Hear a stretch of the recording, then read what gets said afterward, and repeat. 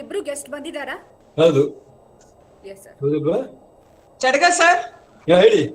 ಆರಂಭ ಮಾಡ್ಬೋದಾ? ಆಯ್ತಾ? ಮಾಡ್ಬೋದು. ಮತ್ತೆ ಬರುವ ಮತ್ತು ಜಾಯ್ನ್ ಆಗ್ತಾರೆ ಸರ್.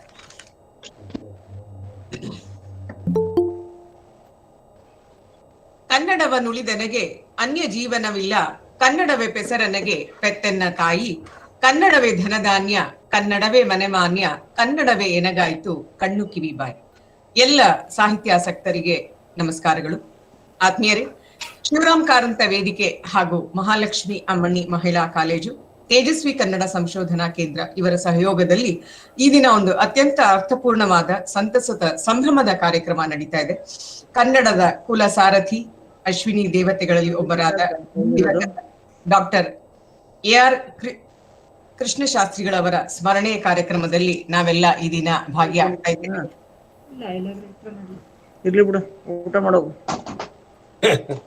ಆತ್ಮೀಯರೇ, ದಯಮಾಡಿ ಎಲ್ಲರೂ ಮ್ಯೂಟ್ ಮಾಡ್ಕೊಳ್ಳಿ, ತೊಂದರೆ ಆಗುತ್ತೆ. ಬೇರೆಯವರೆಲ್ಲರೂ ದಯವಿಟ್ಟು ಮ್ಯೂಟ್ ಮಾಡಿ.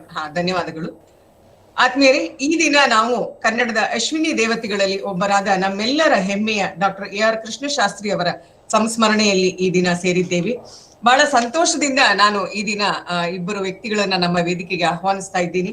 ಉದ್ಘಾಟನೆಗಾಗಿ ನಮ್ಮಲ್ಲಿ ಬಂದಿದ್ದಾರೆ ತೇಜಸ್ವಿ ಕನ್ನಡ ಸಂಶೋಧನಾ ಕೇಂದ್ರ, ಮಹಾರಾಣಿ ಲಕ್ಷ್ಮಿ ಅಮ್ಮಣಿ ಮಹಿಳಾ ಕಾಲೇಜಿನ ಕನ್ನಡ ವಿಭಾಗದ ಅತ್ಯುತ್ತಮ ವಾಗ್ಮಿಗಳಲ್ಲಿ ಒಬ್ಬರಾದ ಡಾಕ್ಟರ್ BA ಅನ್ನದಾನೇಶ್ ಸರ್ ಅವರು ನಮ್ಮಲ್ಲಿದ್ದಾರೆ. ಅವರಿಗೆ ಶಿವರಾಮ್ ಕಾರಂತ ವೇದಿಕೆ ಹಾಗೂ ನಿಮ್ಮೆಲ್ಲರ ಪರವಾಗಿ ಅತ್ಯಂತ ಆತ್ಮೀಯವಾದ ಹಾಗೂ ಗೌರವದ ಸ್ವಾಗತವನ್ನ ಕೋರ್ತಾ ಇದ್ದೇನೆ. ಸ್ವಾಗತಗಳು ಸರ್. ಹಾಗೆ ಈ ದಿನ ನಮ್ಮಲ್ಲಿಗೆ AR ಕೃಷ್ಣಶಾಸ್ತ್ರಿಗಳ 2 ಕೃತಿಗಳು, ಮುಖ್ಯವಾಗಿ ವಚನ ಭಾರತ ಮತ್ತು ಕಥಾಮೃತ, ಇದರ ಬಗ್ಗೆ ಮಾತನಾಡೋದಕ್ಕೆ ಬಂದಿದ್ದಾರೆ doctor SL Srinivasa Murthy sir ಅವರು. ವಿಜಯ ವಿಭಜಿತ ಪದವಿ ಪೂರ್ವ ಕಾಲೇಜು ಬೆಂಗಳೂರು ಇಲ್ಲಿನ ಕನ್ನಡ ವಿಭಾಗದ ಮುಖ್ಯಸ್ಥರು. ಅವರು ಸಹ ನಮ್ಮ ನಡುವಿರುವಂತಹ ಅತ್ಯುತ್ತಮ ವಾಗ್ಮಿಗಳಲ್ಲಿ ಒಬ್ಬರು. ಅವರನ್ನು ಸಹ ತಮ್ಮೆಲ್ಲರ ಪರವಾಗಿ ಅತ್ಯಂತ ಆತ್ಮೀಯವಾಗಿ ಸ್ವಾಗತಿಸುತ್ತಿದ್ದೇನೆ. ಸ್ವಾಗತಗಳು ಸರ್. ಶ್ರೀನಿವಾಸ ಮೂರ್ತಿ ಸರ್ ಅವರಿಗೆ ಧನ್ಯವಾದ. ನಮಸ್ಕಾರ. ನಮಸ್ತೆ. ಆತ್ಮೀಯರೇ, ಈ ದಿನದ ಈ ಅದ್ಭುತವಾದ ಕಾರ್ಯಕ್ರಮದ ಅಧ್ಯಕ್ಷತೆಯನ್ನ ವಹಿಸಿಕೊಂಡಿದ್ದಾರೆ ನಮ್ಮ ಶಿವರಾಮ್ ಕಾರಂತ ವೇದಿಕೆಯ ಅತ್ಯಂತ ಕ್ರಿಯಾಶೀಲ ಉಪಾಧ್ಯಕ್ಷರಾದ ಶ್ರೀ ವೀರಶೇಖರ ಸ್ವಾಮಿ ಅವರು. ಅವರನ್ನು ಸಹ ನಿಮ್ಮೆಲ್ಲರ ಪರವಾಗಿ ಅತ್ಯಂತ ಆತ್ಮೀಯವಾಗಿ ನಾನು ಸ್ವಾಗತವನ್ನ ವಹಿಸ್ತಾ ಇದ್ದೇನೆ. ಸ್ವಾಗತಗಳು ಸರ್. ನಮಸ್ಕಾರ. ನಮಸ್ಕಾರ. ಆತ್ಮೀಯರೇ, ಈ ಕಾರ್ಯಕ್ರಮದಲ್ಲಿ ಉಪಸ್ಥಿತರಿದ್ದಾರೆ ಮಹಾರಾಣಿ ಲಕ್ಷ್ಮಿ ಅಮ್ಮಣಿ ಮಹಿಳಾ ಕಾಲೇಜಿನ ಪ್ರಾಂಶುಪಾಲರು ಶ್ರೀಮತಿ ಶಶಿಕಲಾ ಮೇಡಮ್ ಅವರು. ಅವರನ್ನು ಸಹ ಶಿವರಾಮ್ ಕಾರಂತ ವೇದಿಕೆ ಹಾಗೂ ನಿಮ್ಮೆಲ್ಲರ ಪರವಾಗಿ ಅತ್ಯಂತ ಆತ್ಮೀಯವಾಗಿ ಸ್ವಾಗತವನ್ನ ಮಾಡ್ತಾ ಇದ್ದೇನೆ. ಹಾಗೆ ಅವರೊಂದಿಗೆ ಇದ್ದಾರೆ ಶ್ರೀಮತಿ ಶರ್ಮಿಷ್ಠಾ ದತ್ತಾ ಅವರು. ಅವರಿಗೂ ಸಹ ನಿಮ್ಮೆಲ್ಲರ ಪರವಾಗಿ ಅತ್ಯಂತ ಆತ್ಮೀಯವಾದ ಸ್ವಾಗತ.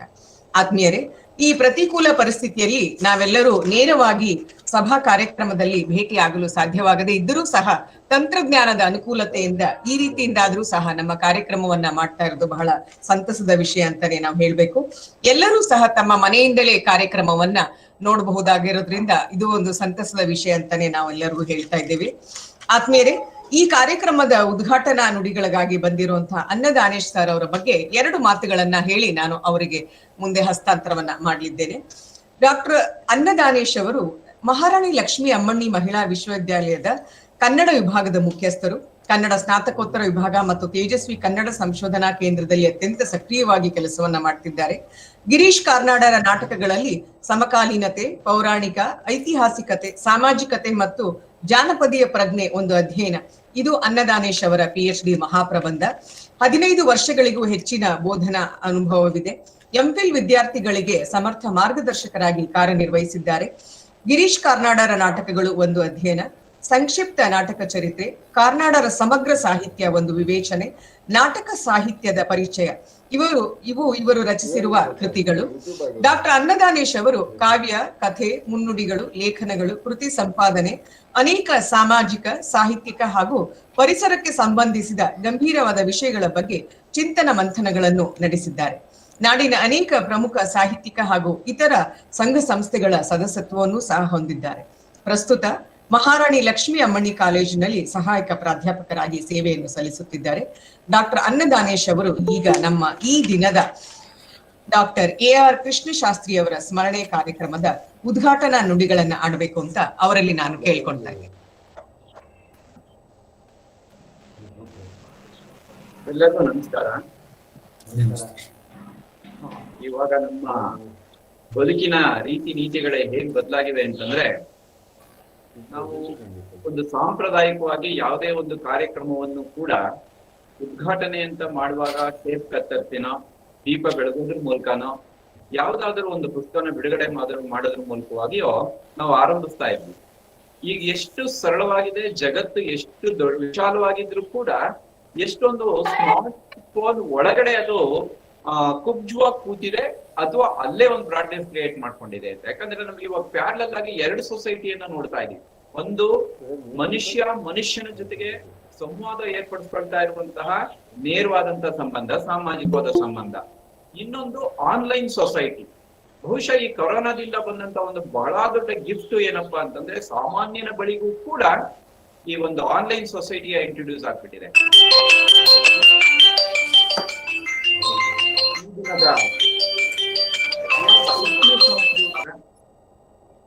ಆರ್ ಕೃಷ್ಣಶಾಸ್ತ್ರಿಯವರ ಸ್ಮರಣೆಯನ್ನ ಕುರಿತು ಶಿವರಾಮ ಕಾರಂತ ವೇದಿಕೆ RT ನಗರದ ಚಂದ್ರಶೇಖರ್ ಚಡಗ ಮತ್ತು ಜಯರಾಮ್ ಸೋಮಯಾಜಿ ಹಾಗೂ ಉಳಿದ ಅವರ ಎಲ್ಲ ಸಹೋದ್ಯೋಗಿಗಳು ಮಾಡ್ತಾ ಇರುವಂತ ಬಹಳ ಮುಖ್ಯವಾದಂತ ಒಂದು ಪ್ರೋಗ್ರಾಮ್ ಇದು.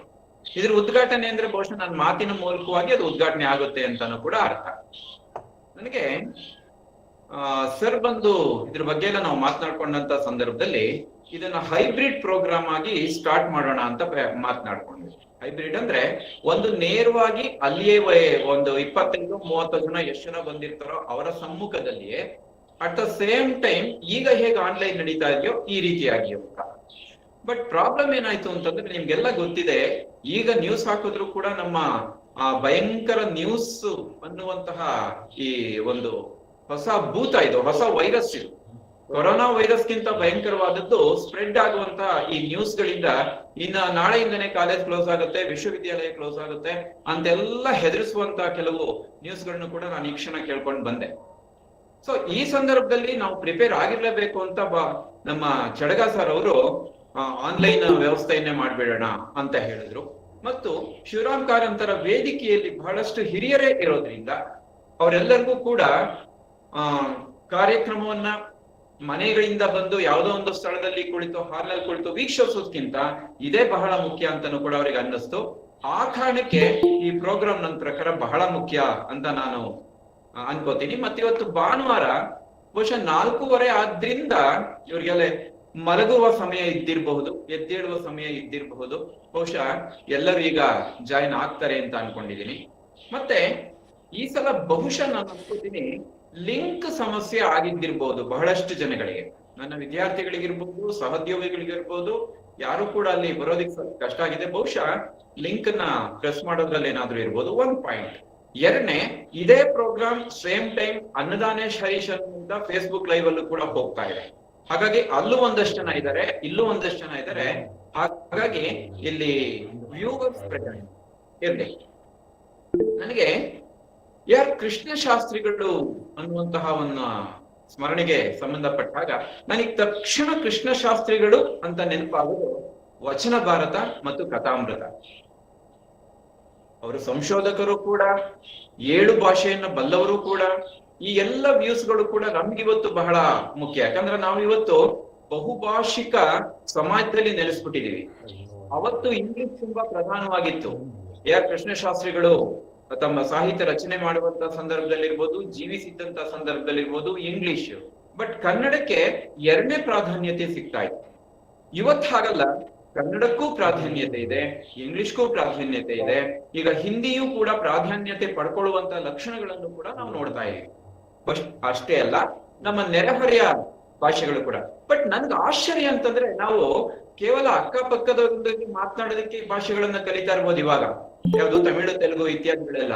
ಆದ್ರೆ ಕೃಷ್ಣಶಾಸ್ತ್ರಿಗಳು ಅವರ ತಂದೆಯವರು ಸಂಸ್ಕೃತದ ಅಧ್ಯಾಪಕರಾಗಿದ್ರು ಅನ್ನೋ ಕಾರಣಕ್ಕೋಸ್ಕರವಾಗಿಯೂ, ಮತ್ತೆ ಅವರ ಮನೆತನವೆಲ್ಲವೂ ಕೂಡ ಒಂದು ಸಂಸ್ಕೃತ ಭಾಷೆಯ ಹಿನ್ನೆಲೆ ಉಳ್ಳದ್ದಾದ್ರಿಂದ, ಯಾಕಂದ್ರೆ ಮೈಸೂರು ಮಹಾರಾಜ ಕಾಲೇಜಲ್ಲಿ ಅವರು ಸಂಸ್ಕೃತ ಪ್ರೊಫೆಸರ್ ಆಗಿದ್ರು. ಇವರ ತಂದೆಯವರು, ಆರ್ ಕೃಷ್ಣಶಾಸ್ತ್ರಿ ಅವರ ತಂದೆಯವರು ರಾಮಕೃಷ್ಣ ಶಾಸ್ತ್ರಿ ಅಂತ. ಹಾಗಾಗಿ ಬಹಳ ಅದ್ಭುತವಾಗಿ ಇವರು ಸಂಸ್ಕೃತವನ್ನ ಕಲ್ತ್ಕೊಂಡಿದ್ದು ಆರ್ ಕೃಷ್ಣಶಾಸ್ತ್ರಿಗಳು. ನೋಡಿ, ಅದರ ಫಲವಾಗಿಯೇ ಕನ್ನಡಕ್ಕೆ ಬಹಳ ಅದ್ಭುತವಾದಂತ ಒಂದು ಪುಸ್ತಕ ಸಿಕ್ಕಿದೆ. ಆ ಪುಸ್ತಕದ ಹೆಸರು ಸಂಸ್ಕೃತ ನಾಟಕ ಅನ್ನುವಂಥದ್ದು. ಅಷ್ಟೇ ಅಲ್ಲ, ಅವರ ಪ್ರಬುದ್ಧ ಕರ್ನಾಟಕ ಅನ್ನುವಂತಹ ಒಂದು ಪತ್ರಿಕೆಯಲ್ಲಿ ಅವರ ಸಂಪಾದಕೀಯ ನುಡಿಗಳಿದೆಯ, ಲೇಖನಗಳಿದಾವಲ್ಲ, ಅವುಗಳು ಕೂಡ ಸಂಸ್ಕೃತ ಭಾಷೆಯ ಬಗ್ಗೆ ಮತ್ತು ಭಾಷೆಯ ಬಗ್ಗೆ ಬಹಳಷ್ಟು ಉನ್ನತವಾದ ಲೇಖನಗಳನ್ನು ನಾನು ನೋಡಿದ್ದೀನಿ. ಇವರನ್ನ ಆರ್ ಕೃಷ್ಣಶಾಸ್ತ್ರಿ ಮತ್ತು TN ವೆಂಕಣ್ಣಯ್ಯ ಇವರಿಬ್ಬರನ್ನು ಕೂಡ ಕನ್ನಡದ ಅಶ್ವಿನಿ ದೇವತೆಗಳು ಅಂತ ಕರೀತಾರೆ, ಕನ್ನಡದ ಕಟ್ಟಾಳು ಅಂತ ಕೂಡ ಕರೀತಾರೆ, ಕನ್ನಡದ ಸೇನಾನಿ ಅಂತ ಕೂಡ ಕರೀತಾರೆ. ಆದ್ರೆ BM ಶ್ರೀಕಂಠಯ್ಯನವರು ಕನ್ನಡದ ಕಣ್ವ. ಇಲ್ಲಿ ಅಶ್ವಿನಿ ದೇವತೆಗಳು ಅಂದ ತಕ್ಷಣ ನನಗೆ ನೆನಪಾಗುವಂಥದ್ದು ನಮ್ಮ ಪುರಾಣದ ಅಶ್ವಿನಿ ದೇವತೆಗಳೇ. ಅವರು ಹೇಗೆ ಔಷಧಿಗೆ ಸಂಬಂಧಪಟ್ಟಂತಹ ದೇವತೆಗಳು, ಮದ್ದಿಗೆ ಸಂಬಂಧಪಟ್ಟಂತಹ ದೇವತೆಗಳು. ನನಗೆ ಆಶ್ಚರ್ಯ ಆಗುವಂಥದ್ದು, ಇವರು ಭಾಷೆಗೆ ಸಂಬಂಧಪಟ್ಟಂತಹ ಒಂದು ವೈದ್ಯಕೀಯ ಚಿಕಿತ್ಸೆಯ ಮೂಲಕವಾಗಿ ಕನ್ನಡವನ್ನ ಬಹಳ ಅದ್ಭುತವಾದ ಗದ್ಯವನ್ನ ಕಟ್ಟಿದಂತಹ ಇಬ್ಬರು, ಒಂದು ವೆಂಕಣ್ಣಯ್ಯನವರು, ಇನ್ನೊಂದು ಕೃಷ್ಣಶಾಸ್ತ್ರಿಗಳು, ಹಾಗೂ ಅವರ ಶಿಷ್ಯ ವರ್ಗವೂ ಕೂಡ. ಸೊ ಇಂತಹ ಮಹಾನ್ ಕನ್ನಡದ ಸೇನಾನಿ ಸಂಸ್ಕೃತ ವಲಯದಲ್ಲಿ ಜನಿಸಿದ್ದರು, ಕನ್ನಡವನ್ನ ಕಟ್ಟಿದ್ದು ಬಹಳ ಮುಖ್ಯವಾದಂತ ವಿಷಯ. 1890 ಫೆಬ್ರವರಿ 12 ಇವರು ಮೈಸೂರಿನಲ್ಲಿ ಜನಿಸ್ತಾರೆ. ತಂದೆ ರಾಮಕೃಷ್ಣ ಶಾಸ್ತ್ರಿ ಅವರು, ತಾಯಿ ವೆಂಕಮ್ಮನವರು. ಇವರು ನಿಮ್ಗೆಲ್ಲ ಗೊತ್ತಿರುವ ಹಾಗೆ ಬೆಂಗಳೂರಿನ ವಿದ್ಯಾಭ್ಯಾಸ ಎಲ್ಲ ಮೈಸೂರಿನಲ್ಲಿ ಮುಗಿದ್ರು ಕೂಡ ಬೆಂಗಳೂರಿನಲ್ಲಿ ಅವರು ಸೆಂಟ್ರಲ್ ಕಾಲೇಜ್ನಲ್ಲಿ ಪ್ರಾಧ್ಯಾಪಕರಾಗಿ ಕೆಲಸಕ್ಕೆ ಸೇರಿದಾಗ ಮಾಡಿದ 2 ಮಹಾನ್ ಐತಿಹಾಸಿಕ ಘಟನೆಗಳಿದೆಯಲ್ಲ ಅಥವಾ ಕೆಲಸಗಳಿದೆಯಲ್ಲ, ಇವತ್ತಿಗೂ ಕೂಡ ನಾವೆಲ್ಲರೂ ಅದನ್ನ ಸ್ಮರಿಸ್ತಾ ಇದ್ದೀವಿ. ಮತ್ತು ಅದರ ಮೂಲಕವಾಗಿ ಬೇರೆ ಬೇರೆ ಯೂನಿವರ್ಸಿಟಿಗಳಲ್ಲೂ ಕೂಡ ಕನ್ನಡ ಸಂಘ ಅಥವಾ ಕರ್ನಾಟಕ ಸಂಘ ಅನ್ನುವಂತಹ ಹಲವಾರು ಭಾಷೆಗೆ ಸಂಬಂಧಪಟ್ಟಂತಹ ಕನ್ನಡ ಗುಡಿಗಳನ್ನು ಕೊಡ್ತಾರೆ. ಇದನ್ನ ಇವರೇ ಹೇಳ್ತಾರೆ ಒಂದು ಲೇಖನದಲ್ಲಿ ಆರ್ ಕೃಷ್ಣಶಾಸ್ತ್ರಿ ಅವರು, ಕನ್ನಡದ ಗುಡಿಗಳು ಅಂತ. ನಿಜ, ಇವತ್ತು ಸಾಹಿತ್ಯ ಪರಿಷತ್ತು ಕೂಡ ಕನ್ನಡದ ಗುಡಿಯೇ. ಆ ಗುಡಿಯಲ್ಲಿ ನಾವು ಒಳ್ಳೆಯ ವಾಗ್ಮಿಗಳನ್ನ, ವಿದ್ವಾಂಸರನ್ನ ನೆಲೆಸಿ ನಾವು ಅದನ್ನ ಬೆಳೆಸಬೇಕಾಗಿದೆ. ಆರ್ ಕೃಷ್ಣಶಾಸ್ತ್ರಿ ಅವರು ಇಂಥ ಪವಿತ್ರವಾದಂತ ಒಂದು ಆಯಾಮಗಳಲ್ಲಿ ಅಥವಾ ಒಂದು ಆಲೋಚನೆಯಿಂದ ಅಂತಹ ಒಂದು ಪ್ರಬುದ್ಧ ಕರ್ನಾಟಕ ಸಂಘವನ್ನ ಸೆಂಟ್ರಲ್ ಕಾಲೇಜ್ನಲ್ಲಿ ಪ್ರಾಧ್ಯಾಪಕರಾಗಿದ್ದಂತಹ ಸಂದರ್ಭದಲ್ಲಿ ಕಟ್ತಾರಲ್ಲ, ಇದು ನಮ್ಗೆ ಬಹಳ ಮುಖ್ಯ. ಇಂತಹ ವ್ಯಕ್ತಿಗೆ 26ನೇ ಕನ್ನಡ ಸಾಹಿತ್ಯ ಸಮ್ಮೇಳನದ ಅಧ್ಯಕ್ಷ ಪಟ್ಟ ಸಿಗುತ್ತೆ. ಇದು ಹೈದರಾಬಾದ್ ಅಲ್ಲಿ ನಡೆದಿದೆ. ಯಾಕೆ ಅಂದ್ರೆ ಅವಾಗ ಈಗಲೂ ಕೂಡ ವಿಶ್ವ ಕನ್ನಡ ಸಮ್ಮೇಳನ ನಡೆಯುವಂಥದ್ದು ನಾವು ಬಹುಶಃ ಕರ್ನಾಟಕದ ಒಳಭಾಗದಲ್ಲಿ, ಅವಾಗಿನ್ನು ಭಾಷಾ ಪ್ರಾಂತ್ಯ ಆಗದೆ ಇದ್ದಿದ್ರಿಂದ ಅವರು ಹೈದರಾಬಾದ್ ನಲ್ಲಿ ಅದು ಜರುಗತ್ತೆ. ನನಗೆ ಕವೆಂ ರಾಘವಾಚಾರ್ಯ ನೆನಪಾಗ್ತಾರೆ ಈ ಸಂದರ್ಭದಲ್ಲಿ. ಯಾಕೆ ಅಂದ್ರೆ ಕವೆಂ ರಾಘವಾಚಾರ್ಯರು ಏನ್ ಮಾಡ್ತಾರೆ, ಗ್ರೀಕ್ ಭಾಷೆಯನ್ನು ಸ್ವತಃ ಕಲಿತು ಗ್ರೀಕ್ ನಾಟಕಗಳನ್ನ ಕನ್ನಡಕ್ಕೆ ತರ್ತಾರೆ, ಕೆಲವು ನಾಟಕಗಳನ್ನ ಕನ್ನಡಕ್ಕೆ ತರ್ತಾರೆ. ಇವರು ಕನ್ನಡ ಬಿಡಿ ಸಹಜವಾಗಿ ಕಲಿತಾರೆ, ಸಂಸ್ಕೃತ ತನ್ನ ತಂದೆಯ ಮೂಲಕವಾಗಿ ಬಳುವಳಿಯಾಗಿ ಬರುತ್ತೆ, ಸಾಮಾಜಿಕವಾದಂತಹ ಒಂದು ಭಾಷೆಯಾಗಿ ಅಥವಾ ಮೀಡಿಯಂ ಇದ್ದಿದ್ದು ಇಂಗ್ಲಿಷ್ ಕಲಿತಾರೆ, ಆದ್ರೆ ತಮಿಳು ಕಲಿತಾರೆ, ತೆಲುಗು ಕಲಿತಾರೆ. ನನಗ್ ಬಹಳ ಆಶ್ಚರ್ಯ ಆಗಿದ್ದು, ರವೀಂದ್ರನಾಥ ಟ್ಯಾಗೋರರನ್ನ ಕನ್ನಡಕ್ಕೆ ಅನುವಾದಿಸೋಸ್ಕರವಾಗಿ ಬಂಗಾಳಿಯನ್ನ ಕಲಿತಾರೆ. ಹಾಗಾಗಿ ಬಂಗಾಳಿಯನ್ನ ಕಲಿಯೋದ್ರ ಜೊತೆಗೆ ಜರ್ಮನ್ ಭಾಷೆಯನ್ನು ಕಲಿತಾರೆ. ನನಗೆ ತುಂಬಾ ಇದನ್ನ ಓದುವಾಗ ನಾವೆಲ್ಲ ಬಹಳ ವ್ಯರ್ಥವಾಗಿ ನಾವು ಸಮಯವನ್ನ ವ್ಯಯ ಮಾಡ್ತಾ ಇದ್ದೀವೇನೋ ಅಂತ ಅನ್ಸುತ್ತೆ. ಭಾಷೆಯನ್ನ ಕಲಿಯೋದಿರ್ಲಿ, ಇವರುಗಳು ಬರ್ದಿರುವಂತಹ, ಯಾಕಂದ್ರೆ ಆರ್ ಕೃಷ್ಣಶಾಸ್ತ್ರಿಗಳು 3000ಕ್ಕೂ ಹೆಚ್ಚು ಪುಟಗಳಷ್ಟು ಸಾಹಿತ್ಯವನ್ನ ಬರೆದಿದ್ದಾರೆ. ಅದರಲ್ಲಿ ಕತೆ ಇದೆ, ಪ್ರಬಂಧಗಳಿದಾವೆ, ಅತ್ಯುತ್ತಮವಾದಂತಹ ಲೇಖನಗಳಿದಾವೆ. ಎಲ್ಲದಕ್ಕಿಂತ ಹೆಚ್ಚಾಗಿ ಅವರ ವಚನ ಭಾರತ, ಕಥಾಮೃತ ಮತ್ತು ನಾಟಕದ ಬಗ್ಗೆ ಬರೆದಿರುವಂತಹ ಅತ್ಯದ್ಭುತವಾದಂತಹ ಪುಸ್ತಕ. ಒಂದು ಪಾಯಿಂಟ್ ನಾನು ನಿಮ್ಗೆ ಹೇಳಿ ಅದೊಂದು ಭಾಷೆ ಹೇಗಿದೆ ಅನ್ನೋದನ್ನ ಹೇಳ್ತೀನಿ. ಕೃಷ್ಣಶಾಸ್ತ್ರಿಯವರು ಕನ್ನಡ ಸಾಹಿತ್ಯ ಕ್ಷೇತ್ರಕ್ಕೆ ಗದ್ಯ ಪ್ರಕಾರಕ್ಕೆ ಬಹಳ ಅತ್ಯುತ್ತಮವಾದ ಕೊಡುಗೆಯನ್ನ ಕೊಡ್ತಾರೆ. ಇವತ್ತು ಬೆಳಗ್ಗೆ ಕೂಡ ಕೆಲವೊಂದು ಸ್ನೇಹಿತರ ಜೊತೆ ಚರ್ಚೆ ಆಯ್ತು ಈ ವಚನ ಅನ್ನೋ ಮಾತಿಗೋಸ್ಕರವಾಗಿ. ಏನು ವಚನ ಅಂದ್ರೆ, 12ನೇ ಶತಮಾನದಲ್ಲಿ ಶರಣರು ರಚಿಸಿರುವಂತಹ ಸಾಹಿತ್ಯವನ್ನ ವಚನ ಅಂತ ಕರೀತಾರೆ. ಚಂಪು ಸಾಹಿತ್ಯದಲ್ಲಿ ಮಧ್ಯ ಗದ್ಯ ಬರಹಗಳನ್ನ ವಚನ ಅಂತ ಕರೀತಾರೆ. ಆದ್ರೆ KR ಕೃಷ್ಣಶಾಸ್ತ್ರಿಗಳು ಮಹಾಭಾರತವನ್ನು ವಚನ ಅಂತ ಕರೆದಿದ್ದಾರೆ. ಯಾಕಂದ್ರೆ ಮೂಲ ಮಹಾಭಾರತ ಶ್ಲೋಕ ಛಂದಸ್ನಲ್ಲಿದೆ. ಶ್ಲೋಕ ಛಂದಸ್ಸನ್ನ ಬಿಡಿಸಿ ಅವರು ಗದ್ಯದ ಪ್ರಕಾರಕ್ಕೆ ಹೊರಡ್ತಾರಲ್ಲ, ಕನ್ನಡಕದಂತ ತರ್ತಾರಲ್ಲ, ಹಾಗಾಗಿ ಅವರು ವಚನ ಭಾರತ ಅಂತ ಕರೀತಾರೆ ಅಂತ ನನ್ನ ಅನಿಸಿಕೆ. ಜೊತೆಗೆ ಎಷ್ಟು ಅದ್ಭುತವಾದಂತಹ ಭಾಷೆಯನ್ನ ಅವರು ಬಳಸ್ತಾರೆ ಅನ್ನುವಂಥದ್ದು ಇದೆಯಲ್ಲ ಕನ್ನಡದಲ್ಲಿ. 1949-50 ಈ ಸಂದರ್ಭದಲ್ಲಿ ಈ ಕೃತಿ ಬರುವಂತದ್ದು, ವಚನ ಭಾರತ ಬರುವಂತದ್ದು. ಅದರಲ್ಲಿ ಕನ್ನಡ ತನ್ನ ನವೋದಯ ಕಾಲದ ಎಲ್ಲಾ ರೀತಿಯಾದಂತಹ ಸಾಹಿತ್ಯದ ಪ್ರಕಾರಗಳಲ್ಲಿ ಪ್ರಯೋಗಗಳನ್ನ ಮಾಡ್ತಾ ಬಂದಿತ್ತು. ನಮ್ಮಲ್ಲಿ ಸಾನೆಟ್ ಬಂದಿತ್ತು, ಅಂದ್ರೆ ಭಾವಗೀತೆ ಬಂದಿತ್ತು, ಪ್ರಗಾತ ಬಂದಿತ್ತು, ಕಾದಂಬರಿಗಳು ಹುಟ್ಟುತ್ತಾ ಇದ್ವು. ಅಷ್ಟಲ್ಲಾಗ್ಲೇ ಕಾನೂರು ಸುಬ್ಬಮ್ಮ ಹೆಗ್ಗಡತಿ ಬಂದಿತ್ತು, ಮಲೆಗಳಲ್ಲಿ ಮದುಮಗಳು ಬಂದಿರ್ಲಿಲ್ಲ. ಕಾರಂತರ ಕೆಲವು ಕಾದಂಬರಿಗಳು ಬಂದಿದ್ವು, ಚೋಮನ ನುಡಿ ಅಂತದ್ದು.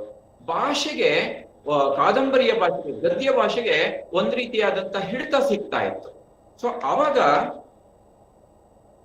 ಭಾಷೆಯನ್ನು ಹೇಗೆ ದುಡಿಸ್ಬಹುದು ಅನ್ನೋದಕ್ಕೆ, ಯಾಕಂದ್ರೆ ನಮ್ಗೆ ಕೆಂಪು ನಾರಾಯಣನ ಮುದ್ರಾ ಮಂಜೂಷ ಅನ್ನುವಂತಹ ಗದ್ಯ ಇತ್ತು.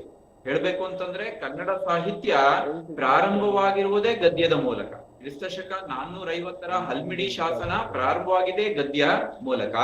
ಅದಾದ ನಂತರ ಹೇಗ್ ಬೆಳ್ಕೊಂಡ್ ಬಂತು ಅನ್ನೋದನ್ನ ನಾವು ಶಾಸನದಲ್ಲಿ, ಕೃತಿಗಳಲ್ಲೆಲ್ಲ ನೋಡಿದೀವಿ. ವಡ್ಡಾರಾಧನೆಯಲ್ಲಿ ಬಳಸಿರುವಂತಹ ಬಹಳ ಅದ್ಭುತವಾದಂತಹ ಗದ್ಯ ಸಣ್ಣ ಕಥೆಗಳಲ್ಲಿ, ಚಾವುಂಡರಾಯನ ಪುರಾಣದಲ್ಲಿ ಬಳಸುವಂತಹ ಬಹಳ ಮುಖ್ಯವಾದಂತಹ ಗದ್ಯ. ಹೀಗೆ ವಚನ ಭಾರತಕ್ಕೆ ಈ ಎಲ್ಲ ಗದ್ಯಗಳ ಒಂದು ಪ್ರಾಯೋಗಿಕ ಹಿನ್ನೆಲೆ ಇದ್ರೂ ಕೂಡ ತಮ್ಮದೇ ಆದ ಶೈಲಿ ಇದೆ. ಅವ್ರು ಹೇಳ್ತಾರೆ ಮುನ್ನುಡಿಯಲ್ಲಿ, ನಾನು ಪ್ರತಿದಿನ ಬರಿತಾ ಇದ್ದಂತಹ ಮಹಾಭಾರತವನ್ನ ನನ್ನ 2 ಮಕ್ಕಳು, ಒಬ್ಬಳು ಕಾಲೇಜು ವಿದ್ಯಾರ್ಥಿನಿ ಮತ್ತೊಬ್ಬಳು ಹೈಸ್ಕೂಲ್ ವಿದ್ಯಾರ್ಥಿನಿ, ನಾನು ಬರೆಯುವಂತಹ ವಚನ ಭಾರತ ಅನ್ನುವಂಥದ್ದು ಅವ್ರಿಬ್ರಿಗೂ ಸೇರ್ಬೇಕು. ಯಾಕಂದ್ರೆ ಸಾರಿ, ನಾನು ಇದನ್ನ ಹೆಚ್ಚಿಗೆ ಹೇಳಲ್ಲ, ಯಾಕಂದ್ರೆ ನಮ್ ಸರ್ ಮಾತಾಡ್ತಾರೆ ಅದ್ರ ಬಗ್ಗೆ. ನಾನದು ವಚನ ಅನ್ನೋದಕ್ಕೆ ಏನ್ ವ್ಯಾಖ್ಯಾನ ಅನ್ನೋದಕ್ಕೆ ನಾನು ಇಲ್ಲಿ ಮಾತ್ರ ಹೇಳ್ತಾ ಇರೋಂಥದ್ದಷ್ಟೇ. ಆ ಭಾಷಾ ಕಲಿಕೆಯ ಮಟ್ಟದ ಮಕ್ಕಳಿಗೆ ನಾನು ಈ ಕೃತಿಯನ್ನ ಕೊಡ್ಲೇಬೇಕು ಅನ್ನುವ ಒಂದು ಹಿನ್ನೆಲೆಯಲ್ಲಿ ಇದನ್ನು ಬರೀತಾರೆ. ಬಟ್ ನನ್ಗೆ ಆಶ್ಚರ್ಯ ಆಗಿದ್ದು, ಒಂದೊಂದು ಪ್ರಸಂಗಗಳನ್ನು ಮುಗಿಸಿದಾಗ ಮನೆಯವರು ಎದುರುಗಡೆ ಅದನ್ನ ಹೇಳಿ, ಆ ದಿನ ಅವ್ರ ಮನೆಯಲ್ಲಿ ಹಬ್ಬ ನಡೀತಿತ್ತಂತೆ, ಮಂಗಳ ಕಾರ್ಯ ನಡೀತಿತ್ತಂತೆ. ಅಂದ್ರೆ AR ಕೃಷ್ಣ ಶಾಸ್ತ್ರಿಯವರು ಇದನ್ನ ಒಂದು ಪುಣ್ಯದ ಹಾಗೆ ಅಥವಾ ಒಂದು ಪುಣ್ಯ ಕಾರ್ಯದ ಹಾಗೆ ಇದನ್ನ ತೆಗೆದುಕೊಂಡು ಹೇಳ್ತಾರಲ್ಲ. ಅದಕ್ಕೆ ಇವತ್ತು ಈ ಕೃತಿ 10ಕ್ಕಿಂತ ಹೆಚ್ಚು ಸಲ ಪ್ರಕಟಗೊಂಡಿರುವಂತದ್ದು. ನೋಡಿ, ನಾನು ಹೆಚ್ಚು ಲಂಬಿಸೋದಕ್ಕೆ ಹೋಗೋದಿಲ್ಲ. ಅವರ ಗದ್ಯದ ರುಚಿ ಹೇಗಿದೆ ಅನ್ನೋದಕ್ಕೆ ಮಹಾಭಾರತದಲ್ಲಿ ಓದಿರುವಂತದ್ದಿರ್ಬೋದು, ಅಥವಾ ಕುಮಾರವ್ಯಾಸನಲ್ಲಿರ್ಬೋದು, ಪಂಪನಲ್ಲಿರ್ಬೋದು, ಅವುಗಳಿಗಿಂತನೂ ಎಷ್ಟು ವಿಶಿಷ್ಟ, ಅವುಗಳು ವಿಶಿಷ್ಟವೇ, ಅವುಗಳಿಗಿಂತ ಎಷ್ಟು ವಿಶಿಷ್ಟ ಅನ್ನೋದನ್ನ ಒಂದ್ ಸಾಲ್ ನೋಡ್ಬೋದು ನೀವು. ನೋಡಿ, ಶ್ರೀ ವ್ಯಾಸ ಮಹರ್ಷಿಗಳು ತಮ್ಮ ಶಿಷ್ಯನಾದ ವೈಶಂಪಾಯನನಿಗೆ ಹೇಳಿದ ಮಹಾಭಾರತದ ಕಥೆಯನ್ನು ವೈಶಂಪಾಯನನು ಜನಮೇಜಯರಾಯನಿಗೆ ಅವನು ಮಾಡಿದ ಸರ್ಪಯಾಗ ಕಾಲದಲ್ಲಿ ಹೇಳಿದರು. ಅಂದ್ರೆ ಸಂಗ್ರಹ ಗುಣ ಹೇಗಿದೆ ಅಂತ ಅದನ್ನು ಕೇಳಿದ ಉಗ್ರಶ್ರವನೆಂಬ ಸೂತ ಪೌರಾಣಿಕನು ನೈಮಿಷಾರಣ್ಯದಲ್ಲಿ ಶೌನಕನೆಂಬ ಕುಲಪತಿ ನಡೆಸುತ್ತಿದ್ದ 12 ವಾರ್ಷಿಕ ಯಜ್ಞಕ್ಕೆ ಹೋಗಿದ್ದಾಗ ಅಲ್ಲಿ ಸೇರಿದ್ದ ಋಷಿಗಳ ಅಪೇಕ್ಷೆಯಂತೆ ಆ ಕಥೆಯನ್ನು ಅವರಿಗೆ ಹೇಳಿದನು. ಇದನ್ನ ನಾನು ಯಾಕೆ ಹೇಳಿದೆ ಅಂದ್ರೆ, ಗದ್ಯದ ಸಂಗ್ರಹ ಗುಣ ಇದೆಯಲ್ಲ, ಅದು AR ಕೃಷ್ಣ ಶಾಸ್ತ್ರಿಗಳ ಭಾಷಾ ಶೈಲಿಯನ್ನು ಕೂಡ ಹೇಳುವಂಥದ್ದು. ಒಂದ್ ಕಡೆ ನಮ್ಮ ಕನ್ನಡದ ಶ್ರೇಷ್ಠ ವಿಮರ್ಶಕರಾದಂತಹ SR ವಿಜಯಶಂಕರ್ ಅವರು ಒಂದು ಮಾತನ್ನ ಹೇಳ್ತಾರೆ. ಕನ್ನಡ ಭಾಷೆಯ ಸ್ವೀಕಾರ ಗುಣ ಹಾಗೂ ವೈಚಾರಿಕ ಸಾಧ್ಯತೆ, ಇದು ಬಹಳ ಮುಖ್ಯವಾದಂತಹ 2 ಪದಗಳು, ನುಡಿಗಟ್ಟುಗಳು. ಕನ್ನಡ ಭಾಷೆಯ ಸ್ವೀಕಾರ ಗುಣ ಹಾಗೂ ವೈಚಾರಿಕ ಸಾಧ್ಯತೆಗಳನ್ನ ತಮ್ಮ ಸುಮಧುರ ಗದ್ಯದಲ್ಲಿ ತೋರಿಸಿಕೊಟ್ಟ ಹೊಸಗನ್ನಡ ಸಾಹಿತ್ಯದ ಹರಿಕಾರರು ಅಂತ ಕರೀತಾರೆ. ಇದು AR ಕೃಷ್ಣ ಶಾಸ್ತ್ರಿ ಅವರಿಗೆ ನಿಜವಾಗಿಯೂ ಸಲ್ಲಬೇಕಾದಂತಹ ಒಂದು ಮಹತ್ವದ ಅಂಶ ಅಂತ. ಯಾಕೆಂದ್ರೆ BM ಶ್ರೀ ಅವರ ಶಿಷ್ಯರು ಕೂಡ, ಮತ್ತೆ BM ಶ್ರೀ ಅವರು ಎಷ್ಟರಲ್ಲಾಗ್ಲೇನೆ ನಾಟಕದಲ್ಲಿ ಸಾಧಿಸಿದ್ದಂತ ಒಂದು ಪ್ರಯೋಗ, ಇಂಗ್ಲಿಷ್ ಗೀತೆಗಳನ್ನ ಕನ್ನಡಕ್ಕೆ ತಂದು ಅನುವಾದದಲ್ಲಿ ಸಾಧಿಸಿದಂತ ಮತ್ತೊಂದು ಪ್ರಯೋಗ. ಕನ್ನಡದಲ್ಲಿ ಭಾವಗೀತೆಗಳೇ ಇರಲಿಲ್ಲ, ಹಾಗಾದಂತ ಸಂದರ್ಭದಲ್ಲಿ ಭಾವಗೀತೆಗಳನ್ನ ಅವರು ಹೇಗೆ ತರ್ತಾರೆ ಅನ್ನುವಂಥದ್ದು. ಆಮೇಲೆ ಅವರು ನಾಟಕ ಇರ್ಬೋದು, ಕವಿತೆಗಳಿರ್ಬೋದು, ಅಂದ್ರೆ ಅನುವಾದ ಕವಿತೆಗಳಿರ್ಬೋದು, ಇವುಗಳಲ್ಲಿ ಸೃಷ್ಟಿ ಮಾಡೋದಿಕ್ಕೆ ಹೇಗೆ ಎ ಆರ್ ಕೃಷ್ಣ ಶಾಸ್ತ್ರಿ ಅವರಿಂದ ಪ್ರಯೋಗವನ್ನ ಪಡ್ಕೊಂಡ್ರು ಅಂತ. ಹಾಗಾಗಿ ಇಬ್ರು ಪರಮಾಪ್ತ ಶಿಷ್ಯರು ಅಂತಂದ್ರೆ ವೆಂಕಣ್ಣಯ್ಯ ಮತ್ತು ಎ ಆರ್. ಹಾಗಾಗಿ ಬಿ ಎಂ ಶ್ರೀ ಅವರ ಪ್ರಭಾವ ಎ ಆರ್ ಕೃಷ್ಣ ಶಾಸ್ತ್ರಿ ಅವರ ಮೇಲೆ ಬಂದದ್ದು ಬಹಳ ಮುಖ್ಯ. ಆದ್ರೆ ಶ್ರೀ ರಾಮಾಯಣ ದರ್ಶನಂ ಅನ್ನುವಂತ ಒಂದು ಮಹಾನ್ ಕೃತಿಗೆ ಎ ಆರ್ ಕೃಷ್ಣ ಶಾಸ್ತ್ರಿಗಳು ಹೇಳಿದ ಒಂದು ಸೃಷ್ಟಿಸಿಕೊಟ್ಟಂತಹ ಗದ್ಯ, ಆ ಭಾಷೆ ಇದೆಯಲ್ಲ, ಆ ಭಾಷೆಯನ್ನು ಕೂಡ ಅವರು ಹೇಗೆ ಕುವೆಂಪು ಅವರು ಕೂಡ ಸಹಜವಾಗಿ ಒಲಿಸ್ಕೊಳ್ತಾರೆ ಅನ್ನುವಂಥದ್ದು. ಕುವೆಂಪು ಇರ್ಬೋದು, ತೀನಂ ಶ್ರೀಕಂಠಯ್ಯನವರು ಇರ್ಬೋದು, ಡಿ ಎಲ್ ನರಸಿಂಹಾಚಾರ್ಯ ಇರ್ಬೋದು, ಆಮೇಲೆ ಸಿ ಕೆ ವೆಂಕಟರಾಮಯ್ಯ ಅಂತ ಅವ್ರಿರ್ಬೋದು, ಮತ್ತೆ ನಮ್ಮ ಭಟ್ರು ಎಸ್ ವಿ ಪರಮೇಶ್ವರ ಭಟ್ರು, ಎಸ್ ವಿ ರಂಗಣ್ಣ, ಬಹಳ ಮುಖ್ಯವಾಗಿ ಬಿ ಜಿ ಎಲ್ ಸ್ವಾಮಿ, ಹೀಗೆ ಬೇಕಾದಷ್ಟು ಜನ ನಮ್ಮ ಎ ಆರ್ ಕೃಷ್ಣ ಶಾಸ್ತ್ರಿಗಳ ಶಿಷ್ಯರು. ಸೊ ಇವರೆಲ್ಲರೂ ಕೂಡ ಇವತ್ತು ಕರ್ನಾಟಕದಲ್ಲಿ ಬಹಳ ಉನ್ನತ ಸ್ಥಾನದಲ್ಲಿದ್ದಾರೆ. ಆದ್ರೆ ಎ ಆರ್ ಕೃಷ್ಣ ಶಾಸ್ತ್ರಿಗಳ ಪ್ರಭಾವ ಅಷ್ಟೂ ಜನರನ್ನ ಸೃಷ್ಟಿ ಮಾಡೋದ್ರ ಮೂಲಕವಾಗಿ ಕನ್ನಡದಲ್ಲಿ ಒಂದು ಹೊಸ ಪರಂಪರೆಯನ್ನೇ ಸೃಷ್ಟಿ ಮಾಡಿದಂತ ಗುರುವರಿಯರಾಗಿ ನನಗೆ ಅವರು ಕಾಣಿಸುವಂತದ್ದು. ಅಲ್ಲಿ ಒಂದು ಅಂಶವನ್ನ ಅವ್ರು ಹೇಳ್ತಾರೆ, ಅದನ್ನು ಕೂಡ ನಾನಿಲ್ಲಿ ಗಮನಿಸ್ಬೇಕು. ಕನ್ನಡದ ಬಗ್ಗೆ ಮಾತನಾಡುವಾಗ ಪ್ರಬುದ್ಧ ಕರ್ನಾಟಕದಲ್ಲಿ ಅವ್ರು ಬರೆದಂತಹ ಒಂದು ಲೇಖನ ಏಕಲಿಪಿ ಮತ್ತು ಕನ್ನಡ ಅಂತ ಹೇಳ್ತಾರೆ. ಅಂದ್ರೆ ಇಡೀ ಭಾರತ ಅನ್ನುವಂಥದ್ದು ಒಂದು ಭಾಷೆ ಮತ್ತು ಒಂದು ಲಿಪಿಗೆ ಏನಾದ್ರೂ ತಂದಾಗ ಏನಾಗ್ಬಹುದು ಅನ್ನೋ ಸಾಧ್ಯತೆಗಳನ್ನ ಬಗ್ಗೆ. ಯಾಕಂದ್ರೆ ಅಷ್ಟಲ್ಲಾಗ್ಲೇನೆ ಇಂಗ್ಲಿಷನ್ನ ಒಂದು ಭಾಷೆಯನ್ನಾಗಿ ರೂಪಿಸ್ಬೇಕು ಅನ್ನುವಂತಹ ಒಂದು ಚಳವಳಿ ನಡೀತಾ ಇರುತ್ತೆ. ಅದಕ್ಕೆ ವಿರುದ್ಧವಾಗಿ ಕನ್ನಡದ ಕಟ್ಟಾಳುಗಳಾಗಿ ಕನ್ನಡವನ್ನು ಉಳಿಸ್ಕೋಬೇಕು ಅಂತ ಮತ್ತೊಂದು ಹೋರಾಟ ನಡೀತಾ ಇರುತ್ತೆ.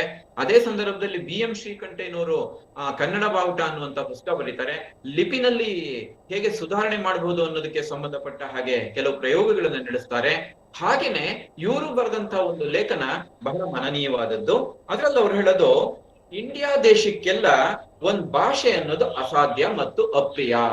ಯಾಕೆ ಅಂತಂದ್ರೆ ಇಂಡಿಯಾ ಅನ್ನುವಂಥದ್ದು ಏಕ ಸಂಸ್ಕೃತಿ ಅಲ್ಲ, ಬಹು ಸಂಸ್ಕೃತಿ. ಏಕ ಭಾಷೆಯಲ್ಲ, ಬಹು ಭಾಷೆ.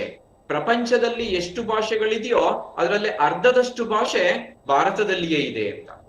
ಹಾಗಾಗಿಯೇ ನಾವೇನ್ ಮಾಡ್ತೀವಿ, ಅಷ್ಟು ಸುಲಭವಾಗಿ ನಾವು ಏಕರೂಪದ ಶಿಕ್ಷಣವನ್ನ ತರ್ಲಿಕ್ಕೆ ಆಗಲ್ಲ ಅಂತ. ಇವತ್ತು ಹೇಗೆ ಉತ್ತರ ಭಾರತದವರ ಹಿಂದಿ ದಕ್ಷಿಣ ಭಾರತದವರೆಗೂ ಹೇರ್ಬೇಕು ಅನ್ನುವಂತಹ ಕೆಲವು ಆಡಳಿತದ ಇವುಗಳಿದೆಯೋ, ಹೋರಾಟಗಳಿದೆಯೋ, ಅಷ್ಟು ಸುಲಭವಾಗಿ ದಕ್ಷಿಣದವರು ಹಿಂದಿಯನ್ನು ಒಪ್ಕೊಳಕ್ಕಾಗಲ್ಲ. ಇದು ಶತಶತಮಾನಗಳಿಂದ ನಡ್ಕೊಂಡು ಬಂದಿರುವಂತದ್ದು. ಬಹುಶಃ ನನಗೆ ರಾಮಾಯಣದಿಂದಲೇ ಇದು ಕುರುಹು ಸಿಗ್ತಾ ಹೋಗುತ್ತೆ. ಇರ್ಲಿ, ಯಾಕಂದ್ರೆ ಅವ್ರು ಹೇಳ್ತಾರೆ, ಒಂದ್ ಭಾಷೆಯನ್ನು ಮಾಡಿದ್ರೆ ಸಹಜ, ಬಟ್ ಅದು ಯಾವ್ದಕ್ಕಾಗ್ಬೇಕೋ, ಉದ್ಯೋಗಕ್ಕೆ ಮಾತ್ರ ಸಾಧ್ಯ ಆಗ್ಬೇಕು. ಆದ್ರೆ ಸಂಸ್ಕೃತಿಯನ್ನು ಉಳಿಸ್ಕೊಳ್ಳೋದಿಕ್ ಹೋದಾಗ ಈಗ ಹೇಗಿದ್ಯೋ ಹೀಗೆ ಇರ್ಬೇಕು ಅಂತ ಅವಾಗ್ಲೇನೆ ಹೇಳ್ದಂತ ಕೃಷ್ಣ ಶಾಸ್ತ್ರಿ ಅವರ ಒಂದು ದೂರದೃಷ್ಟಿ ಇದೆಯಲ್ಲ, ಇದು ನನಗೆ ಈ ಕ್ಷಣ. ಮತ್ತೆ ಆಕಾಶವಾಣಿ ಅವಾಗ ತಾನೇ ಪ್ರಾರಂಭವಾಗುತ್ತೆ, 1936ರಲ್ಲಿ ಪ್ರಾರಂಭವಾಗುತ್ತೆ ಆಕಾಶವಾಣಿ. ಆಕಾಶವಾಣಿಯಲ್ಲಿ ಕನ್ನಡವನ್ನ ಬಳಕೆಗೆ ತರಲೇಬೇಕು ಅಂತ. ಯಾಕಂದ್ರೆ ದಕ್ಷಿಣ ದೇಶದ ಭಾಷೆಗಳಲ್ಲಿ ಮೊದಲು ತಂದಿದ್ದು ಅವರು ತಮಿಳು ಮತ್ತೆ ತೆಲುಗು ಭಾಷೆಯು ಆಕಾಶವಾಣಿಯಲ್ಲಿ ಪ್ರಸಾರವಾಗ್ತಾ ಇರತ್ತೆ. ಸಿಲೋನ್ ಕೇಂದ್ರದಿಂದ, ದೆಹಲಿ ಕೇಂದ್ರದಿಂದ ದಿನದಲ್ಲಿ ಎಷ್ಟೋ ಒಂದು ಅರ್ಧ ಗಂಟೆಗಳ ಕಾಲನೋ 45 ನಿಮಿಷಗಳ ಕಾಲನೋ ಕನ್ನಡ ಪ್ರಸಾರ ಆಗ್ತಾ ಇರತ್ತೆ. ಅದು ಹಾಡಿರ್ಬೋದು, ಏನಾದ್ರು ಸ್ಪೀಚ್ ಇರ್ಬೋದು, ಎಲ್ಲ. ಆದ್ರೆ ಒಂದ್ ಮಾತನ್ನ ಹೇಳ್ತಾರೆ, ಆಕಾಶವಾಣಿ ಮತ್ತು ಕನ್ನಡ ಅನ್ನುವ ಬಾಂಧವ್ಯದಿಂದ ಸಾಮಾನ್ಯನ ಬಳಿಗೂ ರೇಡಿಯೋ ಅನ್ನುವಂಥದ್ದು ಹೋದಾಗ ಹೇಗೆ ಆಕಾಶವಾಣಿ ಕನ್ನಡವನ್ನು ಬೆಳೆಸಿತು ಅಂತ ಹೇಳ್ತಾ ಹೋಗ್ತಾರೆ. ಈ ಮಾತು ಅಪ್ಪಟ ಸತ್ಯ. ಯಾಕೆ ಅಂದ್ರೆ ಇವತ್ತಿಗೂ ಕೂಡ FM ರೈನ್ಬೋ ಅನ್ನುವಂಥದ್ದಿರ್ಬೋದು, ಬೇರೆ ಬೇರೆ FM ಇರ್ಬೋದು, ಕನ್ನಡವನ್ನ ಹೆಚ್ಚಾಗಿ ಒಂದು ಬಳಸೋದಕ್ಕೆ ಅವಕಾಶ ಮಾಡಿಕೊಟ್ಟಿದೆ. ಆದ್ರೆ ಅಲ್ಲಿ ಕನ್ನಡಕ್ಕಿಂತ ಹೆಚ್ಚಾಗಿ ಇಂಗ್ಲಿಶಿನ ಪದಗಳೇ ಹೆಚ್ಚಾಗಿದೆ. ಕನ್ನಡದ ವಾಕ್ಯ ಇದೆ, ಇಂಗ್ಲಿಷ್ನ ಪದಗಳಿವೆ. ಅದೊಂದು ದುರಂತ ಬಿಟ್ರೆ ಆಕಾಶವಾಣಿ ಮತ್ತು ಕನ್ನಡಕ್ಕೆ ಎಂತ ಅದ್ಭುತವಾದ ನಂಟಿದೆ ಅನ್ನೋದನ್ನ ಅವ್ರು ಹೇಳ್ತಾ ಹೋಗ್ತಾರೆ. ಹಾಗೇನೆ ಸಂಗೀತ ಮತ್ತು ಕನ್ನಡ ಭಾಷೆಗೆ ಹೇಳ್ತಾ ಹೋಗ್ತಾರೆ. ಸಂಗೀತಕ್ಕೆ ಒಂದೇ ಭಾಷೆ ಇರೋದು ಯಾವುದು ಅಂದ್ರೆ ಸರಿಗಮ ಪದನಿಸ ಅನ್ನುವಂಥದ್ದು ರಾಗದ ಮೂಲಕವಾಗಿ. ಬಟ್ ಕನ್ನಡಕ್ಕೆ ಹಾಗಲ್ಲ. ಎನ್ನ ನುಡಿ ಟಟಟನ ಅಂತ ಭೀಮ ಹೇಳುವ ಹಾಗೆ ಆಯಿಂದ ಳಾವರೆಗಿರುವ ಅಕ್ಷರಗಳ ಆ ಜೋಡಣೆಯ ಲಯದೊಳಗಡೆ ಹೇಗೆ ಸಂಗೀತವನ್ನ ನಾವು ತರಬಹುದು ಅನ್ನುವಂತ ಅಂಶವನ್ನು ಕೂಡ ಅವರು ತಮ್ಮ ಲೇಖನದಲ್ಲಿ ಹೇಳ್ತಾ ಹೋಗ್ತಾರೆ. ಚಲನಚಿತ್ರದ ಬಗ್ಗೆ ಅವರು ಮಾತನಾಡ್ತಾ ಹೋಗ್ತಾರೆ. ಅಲ್ಲಿ ಬಳಸುವಂತಹ ಕನ್ನಡದಲ್ಲಿ ಕ್ರೀಡೆ ಮತ್ತು ಕನ್ನಡಕ್ಕೆ ಸಂಬಂಧಪಟ್ಟಂತಹ ಒಂದು ಅಂಶವನ್ನ ಹೇಳ್ತಾರೆ. ನಮ್ಮ KP ಭಟ್ಟರು ಹೇಳುವ ಹಾಗೆ ಓದು ಮತ್ತೆ ಬರಹ ಇದೆಯಲ್ಲ ಕನ್ನಡ ಭಾಷೆ, ಅದರ ಬಗ್ಗೆಯೂ ಬೆಳಕು ಚೆಲ್ತಾರೆ. ಯಾಕೆಂದ್ರೆ ER ಕೃಷ್ಣ ಶಾಸ್ತ್ರಿಗಳು ಬಹುಭಾಷಾ ಪಂಡಿತರಾದ್ರಿಂದ, ಭಾಷೆಯ ಬಗ್ಗೆ ಅರಿವಿದ್ದಿದ್ರಿಂದ, ಅವ್ರಿಗೆ ಭಾಷೆಯ ಬಗ್ಗೆ ಬಹಳ ಅಧಿಕೃತವಾಗಿ ಮಾತನಾಡ್ತಾ ಇದ್ದಿದ್ರಿಂದ ಮತ್ತು ಭಾಷೆಯ ಬಗ್ಗೆ ಸಂಶೋಧನೆಯನ್ನು ಕೂಡ ನಡೆಸಿದ್ರಿಂದ ಇವೆಲ್ಲವನ್ನು ಹೇಳೋದಕ್ಕೆ ಸಾಧ್ಯ ಆಯಿತು ಅಂತ. ಇತ್ತೀಚೆಗೆ ನಾನು ಓದಂತ ಒಂದು ಲೇಖನದಲ್ಲಿ ನಮ್ಮ TV ವೆಂಕಟಾಚಲ ಶಾಸ್ತ್ರಿಗಳು ಒಂದು ಮಾತನ್ನ ಹೇಳ್ತಾರೆ ಇವ್ರ ಬಗ್ಗೆ. ಅದು ಬಹಳ ಮನನೀಯವಾದದ್ದು. ಯಾವುದು ಅಂತಂದ್ರೆ,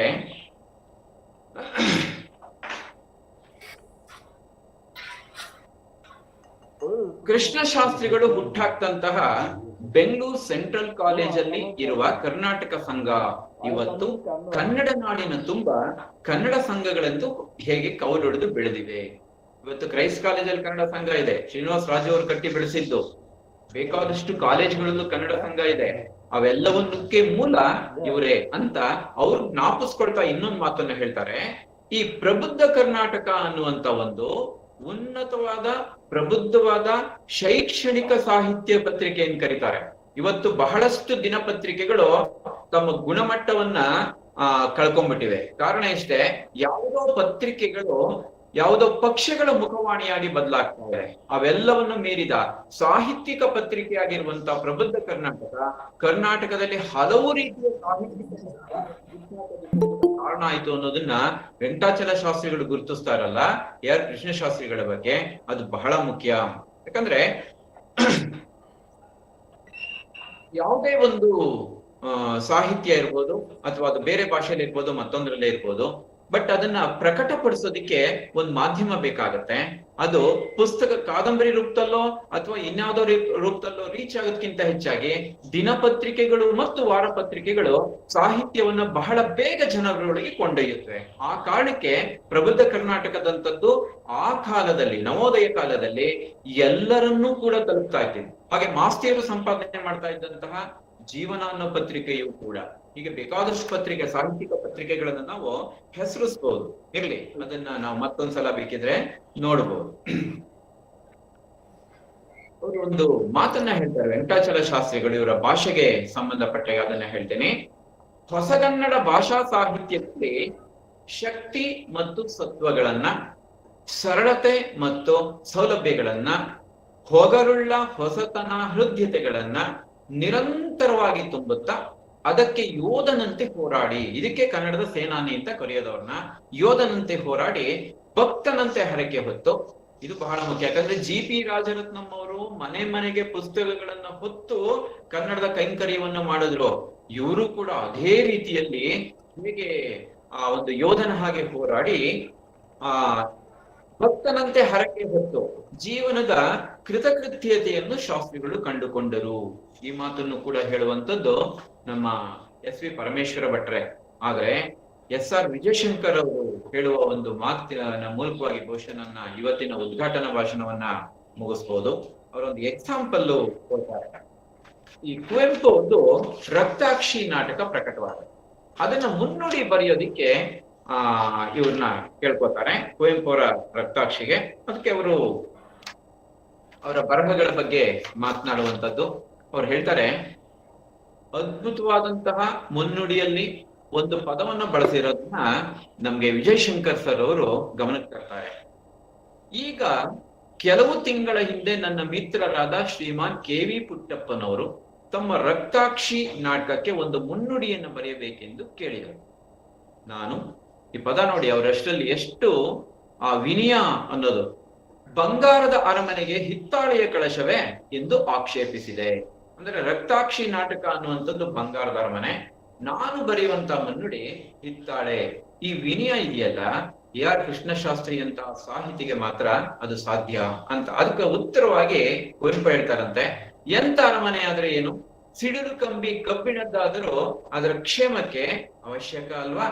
ಇದು ಕುವೆಂಪು. ಇಬ್ರು ಮಹಾನ್ ವಿನಯಶೀಲ ಕವಿಗಳು ಹೇಗೆ ಸಾಹಿತ್ಯಿಕವಾಗಿ ಮಾತನಾಡ್ಕೋತಾರೆ ಅದನ್ನ ವಿಜಯಶಂಕರ್ ಯಶನ ದಾಖಲು ಮಾಡಿದ್ದಾರೆ ಅನ್ನುವಂಥದ್ದು. ಅಂದ್ರೆ ಒಂದು ಯಾವುದೇ ಒಂದು ಅರಮನೆಯನ್ನು ಕೂಡ ಪ್ರೊಟೆಕ್ಟ್ ಮಾಡುವಂಥದ್ದು ಬಹಳ ಗಟ್ಟಿಯಾದದ್ದು. ಅಂದ್ರೆ ನಿಮ್ಮ ಮುನ್ನುಡಿ ನನ್ನ ರಕ್ತಾಕ್ಷಿ ನಾಟಕಕ್ಕೆ ಒಂದು ರಕ್ಷಣೆಯಾಗುತ್ತೆ ಅನ್ನೋ ಮಾತನ್ನ ಪ್ರತ್ಯುತ್ತರ ಕೊಡ್ತಾರೆ. ಈ ವಿಶ್ವಾಸಪೂರ್ಣವಾದಂತ ವಾಕ್ಯಾರ್ಥಗಳಿದೆಯಲ್ಲ, ಇದು ಈ ಕೃಷ್ಣಶಾಸ್ತ್ರಿಗಳು ಮತ್ತು ಇವರು ನಡೆಸ್ತಾ ಇದ್ದಂಥದ್ದು.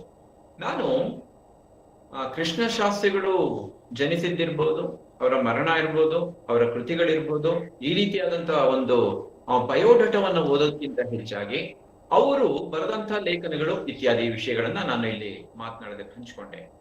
ನಾನು ಒಂದು ಯೂಟ್ಯೂಬ್ ಚಾನೆಲ್ ನಡೆಸ್ತಾ ಇದ್ದೇನೆ. ಅನ್ನದಾನೇಶ್ ಹರೀಶ್ ಅನ್ನೋ ಹೆಸರಿನಲ್ಲಿ ಆ ಯೂಟ್ಯೂಬ್ ಚಾನೆಲ್ ನಡೆಯುತ್ತೆ. ಅಲ್ಲಿ ಕಥಾಮೃತ ಅನ್ನೋ ಪುಸ್ತಕ ಏನಾದ್ರು ಕೃಷ್ಣಶಾಸ್ತ್ರಿಗಳಿದೆಯಲ್ಲ, ಅದನ್ನ ಯಥೇಚ್ಛವಾಗಿ ನಾನು ಬಳಸ್ಕೊಂಡಿದ್ದೀನಿ. ಹೇಗೆ ಅಂತಂದ್ರೆ, ದಡ್ಡರ ಕಥೆಗಳು ಅಂತ ಬರುತ್ತೆ ಅಲ್ಲಿ. ವೇತಾಳ ಪಂಚವಿಂಶತಿ ಕಥೆಗಳಿರ್ಬೋದು, ಬೇರೆ ಬೇರೆ ಕಥೆಗಳಿರ್ಬೋದು, ಎಲ್ಲಾ ರೀತಿಯ ಕಥೆಗಳ ನಡುವೆ ರಿಲ್ಯಾಕ್ಸ್ಗೋಸ್ಕರ ದಡ್ಡರ ಕಥೆಗಳು ಅಂತ.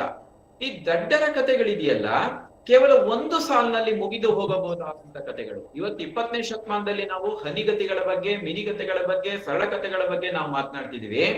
3000 ವರ್ಷಗಳ ಹಿಂದೆಯೇ ಅಥವಾ 2500 ವರ್ಷಗಳ ಹಿಂದೆಯೇ ಹರಿಶೇಣ ಅಥವಾ ಗುಣಾಢ್ಯರ ಬೃಹತ್ ಕಥಾಕೋಶದಲ್ಲಿ ಉಲ್ಲೇಖವಾಗಿದ್ದಂತ ಕಥೆಗಳನ್ನ ಕನ್ನಡಕ್ಕೆ ಹೆಣೆದು ತರ್ತಾರೆ. ಆ ಕಥಾಮೃತ ಅನ್ನುವಂತ ಕೃತಿಯಲ್ಲಿ 2000ಕ್ಕಿಂತ ಹೆಚ್ಚು ಕಥೆಗಳಿವೆ. 2000ಕ್ಕಿಂತ ಹೆಚ್ಚು ಕಥೆಗಳಿವೆ, ಸಣ್ಣ ಕಥೆಗಳನ್ನು ಸೇರಿಸಿ.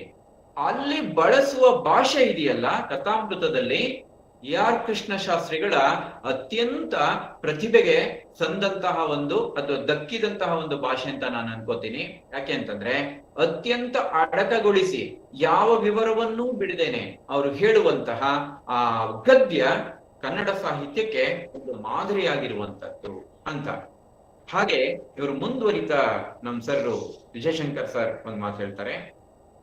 ಇವ್ರು ಹೇಳಿದ್ರು ಅಂತ, ಯಾರು ಕೃಷ್ಣ ಶಾಸ್ತ್ರಿಗಳು ಹೇಳಿದ್ರು ಅಂತ. ಇವತ್ತು ಪ್ರಸ್ತುತನೂ ಕೂಡ ಇಂಗ್ಲಿಷ್ ನಲ್ಲಿ ಬರೆಯಬಲ್ಲವರು ಪ್ರಪಂಚದಾದ್ಯಂತ ಇದ್ದಾರೆ, ಆದರೆ ಕನ್ನಡದಲ್ಲಿ ಬರೆಯುವವರು ಕನ್ನಡ ನಾಡಿನಲ್ಲಿಯೇ ಹಲವರಿಲ್ಲ. ಈ ಸ್ಥಿತಿಗೆ ಸಾಧನೆ, ಸಂಪಾದನೆ ಇವುಗಳ ಅಭಾವವೇ ಕಾರಣವೆಂದು ತೋರುತ್ತದೆ. ಮಾನಸ ಗಂಗೋತ್ರಿಯ ಯೋಜನೆಗಳು ಆ ತೊಡಕನ್ನು ತೆಗೆಯಲು ಮಾಡುವ ಕಾರ್ಯಗಳನ್ನು ಜ್ಞಾಪಿಸಿಕೊಂಡ ಶಾಸ್ತ್ರಿಗಳೊಂದು ಮಾತು ಹೇಳ್ತಾರೆ. ಆ ಮಾತಿನ ಮೂಲಕ ನನ್ನ ಮಾತನ್ನು ಮುಗಿಸ್ತೀನಿ. ಆದರೆ ಕೆಲಸ ನಡೆಯುವುದು ಉಪಕರಣಗಳಿಗಿಂತ ಹೆಚ್ಚಾಗಿ ವ್ಯಕ್ತಿಗಳ ಸತ್ವದಿಂದ ಎಂಬುದು ತಿಳಿದು ಇದೆ. ಈ ಮಾತನ್ನು ಹೇಳಿ ಅವರು ಮಾತನ್ನು ಮುಗಿಸ್ತಾರೆ. ಭಾಷೆಯ ಬಗ್ಗೆ ಒಂದು ಅವೇರ್ನೆಸ್ ಕ್ರಿಯೇಟ್ ಮಾಡ್ತಾರೆ. ಹಾಗಾಗಿ ಇವತ್ತು ಸ್ಮರಣೆಯನ್ನ ಶಿವರಾಮ ಕಾರಂತ ವೇದಿಕೆಯ ಅಡಿಯಲ್ಲಿ ಮಾಡ್ತಾ ಇರುವಂತದ್ದು ಮಹಾರಾಣಿ ಲಕ್ಷ್ಮೀ ಅಮ್ಮಣ್ಣಿ ಕಾಲೇಜಿನ ತೇಜಸ್ವಿ ಕನ್ನಡ ಅಧ್ಯಯನ ಕೇಂದ್ರದ ಒಂದು ಸಹಾಯದ ಅಥವಾ ಸಹಕಾರದ ಹಿನ್ನೆಲೆಯಲ್ಲಿ ಮಾಡ್ತಾ ಇರುವಂತದ್ದು ಕೂಡ ಬಹಳ ನನಗೆ ಸಂತೋಷ ತಂದಿದೆ. ಶಿವರಾಮ ಕಾರಂತ ಒಂದು ಅತ್ಯುನ್ನತ ಸಂಸ್ಥೆಯಲ್ಲಿ ಆರ್ ಕೃಷ್ಣಶಾಸ್ತ್ರಿಗಳ ಒಂದು ಸ್ಮರಣೆಯಲ್ಲಿ ನನ್ನನ್ನ ಉದ್ಘಾಟಕನನ್ನು ಕರೆದು ಗೌರವಿಸಿದ್ದೀರಾ. ಎಲ್ಲರಿಗೂ ಕೂಡ ನನ್ನ ಪರವಾಗಿ ಮತ್ತು ಮಹಾರಾಣಿ ಲಕ್ಷ್ಮೀ ಅಮ್ಮಣ್ಣಿ ಕಾಲೇಜು ಹಾಗೂ ಕನ್ನಡ ವಿಭಾಗದ ಪರವಾಗಿ ನಿಮಗೆ ನನ್ನ ನಮನಗಳನ್ನು ಸಲ್ಲಿಸ್ತೇನೆ. ಹಾಗೂ ಇಲ್ಲಿವರೆಗೂ ನನ್ನ ಮಾತನ್ನ ನೀವೆಲ್ಲರೂ ಕೇಳಿದ್ದೀರಾ. ಏನೇ ಇದ್ರೂ ಕೂಡ ತಾವು ಮಾತನಾಡಬಹುದು ಅಥವಾ ಸಂವಾದವನ್ನು ಮಾಡಬಹುದು ಅಂತ ಹೇಳ್ತಾ ನನ್ನ ಮಾತನ್ನು ಮುಗಿಸ್ತೀನಿ. ನಮಸ್ಕಾರ ಎಲ್ಲ.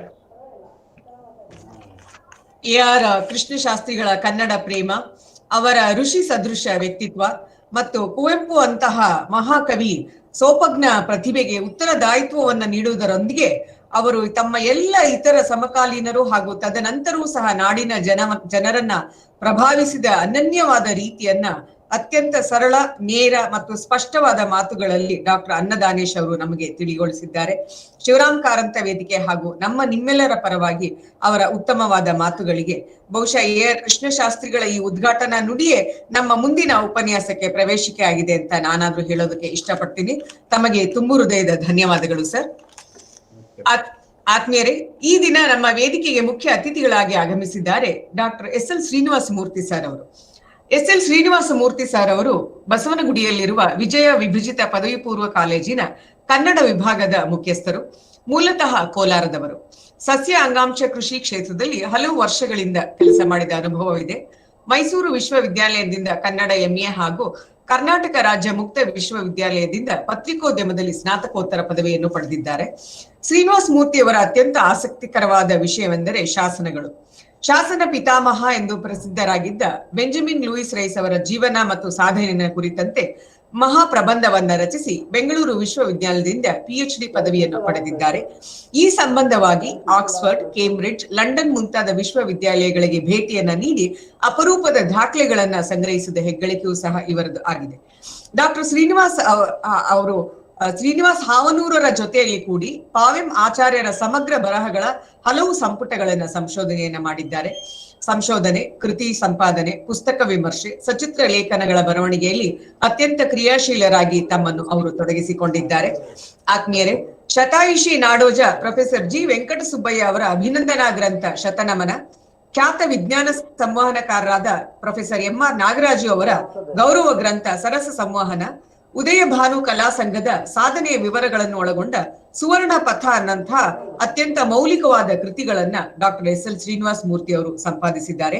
ಮತ್ತೊಂದು ಅತ್ಯಂತ ಸಂತಸದ ಸಂಗತಿ ಎಂದರೆ ಕರ್ನಾಟಕ ರಾಜ್ಯ ಕಾನೂನು ವಿಶ್ವವಿದ್ಯಾಲಯದ ಪಠ್ಯಕ್ರಮಕ್ಕೆ ಅನುಗುಣವಾಗಿ ಕಾನೂನು ಕನ್ನಡ ಅನ್ನುವಂತಹ ಅಪರೂಪದ ಒಂದು ಕೃತಿಯನ್ನ ಅವರು ರಚಿಸಿದ್ದಾರೆ.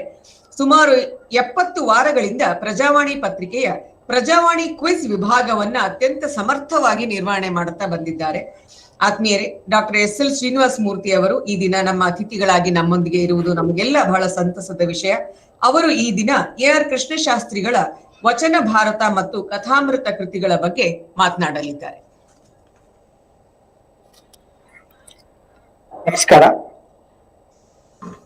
ಶಿವರಾಮ ಕಾರಂತ ವೇದಿಕೆಯ ಮೂಲಕ ಆಯೋಜಿಸಿರುವ ಮತ್ತು ಮಹಾರಾಣಿ ಲಕ್ಷ್ಮೀ ಅಮ್ಮಣಿ ಕಾಲೇಜಿನವರ ಸಹಯೋಗ ತರುವ ಈ ಒಂದು AR ಕೃಷ್ಣಶಾಸ್ತ್ರಿಗಳ ಸ್ಮರಣೆಯ ಕಾರ್ಯಕ್ರಮದಲ್ಲಿ 4 ಮಾತನ್ನ ಆಡಕ್ಕೆ ಅವಕಾಶ ಸಿಕ್ಕಿದ್ದು ಬಹಳ ಪುಣ್ಯದ ಸಂಗತಿ ಹೇಳಿ ನಾನು ಅನ್ಕೋತೀನಿ. ಮಾನ್ಯ ಅನ್ನದಾನೇಶ್ ಅವರು ತಮ್ಮ ಉದ್ಘಾಟನಾ ಭಾಷಣದಲ್ಲಿ ಕೃಷ್ಣಶಾಸ್ತ್ರಿಗಳ ಬಗ್ಗೆ ಸಾಕಷ್ಟು ವಿವರಗಳನ್ನು ಕೊಟ್ಟಿದ್ದಾರೆ. ಹಾಗಾಗಿ ಹೆಚ್ಚಿನ ಸಂಗತಿಗಳನ್ನು ನಾನು ಅವರ ಬಗ್ಗೆ ಮಾತಾಡದೆ ಅವರ ಕೃತಿಗಳನ್ನ ನೇರವಾಗಿ ಪರಿಚಯಿಸೋದು ಒಳ್ಳೆಯದು ಅಂತ ಹೇಳಿ ನಾನು ಅನ್ಕೋತೀನಿ. ಕೃಷ್ಣಶಾಸ್ತ್ರಿಗಳನ್ನು ಯಾಕೆ ಜ್ಞಾಪಿಸ್ಕೋಬೇಕು? ಮುಖ್ಯವಾದಂತಹ ಪ್ರಶ್ನೆ. ಕೃಷ್ಣಶಾಸ್ತ್ರಿಗಳನ್ನ ಸ್ಮರಣೆ ಮಾಡಬೇಕಾದ ಅಗತ್ಯ ನಮಗೇನಿದೆ, ಕನ್ನಡಿಗರಿಗೆ ಏನಿದೆ? ಕೃಷ್ಣಶಾಸ್ತ್ರಿಗಳ ಒಂದು ಬಹಳ ಪ್ರಸಿದ್ಧವಾದಂತಹ ಮಾತಿದೆ. ಇಡೀ ಪ್ರಪಂಚದಲ್ಲಿ ಕನ್ನಡ ಅನ್ನೋದನ್ನ ನೀವು ನೋಡೋದು ದಕ್ಷಿಣ ಭಾರತದ ಒಂದು ಪುಗ್ಗೈ ಅಗಲದ ಭೂಪ್ರದೇಶದಲ್ಲಿ ಮಾತ್ರ. ಅದು ಬಿಟ್ರೆ ಬೇರೆ ಎಲ್ಲೂ ಹೆಚ್ಚು ನೀವು ಅದನ್ನು ನೋಡ್ಲಿಕ್ಕೆ ಸಾಧ್ಯ ಇಲ್ಲ. ಸಂಸ್ಕೃತ ಭಾಷೆಗಳನ್ನ ಬೇರೆ ಬೇರೆ ದೇಶಗಳ ಜನ ಅಧ್ಯಯನ ಮಾಡ್ತಾರೆ, ಅಭ್ಯಾಸ ಮಾಡ್ತಾರೆ. ಕನ್ನಡಕ್ಕೆ ಆ ಭಾಗ್ಯ ಕಡಿಮೆ. ಇಷ್ಟಾಗಿಯೂ ನಿಮಗೆ ಕನ್ನಡ ಬೇಡ ಅಂತಂದ್ರೆ ಈ ಕಡೆ ಬಂಗಾಳ ಕೊಲ್ಲಿ ಇದೆ, ಆ ಕಡೆ ಅರಬ್ಬಿ ಸಮುದ್ರ ಇದೆ, ಗುಡ್ಸಾಕ್ಬಿಡಿ, ಬೇರೆ ಭಾಷೆಗಳು ಬಂದು ಇದನ್ನ ಆಕ್ರಮಿಸ್ಕೊಂಡ್ಬಿಡ್ಲಿ ಅಂತ ಹೇಳಿ ಬಹಳ ಹತಾಶೆ ದುಃಖದಿಂದ ಅವರು ಹೈದರಾಬಾದಿನ ಕನ್ನಡ ಸಾಹಿತ್ಯ ಸಮ್ಮೇಳನ ಅಧ್ಯಕ್ಷ ಭಾಷಣದಲ್ಲಿ ಹೇಳಿದ್ರು. ಪರಿಸ್ಥಿತಿ ಅವತ್ತಿನಿಂದ ಇವತ್ತಿನವರೆಗೆ ಬದಲಾಗಿದೆಯಾ ಅನ್ನೋದನ್ನ ನಾವು ಯೋಚನೆ ಮಾಡಿದ್ರೆ ಅಂದಿಗಿಂತ ಇವತ್ತಿನ ಪರಿಸ್ಥಿತಿ ಹೆಚ್ಚು ಶೋಚನೀಯವಾಗಿದೆಯೇ ಹೊರತು ತುಂಬಾ ಆಶಾದಾಯಕವಾಗಿ ಏನಿಲ್ಲ ಅಂತ ಕಾಣುತ್ತೆ. ಹಾಗಿದ್ದಾಗ ನಮ್ಮ ಮನಸ್ಸಿನಲ್ಲಿ ಕನ್ನಡದ ಬಗೆಗಿನ ಮೆಚ್ಚನ್ನ ಮತ್ತು ಕೆಚ್ಚನ್ನ ಎರಡನ್ನೂ ಹುಟ್ಟು ಹಾಕದಂತಹವರು ಕೃಷ್ಣಶಾಸ್ತ್ರಿಗಳು. ಪ್ರಬುದ್ಧ ಕರ್ನಾಟಕದ ಬಗ್ಗೆ ಅನ್ನದಾನೇಶ್ ಅವರು ಮಾತಾಡ್ಬೇಕಾದ್ರೆ ನಂಗೊಂದು ಅವರ ಶಾಸ್ತ್ರಿಗಳ ಮಾತು ಜ್ಞಾಪಕಕ್ಕೆ ಬಂತು. ಪ್ರಬುದ್ಧ ಕರ್ನಾಟಕ ಪತ್ರಿಕೆ ಅಲ್ಲ, ವಾರಪತ್ರಿಕೆಯೋ ಅಲ್ಲ, ಮಾಸಪತ್ರಿಕೆಯೋ ಅಲ್ಲ. ಅದು ವರ್ಷದಲ್ಲಿ 4 ಸರ್ತಿ ಪ್ರಕಟ ಆಗ್ತಾ ಇದ್ದಿತ್ತು. 3 ತಿಂಗಳಿಗೊಂದ್ಸತಿ ಬರ್ತಾ ಇದ್ದಂತಹ ಪತ್ರಿಕೆ ಅದು. ಯಾರೋ ಒಬ್ರು ಕೇಳದ್ರಂತವ್ರಿಗೆ, ಇದೇನ್ರಿ ಕನ್ನಡ ಪತ್ರಿಕೆಗೆ ಇಷ್ಟೊಂದಲ್ಲ ಅಂದ ಚಂದ ಎಲ್ಲ ಮಾಡಕ್ ಹೋಗ್ತಿದ್ದೀರಿ, ಈ ಹಳ್ಳಿ ಹೆಂಗಸಿಗೆ ಇಂಥ ಅಲಂಕಾರ ಬೇಕಾ ಅಂತ. ಅದಕ್ಕೆ ಕೃಷ್ಣಶಾಸ್ತ್ರಿಗಳು ಒಂದೇ ಮಾತು ಹೇಳಿದ್ರಂತೆ, ದೇವರ ಕೃಪೆ ಇದ್ರೆ ಈ ಕನ್ನಡ ಪತ್ರಿಕೆ ಪ್ರಬುದ್ಧ ಕರ್ನಾಟಕ ಅನ್ನುವಂತಹ ಕನ್ನಡ ಪತ್ರಿಕೆಗೆ ಕಾಶಿ ಪೀತಾಂಬರನು ತೊಡಸ್ತೀವಿ ಅಂತ ಹೇಳಿ. ಅಂದ್ರೆ ಕನ್ನಡದ ಕೆಲಸವನ್ನ ಮಾಡೋದಕ್ಕೆ ಯಾವ ಮಟ್ಟದ ಶ್ರಮವನ್ನ ತೆಗೆದುಕೊಳ್ಳಕ್ಕಾದ್ರೂ ಸಿದ್ಧ ಇದ್ದವರು. BGL ಸ್ವಾಮಿಯವರ ಮೊತ್ತ ಮೊದಲ ಪ್ರಬುದ್ಧ ಕರ್ನಾಟಕದಲ್ಲಿ ಪ್ರಕಟವಾದ ಮೊದಲ ಲೇಖನ ಕದಂಬಕ್ಕೆ ಸಂಬಂಧಪಟ್ಟಿದ್ದು. ಅದಕ್ಕೆ ಸಂಬಂಧಪಟ್ಟಂತಹ ಲೇಖನವನ್ನ ಪ್ರಕಟ ಮಾಡ್ಲಿಕ್ಕೆ ಅಂತ ಹೇಳಿ ಅವತ್ತಿನ ಕಾಲಕ್ಕೆ ಕಲರ್ನಲ್ಲಿ ಪಿಕ್ಚರ್ಸ್ನ ಪ್ರಿಂಟ್ ಮಾಡಿಸಿ ಪ್ರಕಟ ಮಾಡಿದಂಥವರು AR ಕೃಷ್ಣಶಾಸ್ತ್ರಿಗಳು.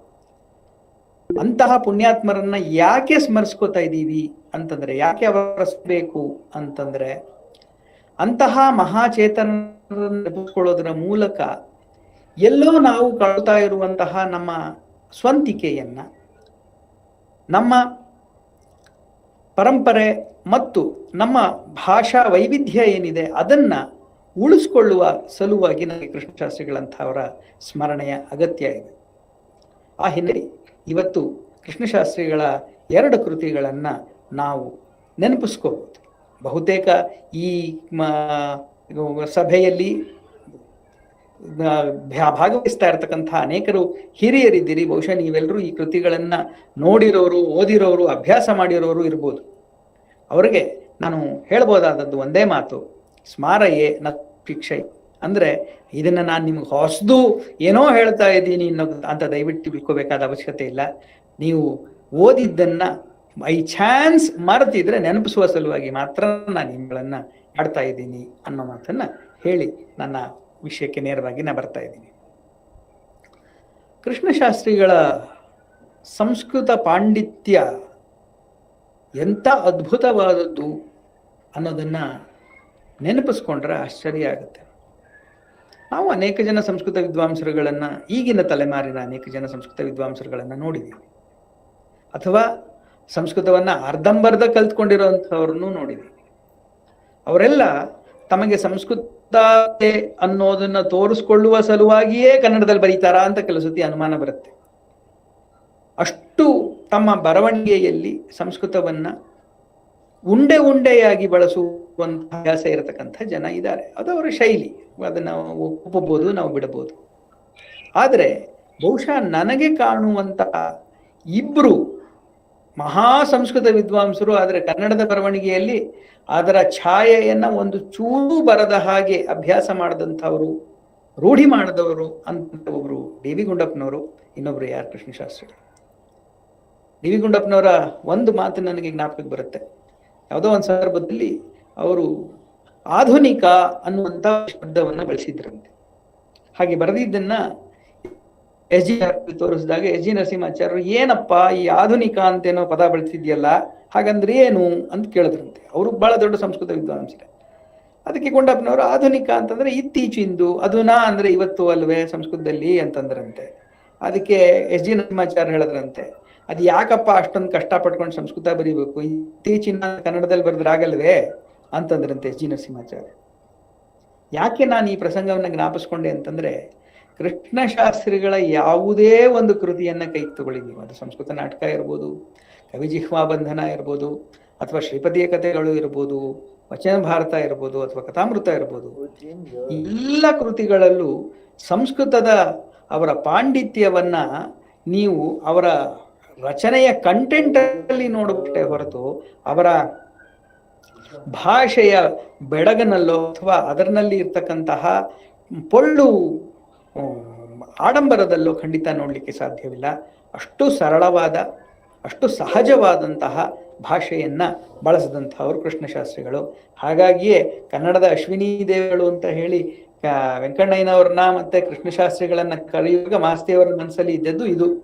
ಏನು ಅಂತಂದ್ರೆ, ಕನ್ನಡಕ್ಕೆ, ಅದರಲ್ಲೂ ವಿಶೇಷವಾಗಿ ಹೊಸಗನ್ನಡಕ್ಕೆ ಬೇಕಾಗುವಂತಹ ನುಡಿಕಟ್ಟನ್ನ, ಹೊಸಗನ್ನಡಕ್ಕೆ ಬೇಕಾಗುವಂತಹ ಭಾಷಾ ಸೌಂದರ್ಯವನ್ನ ಅವರು ಪುಷ್ಟಿಗೊಳಿಸಿದ್ರು ಬರವಣಿಗೆಗಳ ಮೂಲಕ ಮತ್ತು ತಮ್ಮ ಸಂಪಾದಕತ್ವದ ಮೂಲಕ ಅಂತ ಹೇಳಿ.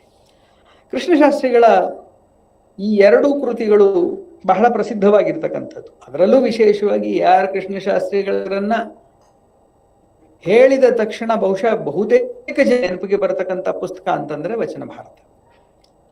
ಹಾಗಾಗಿ ವಚನಕ್ಕೆ ನನ್ನನ್ನ ದೀಪಾ ಫಡ್ಕೆಯವರು ಮಾತಾಡಿ ಅಂತ ಹೇಳಿ ಕೇಳಿದಾಗ, ವಚನ ಭಾರತಕ್ಕೆ ಸಂಬಂಧಪಟ್ಟಾಗ ಮಾತಾಡಿ ಅಂತಂದಾಗ ನಾನು ಮಾಡಿದೆ.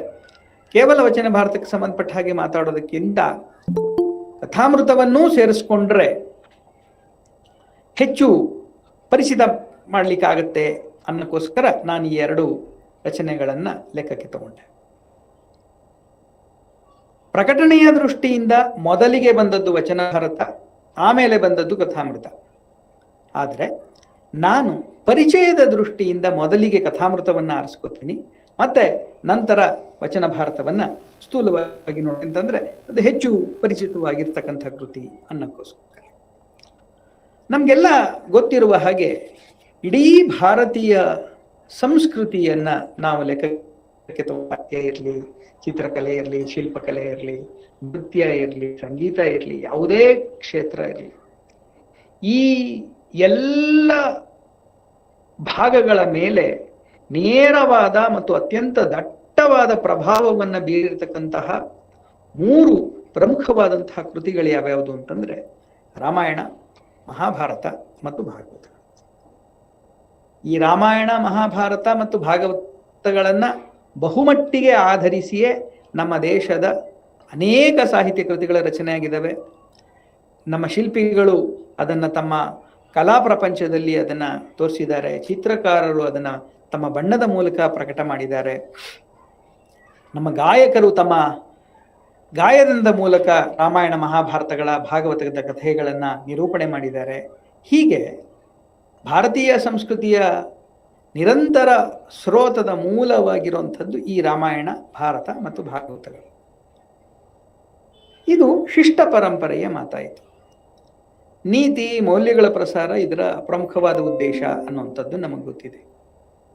ರಾಮಾಯಣ, ಭಾರತ ಮತ್ತು ಭಾಗವತ ನಮ್ಮ ಪುರುಷಾರ್ಥಗಳು ಅಂತ ನಾವೇನು ಹೇಳ್ತೀವಿ, ಧರ್ಮಾರ್ಥ ಕಾಮ ಮೋಕ್ಷ, ಇವುಗಳನ್ನ ವಿವರಿಯಂತಲ್ಲೇನೆ ವಿಶೇಷವಾಗಿ ನಮ್ಮಲ್ಲಿ ಹುಟ್ಟುಕೊಂಡ ರಚನೆಗಳು. ಆದರೆ ವಾಸ್ತವದ ಕಡೆಗೆ ಒಂದು ಸ್ವಲ್ಪ ಯೋಚನೆ ಮಾಡಿ ನೋಡೋಣ. ನಮ್ಮ ವಾಸ್ತವದಲ್ಲಿ, ನಮ್ಮ ನಿಜವಾದ ನೈತ್ಯ ಜೀವನದ ಬದುಕಿನಲ್ಲಿ ಎಷ್ಟು ಜನ ನೀವು ಅಂದ್ರನ್ನ ಕಾಣ್ತೀರಿ? ಎಷ್ಟು ಜನ ಹನುಮಂತರಂತವ್ರನ್ನ ಕಾಣಿಸ್ತೀರಿ? ಅಥವಾ ಎಷ್ಟು ಜನ ವಿಭೀಷಣರಂಥವ್ರನ್ನ ಕಾಣಿಸ್ತೀರಿ? ಸುಗ್ರೀವಂಥವ್ರನ್ನ ಕಾಣ್ತೀರಿ? ನಮ್ಮ ಬದುಕಲ್ಲಿ ನೀವು ಕಣ್ಣು ಬಿಟ್ಟು ನೋಡಿದ್ರೆ, ನಮ್ಮ ಇವತ್ತಿನ ಸಮಾಜದಲ್ಲಿ ಮಾತ್ರ ಅಲ್ಲ, ನೀವು ಯಾವ ಕಾಲದ ಸಮಾಜವನ್ನಾದ್ರೂ ತಗೊಳ್ಳಿ, ನಮ್ಮಲ್ಲಿ ಒಂದು ತಪ್ಪು ಕಲ್ಪನೆ ಇದೆ. ಏನಂತಂದ್ರೆ ಇವತ್ತಿನ ಕಾಲ ಮಾತ್ರವೇ ಕೆಟ್ಟದ್ದು, ಹಿಂದಿನ ಕಾಲ ಎಲ್ಲ ಬಹಳ ಚೆನ್ನಾಗಿತ್ತು ಅಂತ. ಆ ಮಾತು ಸುಳ್ಳು. ಎಲ್ಲ ಕಾಲದಲ್ಲೂ ಕೆಟ್ಟವರು, ಎಲ್ಲ ಕಾಲದಲ್ಲೂ ಒಳ್ಳೆಯವರು ಎರಡೂ ಇದ್ದದ್ದಿದೆ. ನಿಮಗೆ ತಮಾಷೆಯಾದಂತಹ ಒಂದು ಉದಾಹರಣೆಯನ್ನು ಹೇಳಬೇಕು ಅಂತಂದ್ರೆ, ನಮ್ಮ ಕೋಲಾರ ಏನಿದೆಯಲ್ಲ, ಬೆಂಗಳೂರಿನ ಹತ್ತಿರದ ಕೋಲಾರ, ಜಿಲ್ಲಾ ಕೇಂದ್ರವಾದಂತಹ ಕೋಲಾರ, ಅಲ್ಲಿ ಕೋಲಾರಮ್ಮನ ದೇವಸ್ಥಾನ, ಆ ದೇವಸ್ಥಾನಕ್ಕೆ ಹೋಗಿ ದೇವಸ್ಥಾನಕ್ಕೆ ಒಳಗೆ ಎಂಟರ್ಬೇಕಾದ್ರೆ ನಿಮ್ಮ ಎಡಗಡೆ ಒಂದು ಕಲ್ಲಿನಲ್ಲಿ ಒಂದು ತಮಿಳು ಶಾಸನ ಇದೆ. ಸುಮಾರು ಒಂದು 1,000 ವರ್ಷದ ಅಥವಾ ಹೆಚ್ಚು ಕಡಿಮೆ 1,000 ವರ್ಷದ ಹಳೆಯ ತಮಿಳು ಶಾಸನ ಅದು. ಏನ್ ಹೇಳು? ಕುವಲಾಲಟ್ಟು ಪಿಡಾರಿಯಾರ್ ಕೋಳಿ ಪುಡಿಚಿ ಪೋವಾರುಂ ಅಡಿಚಿ ತಿಂಬಾರುಂ ಕುರಾಳ್ ಪಶುವೈ ಅಳಿಚ ಚಾನ್ ಅಂತ. ಅಂದ್ರೆ ಕೋಲಾರ ಪಿಡಾರಿಯಾರ್ ದೇವಸ್ಥಾನದಲ್ಲಿರುವಂತಹ ಕೋಳಿಯನ್ನ ಹಿಡ್ಕೊಂಡು ಹೋಗೋರು, ಹೊಡ್ಕೊಂಡು ತಿನ್ನೋರು ಗಂಗೆಯಲ್ಲಿ ಕವಿಲೆಯನ್ನ ಕೊಂದ ಪಾಪಕ್ಕೆ ಹೋಗ್ತಾರೆ ಅಂತ ಹೇಳಿ. ಅಲ್ಲ ಸ್ವಾಮಿ, 1,000 ವರ್ಷದ ಹಿಂದೆ ಈ ಶಾಸನ ದೇವಸ್ಥಾನ ಆಚೆ ಕಡೆ ಹಾಕಿದ್ರು. ಯಾಕೆಂದ್ರೆ ಅವತ್ತಿಗೂ ದೇವಸ್ಥಾನದ ವಸ್ತುಗಳನ್ನು ಕದಿಯುವಂತ ಜನ ಇದ್ರು ಅಲ್ಲವೇ? ಒಡ್ಡಾರದಲ್ಲೇ ಆ ಮಾತು ಬರುತ್ತೆ. ನಿಮ್ ವಸ್ತುಗಳನ್ನ ಮಾತ್ರ ತಗೊಳ್ಳಿ, ಬೇರೆಯವ್ರ ವಸ್ತುಗಳನ್ನ ಎತ್ಕೊಂಡು ಹೋಗ್ಬೇಡಿ ಅಂತ ವಿದ್ಯುಚ್ಛೋರ ಋಷಿಯ ಕಥೆಯಲ್ಲಿ ಬರುತ್ತೆ. ಅಂದ್ರೆ ನಮ್ಮ ಸಮಾಜದಲ್ಲಿ ಎಲ್ಲ ಕಾಲದಲ್ಲೂ ವಂಚಕರಿದ್ರು, ಕಳ್ಳರಿದ್ರು, ಮೂರ್ಖರಿದ್ರು, ದಡ್ಡರಿದ್ರು, ಕುತಂತ್ರಿಗಳಿದ್ರು, ಮನೆ ಮುರುಕಲಿದ್ರು, ಲಂಪಟರಿದ್ರು. ಇವರು ಎಲ್ಲ ಬದುಕಿದ್ರಲ್ಲ. ಇಂಥವ್ರ ಸಂಖ್ಯೆನೇ ಜಾಸ್ತಿ ತಾನೆ. ಒಳ್ಳೆಯವರ ಸಂಖ್ಯೆಗಿಂತ ಈ ತರಹದ ಜನಗಳ ಸಂಖ್ಯೆಯೇ ನಮ್ಮ ಸಮಾಜದಲ್ಲಿ ಯಾವ ಕಾಲದ, ಪ್ರಪಂಚದ ಯಾವುದೇ ನಾಗರಿಕತೆಗೆ ಹೋಗಿ ಯಾವ ಕಾಲಕ್ಕಾದ್ರೂ ಹೋಗ್ಲಿ ಇಂಥವ್ರ ಸಂಖ್ಯೆ ಇದ್ದೇ ಇತ್ತಲ್ಲ. ಅಂತವರೆಲ್ಲರ ಬದುಕೂನು ಕಥೆ ಆಗಬಲ್ಲಂತ ವಸ್ತು ಅಲ್ಲವೇ? ಅಫ್ಕೋರ್ಸ್ ಅದನ್ನೇ ತಾನೇ ನಮ್ಮ ಟಿವಿ ಸೀರಿಯಲ್ಗಳವರು ಈಗ ಅಂಥದನ್ನೇ ಬಳಸ್ಕೊತಾ ಇದ್ದಾರೆ. ಆದ್ರೆ ನಮ್ಮ ಪ್ರಾಚೀನ ಸಾಹಿತ್ಯದಲ್ಲಿ ಇಂಥವ್ರಿಗೂ ಸ್ಥಾನ ಇರಬೇಕಲ್ಲ. ಇಲ್ದಿರ ಇದ್ರೆ ಕೇವಲ ಒಳ್ಳೆಯವರು, ಕೇವಲ ನೀತಿವಂತರು, ಮೌಲ್ಯಯುತವಾದಂತಹ ಬದುಕನ್ನು ಮಾತ್ರವೇ ಸಾಹಿತ್ಯದಲ್ಲಿ ಸ್ಥಾನವ ಅನ್ನುವ ಪ್ರಶ್ನೆ ಏನಿದೆ, ಈ ಪ್ರಶ್ನೆಗೆ ಉತ್ತರ ಖಂಡಿತವಾಗಲೂ ಅಂತಹ ಜನಗಳ ಬದುಕನ್ನು ಕೂಡ ಕಥೆಗಳ ಒಂದು ಸ್ವರೂಪದಲ್ಲಿ ಸಮಾಜದಲ್ಲಿ ಬಿತ್ತರಿಸುವಂತಹ ಒಂದು ಪ್ರಯತ್ನ ನಡೆದಿದೆ. ಅದೇ ಕಥಾ ಸರಿತ್ಸಾಗರ. ಕಥಾ ಸರಿತ್ಸಾಗರ ಅಥವಾ ಬೃಹತ್ ಕಥೆ ಅನ್ನೋದು ಈ ತರಹದ ಜನಸಾಮಾನ್ಯರ ಎಲ್ಲ ರೀತಿಯ ತರಹದ ಬದುಕನ್ನೂ ನಡೆಸುವಂತಹ ಜನಗಳ ಕಥೆಗಳನ್ನು ಒಳಗೊಂಡಂತಹ ಬಹಳ ದೊಡ್ಡ ಸಮುದ್ರ. ಕಥಾ ಸರಿತ್ಸಾಗರ ಅನ್ನುವ ಸಂಸ್ಕೃತದ ಮಾತಿಗೆ ನೇರವಾದಂತಹ ಅನುವಾದ ಏನು ಅಂತಂದ್ರೆ ಕಥೆ ಎಂಬ ನದಿಗಳು ಬಂದು ಕಥೆಗಳು ಅನ್ನುವಂಥ ಒಂದು ಸೇರಿಯಾಗಿರುವಂತಹ ಸಾಗರ ಅಂತ ಹೇಳಿ. ಈ ಕಥಾ ಸರಿತ್ಸಾಗರ ಏನಿದೆ, ಈ ಕಥಾ ಸರಿತ್ಸಾಗರ ಅಥವಾ ಬೃಹತ್ ಕಥೆಯನ್ನೇ ನಮ್ಮ ರಾಮಾಯಣ, ಮಹಾಭಾರತ ಮತ್ತು ಭಾಗವತ, ಈ ಮೂರು ಏನಿದೆಯಲ್ಲ, ಈ ರಾಮಾಯಣ, ಮಹಾಭಾರತ, ಭಾಗವತನ ನಾವು ಮಹಾಭಾರತದ ವರ್ಗ ಅಂತಲೇ ಲೆಕ್ಕಕ್ಕೆ ಇಟ್ಕೊಂಡ್ರೆ ರಾಮಾಯಣ ಮತ್ತು ಭಾರತಗಳ ಜೊತೆಗೆ ಈ ಬೃಹತ್ ಕಥೆ ಏನಿದೆ, ಈ ಬೃಹತ್ ಕಥೆ ನಮ್ಮ ಸಂಸ್ಕೃತಿಯ ಮೂರನೆಯ ಒಂದು ಮಹಾಪ್ರವಾಹ.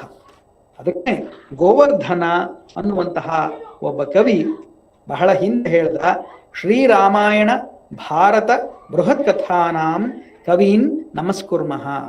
ಅಂದ್ರೆ ರಾಮಾಯಣ, ಭಾರತ ಮತ್ತು ಬೃಹತ್ ಕಥೆಗಳನ್ನು ಬರೆದಂತ ಕವಿಗಳ್ಯಾರಿದ್ದಾರೆ ಅವರಿಗೆ ನಮಸ್ಕಾರವನ್ನ ಮಾಡೋಣ. ತ್ರಿಶ್ರೋತ ಇವ ಸರಸಾ ಸರಸ್ವತಿ ಸ್ಫುರತಿ ಏರ್ ಅಭಿನ್ನಾಹ. ಅಂದ್ರೆ ಹೇಗೆ ತ್ರಿವೇಣಿ ಸಂಗಮದಲ್ಲಿ ಗಂಗೆ, ಯಮುನೆ ಮತ್ತು ಸರಸ್ವತಿಯರ ಎಂಬಂತಹ ಮೂರು ನದಿಗಳು ಸೇರ್ಕೊಳ್ಳುತ್ತವೋ, ಹಾಗೆ ಈ ಭಾರತೀಯ ಸಂಸ್ಕೃತಿ ಅನ್ನುವಂತಹ ಮಹಾಪ್ರವಾಹದಲ್ಲಿ ಇರತಕ್ಕಂತಹ ಮೂರು ನದಿಗಳು ಯಾವುದು ಅಂತಂದ್ರೆ ಒಂದು ರಾಮಾಯಣ, ಇನ್ನೊಂದು ಭಾರತ, ಮೂರನೇದು ಬೃಹತ್ ಕಥೆ ಅಥವಾ ಕಥಾ ಸರಿತ್ಸಾಗರ. ಅದರಿಂದಲೇನೆ ನೀವು ಗಮನಿಸಿ ನೋಡಿ, ಭವಭೂತಿ, ಭಟ್ಟನಾರಾಯಣ, ಕಾಳಿದಾಸ, ಭವಿ ಮುಂತಾದಂಥ ಕವಿಗಳಿಗೆ ರಾಮಾಯಣ ಮತ್ತು ಮಹಾಭಾರತಗಳು ಕೃತಿ ರಚನೆಗೆ ಆಧಾರ ಆದವು. ಅದೇ ರೀತಿ ಭಾಸನ್, ಸ್ವಪ್ನವಾಸವದತ್ತ, ಪ್ರತಿಜ್ಞಾ ಯೌಗಂಧರಾಯಣ ಮುಂತಾದಂಥ ಅನೇಕ ನಾಟಕಗಳಿಗೆ, ದಂಡಿಯ ದಶಕುಮಾರ ಚರಿತೆ ಬರೆಯೋದಕ್ಕೆ, ಬಾಣನ ಕಾದಂಬರಿಗೆ, ಹರ್ಷನ ರತ್ನಾವಳಿಗೆ, ಸುಬಂಧುವಿನ ವಾಸವದತ್ತಕ್ಕೆ ಮೂಲವಾದಂತಹ ಕೃತಿ ಈ ಕಥಾ ಸರಿತ್ಸಾಗರ. ಇದೇನು ಯಾವ್ಯಾವುದೋ ನಾವು ಕೇಳಿಲ್ದಿರೋ ಹೆಸರುಗಳನ್ನೆಲ್ಲ ಹೇಳ್ತಾ ಇದಾರಲ್ಲ ಇವರು ಅಂತ ನೀವು ಅನ್ಕೊಂಡ್ರೆ, ಬಹುಶಃ ನೀವೆಲ್ಲ ಕೇಳಿರಬಹುದಾದಂತಹ, ಓದಿರಬಹುದಾದಂತಹ, ಸಂತೋಷಪಟ್ಟಿರಬಹುದಾದಂತಹ ಒಂದು ಪುಸ್ತಕದ ಹೆಸರು ಹೇಳಿದ್ರೆ ಬಹುಶಃ ನಿಮ್ಗೆಲ್ಲ ಕಣ್ಣು ಮೇಲೆ ಹೋಗುತ್ತೆ, ಆಶ್ಚರ್ಯದಿಂದ. ಅದ್ಯಾವುದು ಅಂದ್ರೆ ಚಂದಮಾಮ. ಚಂದಮಾಮದ ಬೇತಾಳನ ಕಥೆಗಳು ಏನು ನೀವು ನಿಮ್ಮ ಬಾಲ್ಯದಲ್ಲಿ ಓದಿದ್ದೀರಲ್ಲ, ಈ ಬೇತಾಳನ ಕಥೆಗಳ ಮೂಲ ಇರೋದು ಕಥಾ ಸರಿತ್ಸಾಗರದಲ್ಲಿ ಅಥವಾ ಬೃಹತ್ ಕಥೆಯಲ್ಲಿ. ಅಂತಹ ಒಂದು ಅದ್ಭುತವಾದಂಥ ಮಾನುಷ ಮತ್ತು ಅತಿಮಾನುಷ, ದೈವಿಕ ಮುಂತಾದಂತಹ ಎಲ್ಲ ಗುಣಗಳನ್ನು ಒಳಗೊಂಡಿರುವಂತಹ ಜನಗಳ, ವ್ಯಕ್ತಿಗಳ, ಪ್ರಾಣಿ ಪಕ್ಷಿಗಳ ಕಥೆಯನ್ನು ಒಳಗೊಂಡಿರುವಂಥದ್ದು ಈ ಕಥಾ ಸರಿತ್ಸಾಗರ. 11ನೇ ಶತಮಾನದಲ್ಲಿ ಕಾಶ್ಮೀರದ ಅನಂತರಾಜ ಅನ್ನುವಂತಹ ಒಬ್ಬ ದೊರೆಯ ಆಳ್ವಿಕೆಯ ಕಾಲದಲ್ಲಿ ಇದ್ದಂತಹ ರಾಮದೇವ ಭಟ್ಟ ಅನ್ನುವಂತಹ ಒಬ್ಬ ವಿದ್ವಾಂಸನ ಮಗ ಸೋಮದೇವ ಭಟ್ಟ. ಈ ಸೋಮದೇವ ಭಟ್ಟ ಅನ್ನುವಂತಹ ಮಹಾ ಲೇಖಕ ಬರೆದಂತಹ ಒಂದು ದೊಡ್ಡ ಪದ್ಯ ಕಾವ್ಯವೇ ಈ ಕಥಾ ಸರಿತ್ಸಾಗರ. ಇದರಲ್ಲಿ ಸುಮಾರು 18 ದೊಡ್ಡ ದೊಡ್ಡ ಲಂಬಕಗಳಿವೆ. ಲಂಬಕ ಅಂತಂದ್ರೆ ನೀವು ಅದನ್ನ ಕಾಂಡ ಅಂತ ಅನ್ಕೋಬಹುದು. ರಾಮಾಯಣದ ಲೆಕ್ಕದಲ್ಲಿ ಯೋಚನೆ ಮಾಡೋದಾದ್ರೆ ಇದನ್ನ ನೀವು ಕಾಂಡ ಅಂತ ಹೇಳಿ ಅನ್ಕೋಬಹುದು. ಮತ್ತು 124 ತರಂಗಗಳಿವೆ. ತರಂಗ ಅಂತಂದ್ರೆ ನೀವು ಅದನ್ನ ಉಪವಿಭಾಗ, ಸರ್ಗ ಅಂತ ಬೇಕಾದ್ರೆ ಅನ್ಕೋಬಹುದು. ಸುಮಾರು 22,000 ಶ್ಲೋಕಗಳನ್ನ ಒಳಗೊಂಡಿರುವಂತಹ 18 ಲಂಬಕಗಳು ಮತ್ತೆ 124 ತರಂಗಗಳನ್ನ ಒಳಗೊಂಡಂತಹ ಪದ್ಯ ಕಾವ್ಯ ಈ ಸೋಮದೇವ ಭಟ್ಟನ ಕಥಾ ಸರಿತ್ಸಾಗರ. ಇದು ಎಷ್ಟು ದೊಡ್ಡದು ಅನ್ನೋದನ್ನ ನೀವು ಗೆಸ್ ಮಾಡಬೇಕು ಅಂತಂದ್ರೆ ಒಂದು ಕಂಪ್ಯಾರಿಸನ್ ಕೊಡಬಹುದು. ಅಕಿಲಸ್, ಅಗಮೆಮ್ನಾನ್ ಮುಂತಂತಹ ಮಹಾವೀರರುಗಳ ಕಥೆಯನ್ನು ಒಳಗೊಂಡಂತಹ ಗ್ರೀಕಿನ 2 ಮಹಾಕಾವ್ಯಗಳೇನಿದೆ, ಒಂದು ಈಲಿಯಡ್ ಮತ್ತು ಇನ್ನೊಂದು ಒಡಿಸಿ. ಈ ಈಲಿಯಡ್ ಮತ್ತು ಒಡಿಸಿಗಳೇ ಇಡೀ ಯುರೋಪಿಯನ್ ನಾಗರಿಕತೆಯನ್ನ ರೆನೆಸಾನ್ ಪೀರಿಯಡ್ ಅಲ್ಲಿ, ನವೋದಯದ ಕಾಲದಲ್ಲಿ ಕಟ್ಟಿ ಬೆಳೆಸಿದಂತಹ ಅವುಗಳ ಅಧ್ಯಯನದ ಮೂಲಕವೇ ರೆನೆಸಾನ್ ಪೀರಿಯಡ್ ಆರಂಭ ಆಯಿತು ಅನ್ನುವಂಥದ್ದು ಪಾಶ್ಚಾತ್ಯ ವಿದ್ವಾಂಸರ ಅಭಿಪ್ರಾಯ. ಈ ಈಲಿಯಡ್ ಮತ್ತು ಒಡಿಸ್ಸಿ ಇಡೀ ಪಾಶ್ಚಾತ್ಯ ಮಹಾಕಾವ್ಯ ಪರಂಪರೆಗೆ ಆದಿಯನ್ನ ಹಾಡಿತು, ಅಧ್ಯಯನಕ್ಕೆ ದಾರಿಯನ್ನ ಮಾಡಿಕೊಡ್ತು ಅಂತ ಹೇಳ್ತಾರಲ್ಲ, ಈ ಈಲಿಯಡ್ ಮತ್ತು ಒಡಿಸ್ಸಿ ಎರಡನ್ನೂ ಸೇರಿಸಿದ್ರೆ ಅದರ ಗಾತ್ರ ಇದೆಯಲ್ಲ, ಆ ಗಾತ್ರದ ಡಬಲ್ ಸೈಜ್ ಇದೆ ಕಥಾ ಹರಿತ್ಸಾಗರ. ಅಂದ್ರೆ ಅರ್ಥ ಮಾಡ್ಕೋಬಹುದು ನೀವು ಎಷ್ಟರ ಬೃಹತ್ತಾದಂಥದ್ದು ಇದು ಅಂತ ಹೇಳಿ. ಇಷ್ಟು ದೊಡ್ಡ ಗ್ರಂಥವನ್ನ ಕೃಷ್ಣಶಾಸ್ತ್ರಿಗಳು ಸುಮಾರು 500 ಪುಟಗಳನ್ನು ಬಹಳ ಸುಂದರವಾಗಿ ಕನ್ನಡೀಕರಿಸಿದ್ದಾರೆ. ಕನ್ನಡೀಕರಿಸೋದು ಅಂತಂದ್ರೆ ಅಲ್ಲಿರುವ ಮಾತುಗಳನ್ನ ಯಥಾವತ್ತಾಗಿ ಹಾಗೆ ಉಂಡೆ ಉಂಡೆಯಾಗಿ ತೆಗೆದಿಡೋದಲ್ಲ. ತೆಲುಗಲ್ಲಿ ಒಂದು ಮಾತು ಬರುತ್ತೆ, ಮೀಕೆ ಕಡೆ ಸಂದೇಹಮು ಮಾಕು ಆ ಕಡೆ ಸಂದೇಹಮು ಅಂತ. ನಮ್ಮಲ್ಲಿ ಪ್ರಕಟ ಆಗಿರುವ ಎಷ್ಟೋ ಬೇರೆ ಪುಸ್ತಕಗಳನ್ನ ನೀವು ನೋಡಿದ್ರೆ ಮೂಲ ಎಲ್ಲಿ ಅನುಮಾನ ಇರುತ್ತೋ ಆ ಅನುಮಾನದ ಭಾಗವನ್ನ ಇಟ್ ಈಸ್ ಸಂಸ್ಕೃತ ಲಿಪಿಯಲ್ಲೋ ಬೇರೆ ಲಿಪಿಯಲ್ಲೋ ಇರೋದನ್ನ ತೆಗೆದು ಕನ್ನಡ ಲಿಪಿಯಲ್ಲಿ ಬರೆದು ಬಿಟ್ರೆ ಅದು ಅನುವಾದ ಅನ್ನುವ ತರಹದ ಅನುವಾದ ಕೃಷ್ಣಶಾಸ್ತ್ರಿಗಳದಲ್ಲ. ಅವು ಬಹಳ ಚೆನ್ನಾಗಿ, ಬಹಳ ಬುದ್ಧಿಯನ್ನ ಮಾತ್ರ ಉಪಯೋಗಿಸದೆ ಹೃದಯವನ್ನೂ ಉಪಯೋಗಿಸಿ ಮಾಡಿರ್ತಕ್ಕಂತಹ ಅನುವಾದ ಇದು. ಆ ಸುಂದರವಾದಂತಹ ಅನುವಾದಕ್ಕೆ 85 ಪುಟಗಳ ಅತ್ಯಂತ ವಿದ್ವತ್ಪೂರ್ಣವಾದಂತಹ ಒಂದು ಪೀಠಿಕೆ ಇದೆ. ನಿಜವಾಗ್ಲೂ ಹೇಳ್ತೀನಿ, ಕೃಷ್ಣಶಾಸ್ತ್ರಿಗಳ ಪಾಂಡಿತ್ಯದ ಮಟ್ಟ ಎಂಥದ್ದು, ಅವರ ಓದುಗಾರಿಕೆಯ ವಿಸ್ತೀರ್ಣ ಎಂಥದ್ದು, ಅವರು ಎಷ್ಟು ತಲಸ್ಪರ್ಶಿಯಾಗಿ ಒಂದು ಸಂಗತಿಯನ್ನ ಅಭ್ಯಾಸ ಮಾಡ್ತಾರೆ ಅನ್ನೋದನ್ನ ನೀವು ನೋಡಬೇಕು ಅಂತಂದ್ರೆ ಅವರು ತಮ್ಮ ಕೃತಿಗಳಿಗೆ ಬರೆದಿರತಕ್ಕಂತಹ ವಿಸ್ತಾರವಾದಂತಹ ಪ್ರಸ್ತಾವನೆಗಳನ್ನ ಅಥವಾ ಪೀಠಿಕೆಗಳನ್ನ ನೋಡಬೇಕು. ಈ 85ಗಳ ಈ ಪೀಠಿಕೆಯಲ್ಲಿ ಅವರು ಕೇವಲ ಕಥಾಸರಿತ್ಸಾಗರದ ಬಗ್ಗೆ ಮಾತ್ರ ಅಲ್ಲದೆ ಇಡೀ ಕಥಾ ಪ್ರಪಂಚದ ಬಗ್ಗೆ, ಭಾರತೀಯ ಸಾಹಿತ್ಯ ಪರಂಪರೆಯಲ್ಲಿ ಕಥಾಸರಿತ್ಸಾಗರಕ್ಕಿರುವಂತಹ ಸ್ಥಾನದ ಬಗ್ಗೆ, ಮತ್ತೆ ಕಥಾಸರಿತ್ಸಾಗರದಿಂದ ನಾವು ಜನಸಾಮಾನ್ಯರು ಕಲ್ತ್ಕೋಬಹುದಾದದ್ದೇನು ಅನ್ನೋ ವಿಷಯಗಳಿಗೆ ಸಂಬಂಧಪಟ್ಟ ಹಾಗೆ ಎಷ್ಟು ಚೆನ್ನಾದಂತಹ ಮಾತುಗಳನ್ನು ಬರೆದಿದ್ದಾರೆ, ಎಷ್ಟು ಒಳ್ಳೆಯ ಹಿತನುಡಿಗಳನ್ನು ಕೊಟ್ಟಿದ್ದಾರೆ ಅಂತಂದ್ರೆ ನಿಜವಾಗ್ಲೂ ಹೇಳ್ತೀನಿ, ಅವರ ಪೀಠಿಕೆಯನ್ನ ಓದಿದ್ರೆ ಸಾಕು ಒಬ್ಬ ಬಹಳ ಅನುಭವಿಯಾದಂತಹ ಕೌನ್ಸಿಲರ್ನ ಮುಂದೆ ಕೂತು ನಾವು ನಮ್ಮ ಕಷ್ಟಗಳನ್ನ ಬಗೆಹರಿಸಿಕೊಳ್ಳುವಷ್ಟರ ಮಟ್ಟಿಗೆ ಆ ಪೀಠಿಕೆ ಇದೆ. ಈ ಕಥಾಸರಿತ್ಸಾಗರ ಹೇಗೆ ಹುಟ್ಟಿತು ಅದಕ್ಕೆ ಒಂದು ಬಹಳ ಸುಂದರವಾದಂಥ ಕಥೆ ಇದೆ. ಓದಿರೋರಿಗೆ ಬಹುಶಃ ಇದು ಕಥೆ ಗೊತ್ತಿರುತ್ತೆ, ಓದಿಲ್ದಿರೋರಿಗೆ ಇದರ ರುಚಿ ಸಿಗಲಿ ಅನ್ನಕ್ಕೋಸ್ಕರ ನಾನು ಈ ಕಥೆಯನ್ನು ನಿಮ್ಗೆ ಹೇಳ್ತಾ ಇದ್ದೀನಿ. ಒಂದ್ಸತಿ ಕೈಲಾಸದಲ್ಲಿ ಶಿವ ಮತ್ತೆ ಪಾರ್ವತಿ ಏಕಾಂತದಲ್ಲಿ ಇದ್ರಂತೆ. ಹಾಗೆ ಏಕಾಂತದಲ್ಲಿದ್ದಾಗ ಪಾರ್ವತಿ ಶಿವನನ್ನು ಕೇಳಿದ್ಲು, ಏನಂತ, ನನಗೊಂದು ಕಥೆ ಹೇಳು ಅಂತ. ಏನು ಕಂಡೀಷನ್, ಏನು ಕಥೆ ಹೇಳೋದಕ್ಕೆ ಕಂಡೀಷನ್ ಏನು? ಈ ಕಥೆ ಯಾರಿಗೂ ಗೊತ್ತಿರಬಾರ್ದು, ಇದು ನೀನು ನನಗೆ ಹೇಳಬೇಕು, ನನಗೆ ಮಾತ್ರವೇ ಗೊತ್ತಿರಬೇಕು ಅಂತ ಕಥೆಯನ್ನೇ ನೀನು ಹೇಳಬೇಕು ಅಂತ. ಅವಾಗ ಶಿವ ಏನ್ ಮಾಡ್ತಾ, ಸರಿ ಆಯ್ತು ಹೇಳ್ತೀನಿ ಅಂತ ಹೇಳಿ ತಾನು ಆ ಕೈಲಾಸದ ಬಾಗಿಲುಗಳನ್ನೆಲ್ಲ ಹತ್ರ ಮಾಡಿ ನಂದಿಗೆ ಕಾವಲಿರು, ಯಾರನ್ನೂ ಒಳಗಡೆ ಬಿಡಬೇಡ ಅಂತ ಹೇಳಿ ಅವನು ನಂದಿಯನ್ನ ಅಲ್ಲಿಗೆ ಕಾವಲಿಗೆ ನಿಲ್ಲಿಸಿ ಒಂದು ವಿಶೇಷವಾದಂತಹ ಕಥೆಯನ್ನ ಹೇಳಲಿಕ್ಕೆ ಶುರು ಮಾಡಿದ. ಸಾಧಾರಣವಾಗಿ ನಮ್ಮ ಮನುಷ್ಯ ಸ್ವಭಾವ, ಎಲ್ಲ ದೇವತೆಗಳಾದ್ರೂ ಸ್ವಭಾವವೇ ತಾನೆ. ಏನು ಬಾಗಿಲಾಕಿದೆ ಅಂದ ತಕ್ಷಣ ಇದರ ಹಿಂದೆ ಏನ್ ನಡೀತಾ ಇದೆ ಅನ್ನುವಂತಹ ಕುತೂಹಲ. ಅಂತಹ ಕುತೂಹಲ ಬಂದಿದ್ಯಾರಿಗೆ? ಶಿವಗಣದ ಇನ್ನೊಬ್ಬ ವ್ಯಕ್ತಿಯಾದಂತಹ ಭೃಂಗಿಗೆ. ಆ ಭೃಂಗಿ ಏನ್ ಮಾಡ್ದ, ಅವನ ಹೆಸರಿನಲ್ಲೇ ಇದೆ, ಅವನು ಭೃಂಗವಾದ ಅಂದ್ರೆ ಒಂದು ದುಂಬಿಯಾಗಿ ಬಾಗಲ ಸಂಧಿಯಿಂದ ಒಳಗಡೆ ಹೋಗಿ ಶಿವ ಪಾರ್ವತಿಯರು ಏಕಾಂತದಲ್ಲಿ ಕೂತಿದ್ದ ಜಾಗಕ್ಕೆ ಹೋಗಿ ಸೇರ್ಕೊಂಡ. ಅಲ್ಲಿ ಶಿವ ಹೇಳ್ತಾ ಇದ್ದ ಕಥೆಯನ್ನ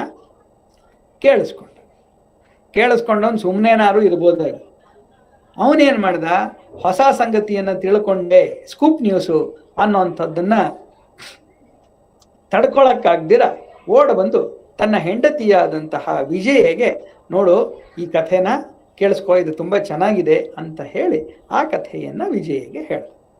ಸೊ ಅಲ್ಲೇನೆ ಕಥೆ ಪ್ರಚಾರ ಆಗೋಯ್ತು. ಇದಾದ್ಮೇಲೆ ಏನಾಯ್ತು, ಒಂದ್ ದಿವಸ ಪಾರ್ವತಿ ತನ್ನ ಸಖಿಯರನ್ನೆಲ್ಲ ಕೂಡಿಸ್ಕೊಂಡು, ಅದರಲ್ಲಿ ವಿಜಯನು ಇದ್ಲು, ಸಖಿಯರನ್ನೆಲ್ಲ ಕೂಡಿಸ್ಕೊಂಡು ಶಿವತ್ತು ಹೇಳಿದಂತಹ ಆ ಕಥೆ ಏನಿದೆ ಆ ಕಥೆಯನ್ನ ಹೊಸ ಕಥೆ, ಅದು ಯಾರಿಗೂ ಗೊತ್ತಿರಲಿಲ್ಲ, ಕಥೆ ಅದು, ಅದನ್ನ ಹೇಳ್ತಾ ಇದ್ದಾಳೆ. ಈ ವಿಜಯನೂ ಬಾಯಿ ಮುಚ್ಕೊಂಡಿರ್ಲಿಲ್ಲ. ಅವಳೇನ್ ಮಾಡ್ಲು, ಈ ಕಥೆ ನನಗೆ ಗೊತ್ತು ಅಂದ್ಬಿಟ್ಟು ಕಥೆನ ಮುಂದುವರ್ಕೇನು ಹೇಳ್ಬಿಟ್ರು. ಪಾರ್ವತಿಗೆ ಸಿಕ್ಕಾಪಟ್ಟೆ ಕೋಪ ಬಂದ್ಬಿಡ್ತು.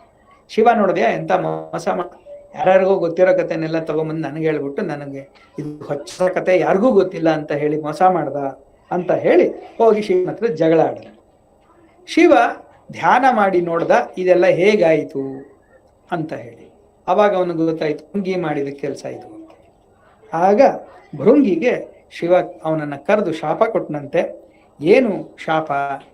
ಭೂಲೋಕದಲ್ಲಿ ದಕ್ಷಿಣ ದೇಶದಲ್ಲಿ ಹುಟ್ಟಿ 9 ಲಕ್ಷ ರಸಭರಿತ ಕಥೆಗಳನ್ನ ಬರೆದು, ಗಾಥೆಗಳನ್ನ ಬರೆದು, ದುರ್ಲಭದಂತಹ ಒಂದು ಕ್ಷೇತ್ರದಲ್ಲಿ ಶಿವಲಿಂಗವನ್ನ ಸ್ಥಾಪಿಸಿದ್ರೆ ಮಾತ್ರವೇ ನಿನಗೆ ಶಾಪ ವಿಮೋಚನೆ ಆಗುತ್ತೆ, ಅದುವರ ತನಕ ನೀನು ಶಿವಲೋಕದಲ್ಲಿ ಇರುವಾಗಿಲ್ಲ, ಹೋಗಿಲ್ಲಿಂದ ಆಚೆಗೆ ಅಂತ ಹೇಳಿ ಅವನ್ನ ಹೊರಗಡೆ ಹಾಕ್ಬೇಕು.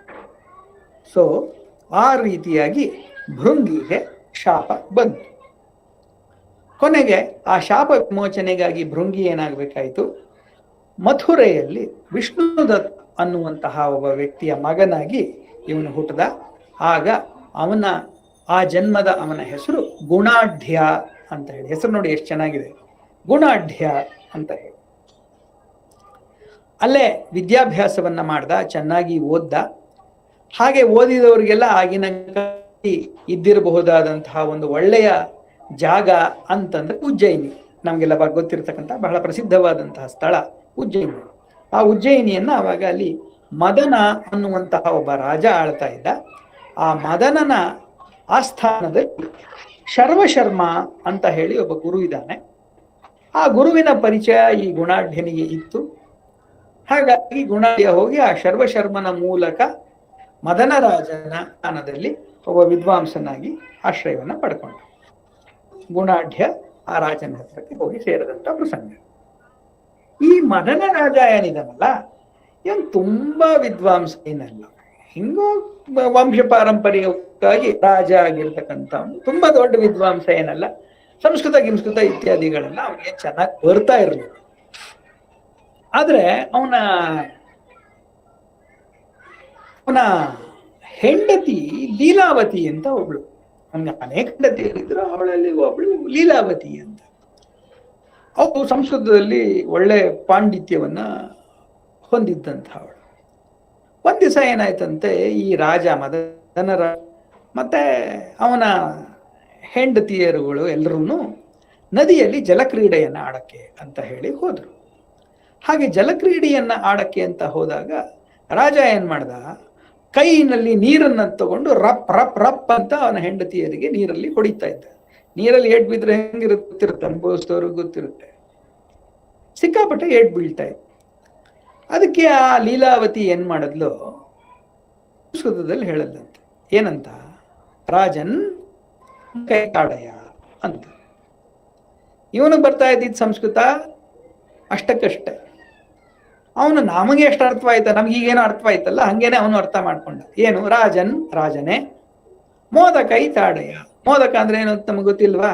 ನಮ್ಮಲ್ಲಿ ಕನ್ನಡದಲ್ಲೇನೋ ಒಂದು ಗಾದೆ ಇದೆಯಲ್ಲ, ಅಪ್ಪ ಭಟ್ರ ಮಗಳಾಗಿ ತಿಪ್ಪ ಭಟ್ರ ಸೊಸೆಯಾಗಿ ಸೈಂಧವ ಲವಣ ಅಂದ್ರೆ ಕುದುರೆ ಗೊತ್ತಿಲ್ವಾ ಅಂತವಳು ಯಾರು. ಹಂಗೆ ಇವನು ಕೂಡ ಅನ್ಕೊಂಡ, ಮೋದಕ ಅಂದ್ರೆ ಗಣೇಶನ ದಿವಸ ಹಬ್ಬದ ದಿವಸ ಮಾಡಲ್ವ ಕಡುಬು, ಅದು ತಾನೇ ಅಂದ್ಬಿಟ್ಟು ಏನ್ ಮಾಡ್ಬಿಟ್ಟ, ನನ್ನ ಹೆಂಡತಿಗೆ ಕಡುಬಲ್ಲಿ ಏಟ್ ತಿನ್ಬೇಕು ಅಂತ ಆಸೆ ಆಗ್ತಾ ಇದೆ ಅನ್ಕೊಂಡು ಅವನಿಗೇನು ತಕ್ಷಣ ಹೇಳು ಕಳಿಸ್ದ, ಅಡುಗೆ ಮನೆಯಿಂದ ಕಡುಬು ತಗೊಂಡು ಹೊಡಿಯಕ್ಕೆ ಶುರು ಮಾಡಿದ. ಅವಳು ನಕ್ಬಿಟ್ಲು ಲೀಲಾವತಿ. ನನಗೆ ಆಶ್ಚರ್ಯ ಆಯ್ತು, ಯಾಕೆ ನಕ್ಕೆ, ನೀನೇ ಕೇಳದಿಲ್ಲ ಅಂತಂದ. ಅದಕ್ಕೆ ಅವಳು ಹೇಳಿದಂತೆ, ನೀನ್ ಯಾವ ಸೀಮೆ ರಾಜನ್, ಸಂಸ್ಕೃತ ವ್ಯಾಕರಣದ ಫಂಡಮೆಂಟಲ್ಸು ಗೊತ್ತಿಲ್ವಲ್ಲ ನಿನಗೆ? ನಾನು ಹೇಳಿದ್ದು ಮೋದಕ ಈತಾಡಯ ಅಂತಂದ್ರೆ, ಮೋದಕ ಅಂತಂದ್ರೆ ಕಡುಬು ಅಂತ ಅಲ್ಲ, ಮಾ ಉದಕೈ ತಾಡಯ. ರಾಜನ್ ಮಾ ಉದಕೈ ತಾಡಯ, ಅದು ಮೋದಕೈ ತಾಡಯ ಆಗುತ್ತೆ. ಮಾ ಉದಕೈ ತಾಡಯ ಅಂದ್ರೆ ನೀರಿನಿಂದ ಹೊಡೆಯಬೇಡ. ನಾನು ಹೇಳಿದ್ದು ನೀನ್ ನೋಡಿದ್ರೆ ಕಡುಬು ಅನ್ಕೊಂಡಿದ್ಯಾ, ಪೆದ್ದ ಅಂತ ಬಿಟ್ಟು ಎದ್ದೋಟ. ರಾಜನಿಗೆ ಸಿಕ್ಕಾಪಟ್ಟೆ ಅವಮಾನ ಆಗುತ್ತೆ. ತೀರಾ ಇಂಥ ಮಟ್ಟಕ್ಕೆ ಅವಮಾನ ಆಗುತ್ತೆ ಅಂತ ಅವನು ಎಕ್ಸ್ಪೆಕ್ಟ್ ಮಾಡಿರ್ಲಿಲ್ಲ. ಅವನಿಗೆ ತುಂಬಾ ಅವಮಾನ ಆಗೋಯ್ತು. ಅವನು ನದಿಯಿಂದ ಎದ್ದು ಆಚೆ ಕಡೆ ಹೋದವನು ಅರಮನೆಯಲ್ಲಿ ಒಂದ್ ಕಡೆ ಮೂಲೆಯಲ್ಲಿ ಮಂಕಾಗಿ ಕೂತ್ಕೊಂಡ್ಬಿಟ್ಟ. ಹಾಗೆ ಕೂತಾಗ ಎಲ್ರು ಕೇಳಿದ್ರು, ಯಾಕೆ ಏನಾಯ್ತು ಅಂತ ಎಲ್ರು ಕೇಳಿದ್ರು. ತಕ್ಷಣಕ್ಕೆ ಅವನು ಉತ್ತರ ಹೇಳಲಿಲ್ಲ. ಆಮೇಲೆ ಕೊನೆಗೆ ಬಾಯ್ ಬಿಟ್ಟ. ಏನಂತ, ಅವಮಾನ ಆಗೋಯ್ತು ನನಗೆ, ಸಂಸ್ಕೃತ ಬರ್ದೀರ ಇರೋದ್ರಿಂದ ಈ ರೀತಿಯಾದಂಥ ಅವಮಾನವನ್ನು ಪಡಬೇಕಾದಂಥ ಪರಿಸ್ಥಿತಿ ಬಂದಿತ್ತು. ಸಂಸ್ಕೃತ ಕಲ್ತಿದ್ರೆ ಎಷ್ಟು ಚೆನ್ನಾಗಿರ್ತಿತ್ತು ಅಂತ ಅವನಂದ. ಆವಾಗ ಅಲ್ಲೇ ಇದ್ದಂತಹ ಗುಣಾಢ್ಯ ಹೇಳದಂತೆ, ನನಗೆ 12 ವರ್ಷ ಸಮಯ ಕೊಡಿ, ನಾನು ನಿಮ್ಮನ್ನ ಸಂಸ್ಕೃತ ವ್ಯಾಕರಣದಲ್ಲಿ ದೊಡ್ಡ ಪಂಡಿತನನ್ನಾಗಿ ಮಾಡ್ತೀನಿ ಅಂತ ಹೇಳಿ ಗುಣಾಢ್ಯ ಹೇಳುತ್ತೆ. ಅಲ್ಲೇ ಇದ್ದಂತಹ ಶರ್ವಶರ್ಮ 12 ವರ್ಷ ಎಲ್ಲ ಏನಕ್ಕೆ ಬೇಕದಕ್ಕೆ, ನನಗೆ 2 ವರ್ಷ ಟೈಮ್ ಕೊಡಿ ಸಾಕು, 2 ವರ್ಷದಲ್ಲಿ ನಾನು ನಿಮ್ಮನ್ನು ಬಹಳ ದೊಡ್ಡ ವಿದ್ವಾಂಸನನ್ನಾಗಿ ಸಂಸ್ಕೃತ ವ್ಯಾಕರಣ ಚೆನ್ನಾಗಿ ಕಲಿಸ್ತೀನಿ ಅಂತ ಹೇಳಿದಂತೆ. ಈ ಕಾಲಾವಧಿ ಇದೆಯಲ್ಲ 12 ವರ್ಷ ಮತ್ತೆ 2 ವರ್ಷ, ಇದಕ್ಕೆ ಸಂಬಂಧಪಟ್ಟಾಗ ಬೇಕಾದಷ್ಟು ಬೇರೆ ಬೇರೆ ಏನೇನೋ ವ್ಯತ್ಯಾಸವಾದ ಪಾಠಗಳೆಲ್ಲ ಇದ್ದಾವೆ. ನಾವು ಅದನ್ನ ಕಟ್ಕೊಂಡು ನಮ್ಗೆ ಏನಾಗಬೇಕಾಗಿಲ್ಲ, ನಮ್ಮ ಕಥೆ ಇಂಪಾರ್ಟೆಂಟ್. ಯಾವಾಗ ಶರ್ವಶರ್ಮ 2 ವರ್ಷ ಸಾಕು ಅನ್ನೋ ಗುಣಾಢ್ಯಂಗೆ ಕೋಪ ಬಂದಿತ್ತು. ಅಲ್ಲ, ಸಂಸ್ಕೃತ ವ್ಯಾಕರಣದಂತಹ ಕಠಿಣವಾದಂತಹ ಸಂಗತಿಯನ್ನ ಬರೀ 2 ವರ್ಷದಲ್ಲಿ ಕಲಿಸ್ತೀನಿ ಅಂತ ಹೇಳ್ತಿದ್ದ, ಇದು ನಿಂಗೆ ಜಂಬ. ನೀನೇನಾದ್ರೂ 2 ವರ್ಷದಲ್ಲಿ ಬಿಟ್ರೆ ನಾನು ನನ್ನ ಸರ್ವಸ್ವವನ್ನು ತ್ಯಾಗ ಮಾಡಿಬಿಡ್ತೀನಿ. ಒಂದು. ಎರಡನೇದಾಗಿ, ಯಾವ ಸಂಸ್ಕೃತದ ಕಾರಣಕ್ಕೋಸ್ಕರ ಈ ಜಗಳ ಆಗ್ತಾ ಇದೆಯಲ್ಲ, ಆ ಸಂಸ್ಕೃತದಲ್ಲಿ ಬರೆಯೋದನ್ನು ನಿಲ್ಲಿಸ್ಬಿಡ್ತೀನಿ, ಕಾಡ್ಗೊಟ್ಟೋಗ್ತೀನಿ ಅನ್ನುವ ಪ್ರತಿಜ್ಞೆಯನ್ನ ಗುಣಾಢ್ಯ ಮಾಡ್ದ. ಆಗ ಶರ್ವಶರ್ಮನು ಪ್ರತಿಜ್ಞೆ ಮಾಡದಂತೆ, ನಾನು 2 ವರ್ಷದಲ್ಲಿ ಏನಾದ್ರು ಕಲಿಸ್ದಿದ್ರೆ ನೀನೇನು ಹೇಳಿದೆ ನಾನು ಅದನ್ನು ಮಾಡ್ತೀನಿ. ಇಬ್ರು ಪ್ರತಿಜ್ಞೆ ಮಾಡಿದ್ರು. ಆಯ್ತು. ಆಮೇಲೆ ಏನ್ ಮಾಡ್ದ ಈ ಶರ್ವಶರ್ಮ, ಸುಬ್ರಹ್ಮಣ್ಯನಂದ್ರೆ ಕುಮಾರಸ್ವಾಮಿಯನ್ನ ವಿಶೇಷವಾಗಿ ಧ್ಯಾನ ಮಾಡಿ ಅವನನ್ನ ಒಲಿಸ್ಕೊಂಡು ಅವನು ಕುಮಾರಸ್ವಾಮಿಯ ವರಪ್ರಸಾದದಿಂದ ಕಲಾಪ ಅನ್ನುವಂತಹ ಒಂದು ಸಂಸ್ಕೃತ ವ್ಯಾಕರಣವನ್ನ ಸಿದ್ಧಿ ಮಾಡಿಕೊಂಡ. ಅದನ್ನ ರಾಜನಿಗೆ ಹೇಳಿಕೊಟ್ಟ. ರಾಜ ಪಂಡಿತ ಆಗೋದು. ಸೊ ಶರ್ವಶರ್ಮ ಈ ಒಂದು ಕಾಂಪಿಟೇಷನ್ ಅಲ್ಲಿ ಗೆದ್ಬಿಟ್ಟ. ಇಷ್ಟವಾಗಿ ಈಗ ಗುಣಾಢ್ಯ ಕಾಡಿಗೆ ಹೋಗ್ಬೇಕಾಗಿ ಬಂದಿದೆ. ಅವನೇನ್ ಮಾಡ್ದ, ತನ್ನ ಎಲ್ಲ ಆಸ್ತಿ ಪಾಸ್ತಿಯನ್ನೆಲ್ಲ ಬಿಟ್ಟುಬಿಟ್ಟ. ಕಾಡಿಗೆ ಹೋಗಿ ಆ ಕಾಡಿನಲ್ಲಿ ವಾಸವನ್ನ ಮಾಡ್ಲಿಕ್ಕೆ ಶುರು ಮಾಡ್ದ. ಅವನು ಸಂಸ್ಕೃತದಲ್ಲಿ ಬರವಣಿಗೆ ಇತ್ಯಾದಿಗಳನ್ನ ಪೂರ್ತಿಯಾಗಿ ನಿಲ್ಲಿಸ್ಬಿಟ್ಟ. ಆ ಕಾಡಿನಲ್ಲಿ ಪುಲಸ್ಯ ಅನ್ನುವಂತ ಒಬ್ಬ ಋಷಿಯನ್ನ ಗುಣಾಢ್ಯ ಭೇಟಿ ಮಾಡುವಂತ ಸಂದರ್ಭ ಬಂತು. ಈ ಪುಲಸ್ಯ ಅನ್ನುವಂಥವ್ರು ಸಪ್ತ ಋಷಿಗಳಲ್ಲಿ ಒಬ್ಬ ಋಷಿ. ಆ ಪುಲಸ್ಯನನ್ನ ಭೇಟಿ ಮಾಡಿದಾಗ ಗುಣಾಢ್ಯ ತನ್ನ ಕಥೆ ಹೇಳ್ದ, ಹೀಗೀಗಾಯ್ತು, ಏನ್ ಮಾಡ್ಬೋದು, ನನಗೆ ಶಾಪ ಪರಿಹಾರ ಹೇಗೆ ನಾನು ಈ ಪರಿಸ್ಥಿತಿಯಿಂದ ಆಚೆ ಕಡೆ ಬರ್ಬೋದು ಅಂದಾಗ ಪುಲಸ್ಯ ಹೇಳದಂತೆ, ಒಂದು ಕೆಲಸ ಮಾಡು, ನೀನು ಪಿಶಾಚ ಭಾಷೆಯಲ್ಲಿ 9 ಲಕ್ಷ ಗಾಥೆಗಳನ್ನ ಬರಿ. ಕಥೆ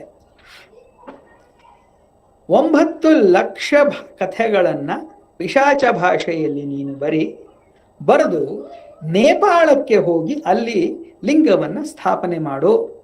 ನಿನ್ನ ಈ ಇದು ತೊಂದರೆ ಪರಿಹಾರ ಆಗತ್ತೆ ಅಂತ. ನಿಮ್ಗೆ ಜ್ಞಾಪಕ ಇದ್ರೆ ಈ ಒಂದು ಶಾಪವನ್ನೇನೆ ಇವನಿಗೆ ಕೊಟ್ಟಿದ್ದು ತಾನೆ, ಭೃಂಗಿಗೆ ಕೊಟ್ಟಿದ್ದಿತ್ತು. ಏನು, ಅಪರೂಪವಾದಂತಹ 9 ಲಕ್ಷ ಗಾಥೆಗಳನ್ನು ಬರಿಬೇಕು ಮತ್ತು ಅತ್ಯಂತ ಅಪರೂಪದ ಸ್ಥಳದಲ್ಲಿ ಶಿವಲಿಂಗವನ್ನ ಸ್ಥಾಪನೆ ಮಾಡಬೇಕು. ಅದನ್ನೇ ಪುಲಸ್ಯ ಹೇಳ್ತಾ ಇದ್ದಾನೆ.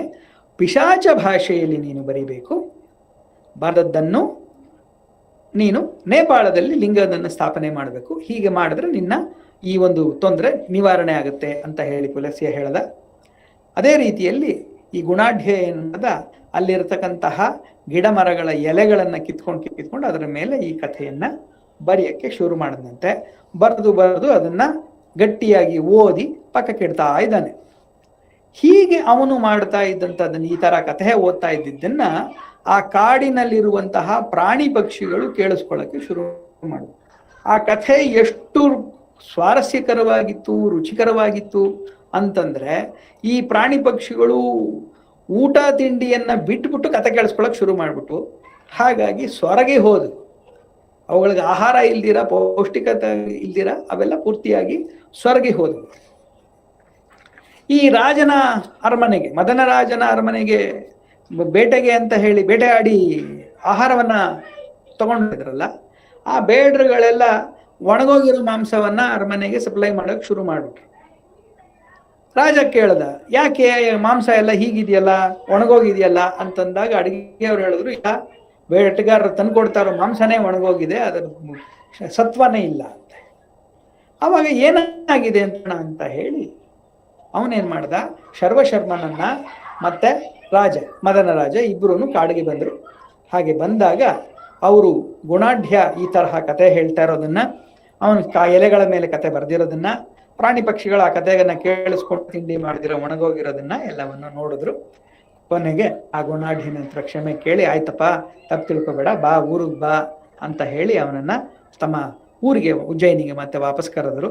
ಅವಾಗ ಅವನು ಹೇಳ್ದ, ಇಲ್ಲ, ಒಂದು ಕೆಲಸ ಮಾಡಿ, ನಾನು ಈ 9 ಲಕ್ಷ ಕಥೆಗಳೇನು ಬರೆದಿರೋದಿದೆ ಇದನ್ನ ನಾನು ಕೊಟ್ಬಿಡ್ತೀನಿ, ಇದನ್ನ ನೀವು ತಗೊಂಡು ಹೋಗಿ ಇದನ್ನ ಸಂಸ್ಕೃತ ಭಾಷೆಯಲ್ಲಿ ಬರ್ಸಿ, ಸಂಸ್ಕೃತ ಭಾಷೆಯಲ್ಲಿ ಇದನ್ನ ಬರ್ಸಿ ಇದನ್ನ ಪ್ರಚಾರ ಮಾಡಿ, ನಾನು ನೇಪಾಳಕ್ಕೆ ಹೋಗಿ ಅಲ್ಲಿ ಲಿಂಗವನ್ನು ಸ್ಥಾಪನೆ ಮಾಡ್ತೀನಿ ಅಂತ ಹೇಳಿ ಆ ಕಥೆಗಳನ್ನ ಮದನರಾಜ ಮತ್ತೆ ಶರ್ವಶರ್ಮನಿಗೆ ಕೊಟ್ಟು ಅವನು ನೇಪಾಳಕ್ಕೆ ಶಿವಲಿಂಗ ಸ್ಥಾಪನೆಗೆ ಹೋದ್ನಂತೆ.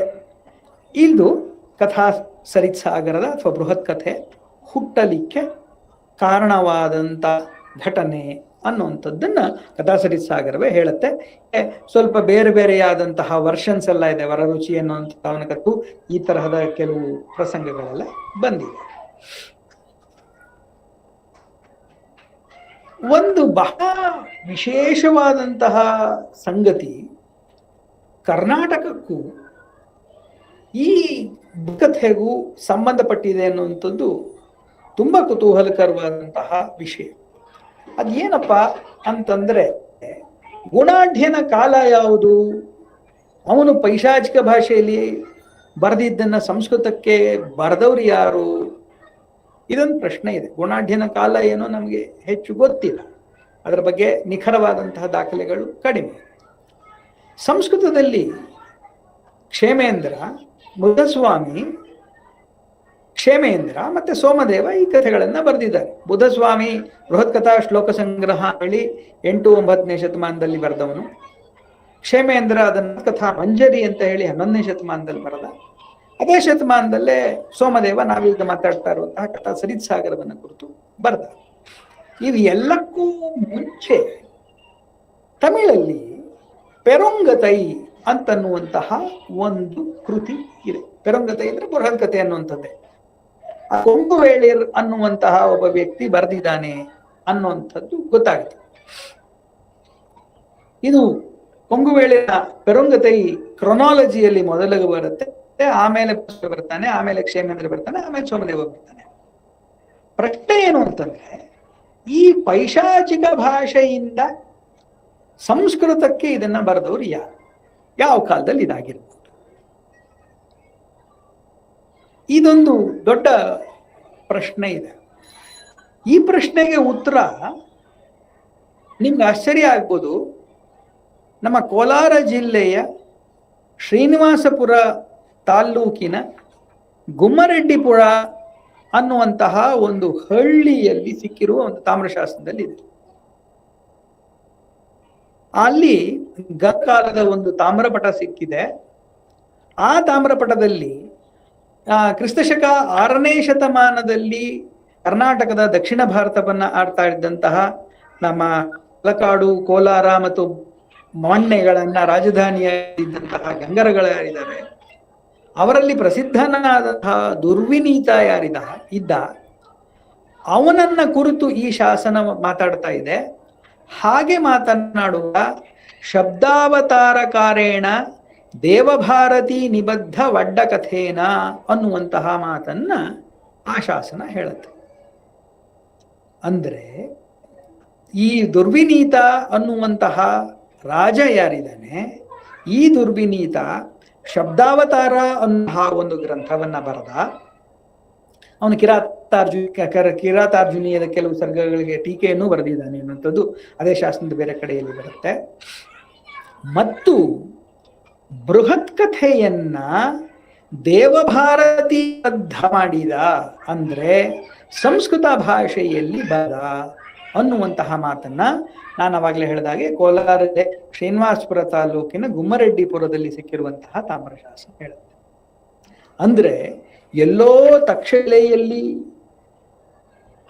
ದಾಖಲಾಗಿದ್ದಂತಹ ಪೈಶಾಚ ಭಾಷೆಯ ಕಥಾ ಸರಿತ್ಸಾಗರದ ಕಥೆಯನ್ನ ಕರ್ನಾಟಕದ ದಕ್ಷಿಣ ಭಾಗದಲ್ಲಿ ಇದ್ದಂತಹ ದಕ್ಷಿಣ ಪ್ರಾಂತ್ಯದ ಒಬ್ಬ ದೊರೆ ಸಂಸ್ಕೃತದಲ್ಲಿ ಅನ್ನುವಂಥದ್ದು ಎರಡು ಮೂರು ಸಂಗತಿಗಳನ್ನು ನಮ್ಗೆ ಹೇಳುತ್ತೆ. ಒಂದು, ಕಥಾ ಸರಿತ್ಸಾಗರ ಆಗಿನ ಕಾಲಕ್ಕೆ ಎಷ್ಟು ಪ್ರಸಿದ್ಧವಾಗಿದ್ದಂತಹ ಕಥೆ ಆಗಿರಬೇಕು ಅಥವಾ ಕಥೆಗಳ ಗುಚ್ಛ ಆಗಿರಬೇಕು ಒಂದು. ಎರಡನೇದು, ಆ ಮಟ್ಟಕ್ಕೆ ಪೈಶಾಚ ಭಾಷೆಯಿಂದ ಸಂಸ್ಕೃತಕ್ಕೆ ಅದನ್ನು ಅನುವಾದ ಮಾಡುವ ಮಟ್ಟಕ್ಕೆ ದುರ್ವಿನೀತನಂತಹ ರಾಜರುಗಳು ನಮ್ಮಲ್ಲಿ ಇದ್ರು ಅಂತಂದ್ರೆ ಕನ್ನಡ ಜನತೆಯ ಸಂಸ್ಕೃತಿ ಯಾವ ಮಟ್ಟಕ್ಕಾಗಿರ್ಬೇಕು. ಆಗಿನ ಕಾಲಕ್ಕೇನೆ ಅವರು ಅನುವಾದದ ಕೆಲಸಕ್ಕೆ ಕೈಗೊಳ್ತಾ ಇದ್ರು ಅಂತಂದ್ರೆ, ಈಗ ನೋಡಿ ಹಲ್ಮಿಡಿ ಶಾಸನದ ಕಾಲ ಏನಿದೆ, ಆ ಹಲ್ಮಿಡಿ ಶಾಸನಕ್ಕಿಂತ ಒಂದು 100 ವರ್ಷದ ಆಚೆ ಈಚೆಯಲ್ಲಿ ಇದೆಲ್ಲ ಕೆಲಸ ನಡೆದಿದೆ ಅಂತಂದ್ರೆ ಆ ಕಾಲದಷ್ಟೊತ್ತಿಗೆ ಕನ್ನಡಿಗರ ಮಲ್ಟಿಲಿಂಗ್ವಲ್ ಕೆಪಾಸಿಟೀಸ್ ಅಂತ ನಾವೇನ್ ಹೇಳ್ತೀವಿ, ಬಹುಭಾಷೆ ಸಾಮರ್ಥ್ಯ ಯಾವ ಮಟ್ಟದ್ದಾಗಿರ್ಬೋದು ಅನ್ನುವಂಥದ್ದು ಗೊತ್ತಾಗುತ್ತೆ. ಒಟ್ಟಿನಲ್ಲಿ ಹೇಳೋದಾದ್ರೆ ಹೀಗೆ ಗುಣಾಢ್ಯ ಅನ್ನುವಂತಹವನು ಬರೆದಂತಹ ಪೈಶಾಚ ಭಾಷೆಯಲ್ಲಿ, ಪೈಶಾಚ ಅನ್ನುವಂಥದ್ದು ಯಾವ ಭಾಷೆ ಏನು ಇತ್ಯಾದಿಗಳಾದಂತಹ ಅನೇಕ ಚರ್ಚೆಗಳು ನಡೆದಿದೆ. ಅದನ್ನೆಲ್ಲ ನೀವು ನೋಡ್ಬೇಕು ಅಂತಂದ್ರೆ ಆ ಕಥಾಮೃತದ ಪೀಠಿಕಾ ಭಾಗವನ್ನ ನೋಡ್ಬೇಕಾದ್ರಲ್ಲ ಅವರು ಅದನ್ನೆಲ್ಲ ತುಂಬಾ ಚೆನ್ನಾಗಿ ಡಿಸ್ಕಸ್ ಮಾಡಿದ್ದಾರೆ. ಒಂದು ಯಾವುದೋ ಒಂದು ಸಣ್ಣ ಜನಾಂಗದವರು ಆಡ್ತಾ ಇದ್ದಂತಹ ಭಾಷೆ ಇದ್ದಿರ್ಬೇಕದು, ಅತಿ ಹೆಚ್ಚು ಸೊಫೆಸ್ಟಿಕೇಟೆಡ್ ಅಲ್ದೇ ಇರುವಂತಹ ಭಾಷೆ ಇರಬೇಕು. ಅದನ್ನ ಅವನು ಸಂಸ್ಕೃತ ಭಾಷೆಗೆ ಮಾಡಿದ್ದಾನೆ. ಅದರಲ್ಲಿ ಈ ಬುಧಸ್ವಾಮಿಯ ಬೃಹತ್ ಕಥಾ ಶ್ಲೋಕ ಸಂಗ್ರಹ ತುಂಬಾ ವಿಸ್ತಾರವಾದದ್ದೇನಲ್ಲ. ಕ್ಷೇಮೇಂದ್ರ ಕೂಡ ಬೃಹತ್ ಕಥಾ ಮಂಜರಿಯನ್ನ ತುಂಬಾ ವಿಶೇಷವಾಗಿ ಏನು ಮಾಡಿಲ್ಲ. ಆದರೆ ಸೋಮನ ಕಥಾ ಸರಿತ್ಸಾಗರ ಒಂದು ಅದ್ಭುತವಾದಂತಹ ಪುಸ್ತಕ. ಅದನ್ನ ಕೃಷ್ಣಶಾಸ್ತ್ರಿಗಳು ಕನ್ನಡಕ್ಕೆ ಕಥಾಮೃತ ಅನ್ನುವ ಹೆಸರು ತಂದಿದ್ದಾರೆ. ಅವರು ತಮ್ಮ ಪೀಠಿಕೆಯ ಆರಂಭದಲ್ಲೇ ಬರ್ಕೋತಾರೆ, ತಾವು ವಚನಾರ್ಥವನ್ನ ಬರಿಬೇಕಾದ್ರೆ ಇವನು ಕ್ಷೇಮೇಂದ್ರ ಹೇಗೆ ಭಾರತದ ಕಥೆಯನ್ನ ಸಂಕ್ಷೇಪ ಮಾಡಿದ್ದಾನೆ ಅನ್ನೋದನ್ನ ನೋಡಕ್ಕೋಸ್ಕರ ರಾಮಾಯಣ ಮಂಜರಿ ಮತ್ತೆ ಭಾರತ ಮಂಜರಿಯನ್ನ ನೋಡಿದ ಹಾಗೆ ಬೃಹತ್ ಕಥಾ ಮಂಜರಿಯನ್ನು ನೋಡಿದೆ. ಆವಾಗ ಅನ್ನಿಸ್ತು ಯಾಕೆ ನಾನು ಈ ಬೃಹತ್ ಕಥಾ ಮಂಜರಿಯನ್ನ ಕನ್ನಡಕ್ಕೆ ತರಬಾರ್ದು ಅಂತ. ಆವಾಗ ಯೋಚನೆ ಮಾಡಿ ನಾನು ಬೃಹತ್ ಕಥಾ ಮಂಜರಿಯನ್ನಕ್ಕಿಂತ ಸೋಮದೇವನ ಕಥಾ ಸರಿತ್ಸಾಗರವನ್ನೇ ಆಧಾರವಾಗಿ ಇಟ್ಕೊಂಡು ತಂದ್ರೆ ಹೇಗೆ ಅಂತ ಯೋಚನೆ ಮಾಡಿ ಅದನ್ನ ತಂದೆ ಅಂತ ಹೇಳ್ತಾರೆ. ನಾನು ಬಹುಮಟ್ಟಿಗೆ ಕ್ಷೇಮೇಂದ್ರನ ಬೃಹತ್ ಕಥಾ ಮಂಜರಿಯನ್ನ ಮುಟ್ಟಕ್ಕೆ ಹೋಗಿಲ್ಲ. ನಾನು ಮಾಡಿರೋದು ಸೋಮದೇವನ ಕಥಾ ಸರಿತ್ಸಾಗರದ ಸಂಗ್ರಹ ಅನ್ನುವಂತಹ ಮಾತನ್ನ ಅವರು ಹೇಳ್ತಾರೆ. ಒಂದು ಕೃಷ್ಣಶಾಸ್ತ್ರಿಗಳ ಸಾಮರ್ಥ್ಯದ ಬಗ್ಗೆ ಒಂದು ಮಾತನ್ನ ಹೇಳಬೇಕು. ಇದೆಲ್ಲ ನಮ್ಗೆಲ್ಲ ಕಲ್ಪಿಸ್ಕೊಳ್ಳೋಕೆ ಊಹಿಸ್ಕೊಳ್ಳೋಕೆ ಕೂಡ ಸಾಧ್ಯ ಇಲ್ಲ. 50ನೇ ಇಸ್ವಿಯಲ್ಲಿ ವಚನ ಭಾರತ ಬಂತು. 1950ನೇ ಇಸ್ವಿಯಲ್ಲಿ ವಚನ ಭಾರತ ಬಂತು. ಅದಾದ ಕೇವಲ 2 ವರ್ಷಗಳ ಗ್ಯಾಪ್ ಅಲ್ಲಿ 1952ನೇ ಇಸ್ವಿಯಲ್ಲಿ 500 ಪುಟಗಳಷ್ಟು ಬೃಹತ್ ಆದಂತಹ ಕಥಾಮೃತವನ್ನ ಕೃಷ್ಣಶಾಸ್ತ್ರಿಗಳು ಹೊರಗಡೆ. ಎಷ್ಟರ ಮಟ್ಟಿನ ಸಾಮರ್ಥ್ಯ ಇದ್ರೆ ಇಂತಹ ಒಂದು ದೊಡ್ಡ ಒಂದು ಯೋಜನೆಯನ್ನ ಕೈಗೆ ಎತ್ಕೊಂಡು ನಡೆಸಕ್ಕೆ ಸಾಧ್ಯ ಅಂತ ಹೇಳಿ. ಈ ಹಿನ್ನೆಲೆಯಲ್ಲಿ ಇತ್ತೀಚಿನವ್ರ ಜೊತೆಗೆ ನಾವು ಕಂಪೇರ್ ಮಾಡ್ತಿದ್ದೀನಿ ಅಂತ ದಯವಿಟ್ಟು ಯಾರು ತಪ್ಪಿಬೇಡ. ಆದ್ರೆ ಸರ್ಕಾರದ ಯೋಜನೆಗಳು ಹೇಗಿರುತ್ತೆ ಅನ್ನೋದಕ್ಕೋಸ್ಕರ ಹೇಳಬೇಕು. ನಮ್ಮ ಕರ್ನಾಟಕ ಸಾಹಿತ್ಯ ಅಕಾಡೆಮಿಯವರು ಸೋಮದೇವ ಭಟ್ಟನ ಕಥಾ ಸರಿತ್ಸಾಗರವನ್ನ ಕನ್ನಡಕ್ಕೆ ತರಬೇಕು ಅಂತ ಹೇಳಿ ಯೋಚನೆ ಮಾಡಿದ್ರು. ಅನುವಾದ ಅಕಾಡೆಮಿ ಹುಟ್ಟಿದ ಮೇಲೆ ಅನುವಾದ ಅಕಾಡೆಮಿಗೆ ಆ ಪ್ರಾಜೆಕ್ಟ್ ಅನ್ನ ವಹಿಸಿದ್ರು. ಅನುವಾದ ಅಕಾಡೆಮಿಯಲ್ಲಿ ಡಾಕ್ಟರ್ PS ರಾಮಾನುಜಂ ಅವರ ಪ್ರಧಾನ ಸಂಪಾದಕತ್ವದಲ್ಲಿ ಟಾನಿ ಅನ್ನುವಂತಹವರು ಏನು ಇದನ್ನ ಇಂಗ್ಲಿಷ್ಗೆ ಮಾಡಿದ್ರು, ಅದನ್ನ ಒಂಚೂರು ಮುಂದೆ ಹೇಳ್ತೀನಿ. ಟಾನಿ ಅನ್ನೋರಂತವ್ರು 10 ಸಂಪುಟಗಳಲ್ಲಿ ಏನು ಮಾಡಿದ್ರು ಅದನ್ನ ಇಟ್ಕೊಂಡು ಜೊತೆಗೆ ಮೂಲ ಸಂಸ್ಕೃತ ಕಥಾ ಸರಿತ್ ಸಾಗರವನ್ನ ಇಟ್ಕೊಂಡು ಟ್ರಾನ್ಸ್ಲೇಟ್ 20 ಸಂಪುಟಗಳಲ್ಲಿ ಅಂತ ಹೇಳಿ ನಮ್ಮ ಅನುವಾದ ಅಕಾಡೆಮಿ ಆ ಪ್ರಾಜೆಕ್ಟ್ ಅನ್ನ ತಗೋತು. ನನಗೆ ಗೊತ್ತಿರುವ ಹಾಗೆ ಅದ 6 ಅಥವಾ 8 ಸಂಪುಟಗಳಷ್ಟೇ ಬಂದಿದೆ ಇನ್ನು ಇಷ್ಟಗಳ ನಂತರ ಕೂಡ. ಎಷ್ಟೋ ಜನ ವಿದ್ವಾಂಸರುಗಳ ಕೆಲಸ ಮಾಡಿ ಅಂತ ಅದರಲ್ಲಿ ಕೃಷ್ಣಶಾಸ್ತ್ರಿಗಳು ಒಬ್ಬರೇ ಇಡೀ ಸೋಮದೇವನ ಕಥಾ ಸರಿತ್ ಸಾಗರವನ್ನ ಕೇವಲ 500 ರೂಪಾಯಲ್ಲಿ ಅದನ್ನ ಎಷ್ಟು ಚೆನ್ನಾಗಿ ಎಷ್ಟು ಮುದ್ದಾಗಿ ಕನ್ನಡಕ್ಕೆ ಮಾಡಿದ್ದಾರೆ ಅಂತಂದ್ರೆ, ಅವರು ವಚನ ಭಾರತವನ್ನ ರಚನೆ ಮಾಡಿದ್ದಾದ ಮೇಲೆ ತಮ್ಮ ಮಕ್ಕಳು ಮೊಮ್ಮಕ್ಕಳನ್ನ ಕೂಡಿಸ್ಕೊಂಡು ಈ ಕಥೆಯನ್ನ ಹೇಳಿದ ಹಾಗೇನೆ ಈ ಕಥಾ ಸರಿತ್ ಸಾಗರದ ಪ್ರತಿಯೊಂದು ಭಾಗ ಲಂಬಕವನ್ನೂ ಬರೆದ ಮೇಲೆ ತಮ್ಮ ಮನೆಯ ಮಕ್ಕಳನ್ನ ಕೂಡಿಸ್ಕೊಂಡು ಅದನ್ನ ಹೇಳ್ತಾ ಇದ್ರಂತೆ. ಆಗ ಅವರ ಮಕ್ಕಳುಗಳು ಅದನ್ನು ಸಂತೋಷ ಪಟ್ರು ಅಂತ ಹೇಳಿ ಅವರು ಬರೀತಾರೆ.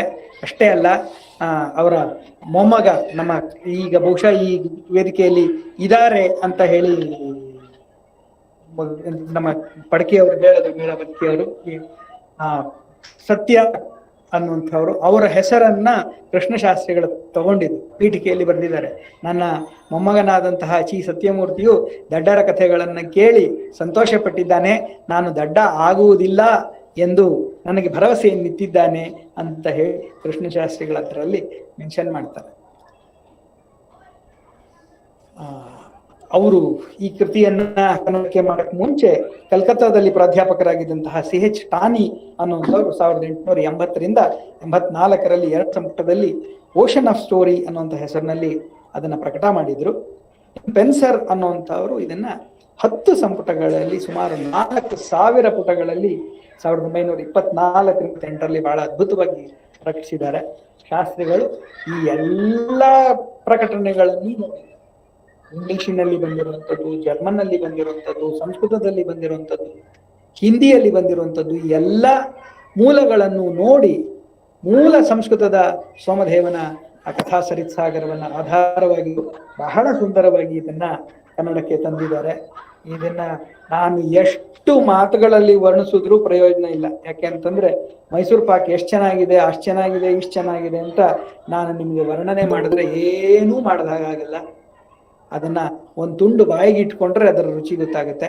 ಹಾಗೇನೆ ಕಥಾಮೃತವನ್ನ ಓದಿ ಸಂತೋಷ ಪಟ್ರೇನೆ ಅದರ ಸೌಂದರ್ಯ, ಅದರ ವಿಶೇಷತೆಗಳು ನಮಗೆ ಅರ್ಥ ಆಗುತ್ತೆ ಅಂತ ಹೇಳಿ ಬಹುಶಃ ನಾನು ಕಥಾ ಸರಿತ್ ಸಾಗರದ ಕನ್ನಡ ರೂಪವಾದ ಕಥಾಮೃತಕ್ಕೆ ಸಂಬಂಧಪಟ್ಟಂತ ಮಾತುಗಳನ್ನ ಮುಗಿಸ್ಬೋದು. ಇನ್ನು ವಚನ ಭಾರತಕ್ಕೆ ಸಂಬಂಧಪಟ್ಟ ಹಾಗೆ ನಾನು ಕೆಲವು ಮಾತುಗಳನ್ನು ಮಾತ್ರ ಆಡ್ತೀನಿ. ಯಾಕೆಂದ್ರೆ ವಚನ ಭಾರತ ಸಾಕಷ್ಟು ಪರಿಚಿತವಾಗಿರತಕ್ಕಂತಹ ಕೃತಿ.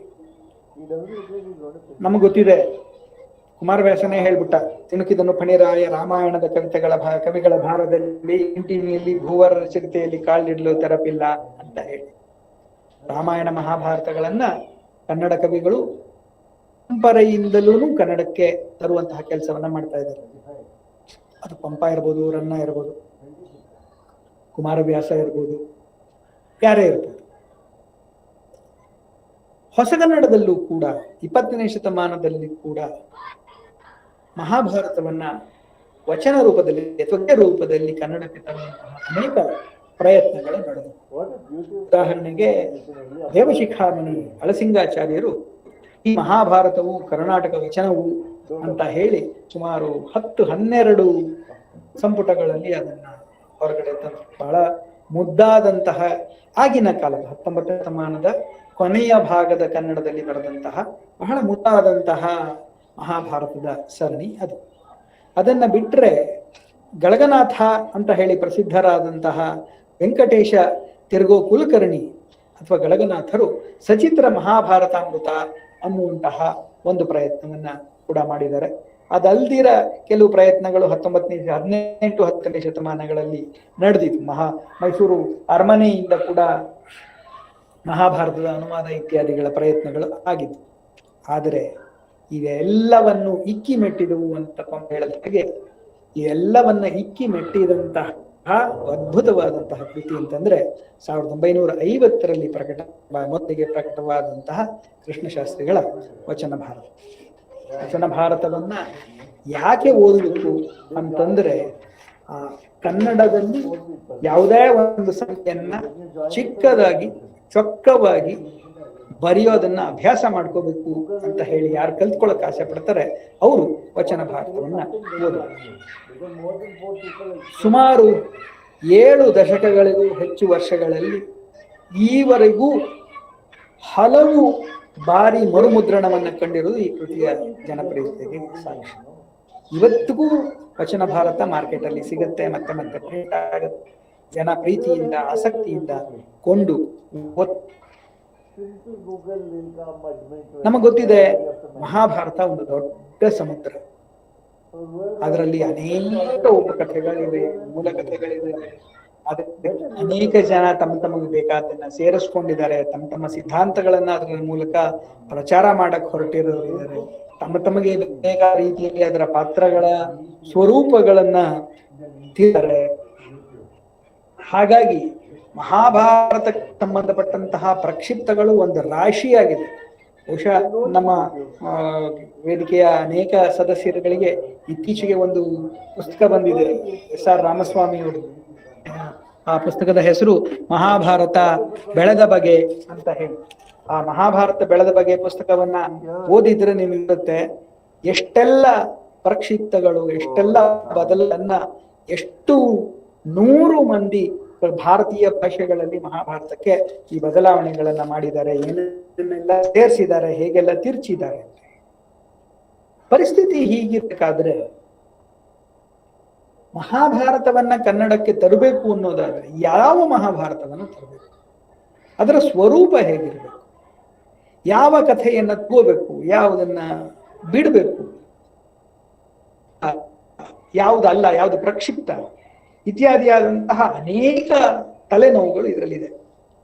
ಅಂತಹ ಸಂದರ್ಭದಲ್ಲಿ ಪುನಾದ ಭಂಡಾರ್ಕರ್ ಇನ್ಸ್ಟಿಟ್ಯೂಟ್ ಇಂದ ಸುಕ್ತಂಕರ್ ಅವರು ಪ್ರಕಟ ಮಾಡಿರುವಂತಹ ಮಹಾಭಾರತ ಏನಿದೆ ಆ ಪರಿಷ್ಕರಣ, ಕ್ಷೇಮೇಂದ್ರನ ಭಾರತ ಕಥಾ ಮಂಜರಿ, ಮತ್ತೆ ಕುಂಭಕೋಣಂನಿಂದ ಪ್ರಿಂಟ್ ಆಗಿರತಕ್ಕಂತಹ ಮಹಾಭಾರತದ ಭಾಗಗಳನ್ನ ಇಟ್ಕೊಂಡು ಪ್ರಕ್ಷಿಪ್ತ ಅನ್ಸಿದ್ದನ್ನ ಅಂತಂದ್ರೆ ಬೇರೆಯವರು ಆಡ್ ಮಾಡಿದ್ದು ಅನ್ನುವಂಥದ್ದನ್ನ ಬಿಟ್ಟು ಶುದ್ಧ ಪಾಠ ಯಾವುದಿರ್ಬೋದು ಅನ್ನೋದನ್ನ ಬಹಳ ನಿಷ್ಕರ್ಷೆಯಿಂದ ಆದಂತಹ ಪಾಂಡಿತ್ಯದಿಂದ ಪರಿಗಣಿಸಿ ಕೃಷ್ಣಶಾಸ್ತ್ರಿಗಳು ವಚನ ಭಾರತವನ್ನು ರೂಪಿಸಿದ್ದಾರೆ. ಅದನ್ನ ತಾವು ಮಾಡುವಾಗ ಹೇಗೆ ಇದನ್ನ ಮಾಡಿದ್ವಿ, ತಮ್ಮ ಅನುವಾದವನ್ನು ಹೇಗೆ ಮಾಡಿಕೊಂಡ್ವಿ ಅನ್ನೋದರ ಬಗ್ಗೆ ಕೃಷ್ಣಶಾಸ್ತ್ರಿಗಳೇ ಹೇಳಿರುವ ಮಾತುಗಳನ್ನ ಯಥಾವತ್ತಾಗಿ ನಾನು ಇಲ್ಲಿ ಉಲ್ಲೇಖಿಸಕ್ಕೆ ಇಷ್ಟಪಡ್ತೀನಿ. ಇದು ಅಕ್ಷರಶಃ ಭಾಷಾಂತರ ಅಲ್ಲ. ಆದರೂ ಮೂಲದಲ್ಲಿ ಸ್ವಾರಸ್ಯವಿದ್ದ ಕಡೆ ಒಂದು ವಾಕ್ಯವನ್ನೂ ಬಿಟ್ಟಿಲ್ಲ, ಒಂದು ಉಪಮಾನವನ್ನೂ ಬಿಟ್ಟಿಲ್ಲ. ಇನ್ನು ಕೆಲವು ಕಡೆ ಸಂಗ್ರಹಿಸಿದ್ದೇನೆ, ಮತ್ತೆ ಕೆಲವು ಕಡೆ ಅಂದ್ರೆ ಅನುಗೀತೆ, ಸನತ್ ಸುಜಾತೀಯ, ಕಳಿಂಗ ನೀತಿ, ನಾರಾಯಣೀಯ ಮುಂತಾದ ದೊಡ್ಡ ದೊಡ್ಡ ಪ್ರಕರಣಗಳನ್ನೇ ಬಿಟ್ಟಿದ್ದೇನೆ. ಒಂದು ಕಡೆಯೂ ಪುನರುಕ್ತಿ ಇಲ್ಲ. ನನ್ನ ಉದ್ದೇಶ ಸಾವಯವ ಸಂಗ್ರಹವಲ್ಲ. ಕಬ್ಬಿನೆಲೆಯಲ್ಲಿ ಬೇರು, ಗರಿ, ಗಿಣ್ಣು ಇಂಥವನ್ನು ಕತ್ತರಿಸಿ ಹಾಕಿ ಸಿಪ್ಪೆ ಹೆರೆದು ಸಿಗಿರು ಕಳೆದು ಹೋಳು ಮಾಡಿ ಅದನ್ನು ಬಟ್ಟಲಲ್ಲಿ ತುಂಬಿಕೊಡುವಂತಹದ್ದು. ಕಿತ್ತಲೆಯ ಹಣ್ಣಿನ ಸಿಪ್ಪೆ ಸುಳಿದು ತೊಳೆ ಬಿಡಿಸಿ ನಾರು ಬೀಜಗಳನ್ನು ತೆಗೆದುಹಾಕಿ ಕುಸುಮವನ್ನು ಒಂದು ಅಡಕವಾದ ಬೆಳ್ಳಿಯ ತಟ್ಟೆಯಲ್ಲಿ ಜೋಡಿಸಿಡುವಂಥದ್ದು ನನ್ನ ಉದ್ದೇಶ ಅಂತ ಹೇಳಿ ಕೃಷ್ಣಶಾಸ್ತ್ರಿಗಳು ತಮ್ಮ ಪೀಠಿಕೆಯಲ್ಲಿ ಹೇಳ್ತಾರೆ. ಅಂದ್ರೆ ಎಷ್ಟು ಸ್ಪಷ್ಟವಾದಂತಹ ಉದ್ದೇಶವನ್ನ ಇಟ್ಕೊಂಡು ಅವರು ಕೃತಿ ರಚನೆಗೆ ತೊಡಗಿದ್ದಾರೆ ಅನ್ನುವಂಥದ್ದು ನಮಗೆ ಗೊತ್ತಾಗುತ್ತೆ. ತಾವು ಮಾಡ್ತಾ ಇರತಕ್ಕಂತಹ ಕೆಲಸ ಏನು, ಆ ಕೆಲಸಕ್ಕೆ ಅಡಾಪ್ಟ್ ಮಾಡ್ಕೋಬೇಕಾಗಿರ್ತಕ್ಕಂತಹ ಮೆಥಡಾಲಜಿ ಏನು, ಯಾವುದನ್ನ ಮಾಡಿದ್ರೆ ನನ್ನ ಈ ಕೆಲಸ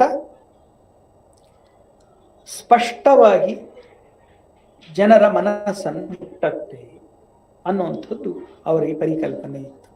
ನಾನು ಬೇರೆಯವರು ಯಾರ್ಯಾರೋ ಬರೆದಿರೋದನ್ನ ನೆನಪಿಸ್ಕೊಳ್ಳೋದಾದ್ರೆ ಕೃಷ್ಣಶಾಸ್ತ್ರಿಗಳು ಈ ತರಹದ ಕೃತಿಯನ್ನ ರಚನೆ ಮಾಡಬೇಕಾದ್ರೆ ಅದಕ್ಕೆ ಅವಶ್ಯಕವಾದಂತಹ ಕಾಗದವನ್ನ ಅಂಗಡಿಗೆ ಹೋಗಿ ಒಳ್ಳೆಯ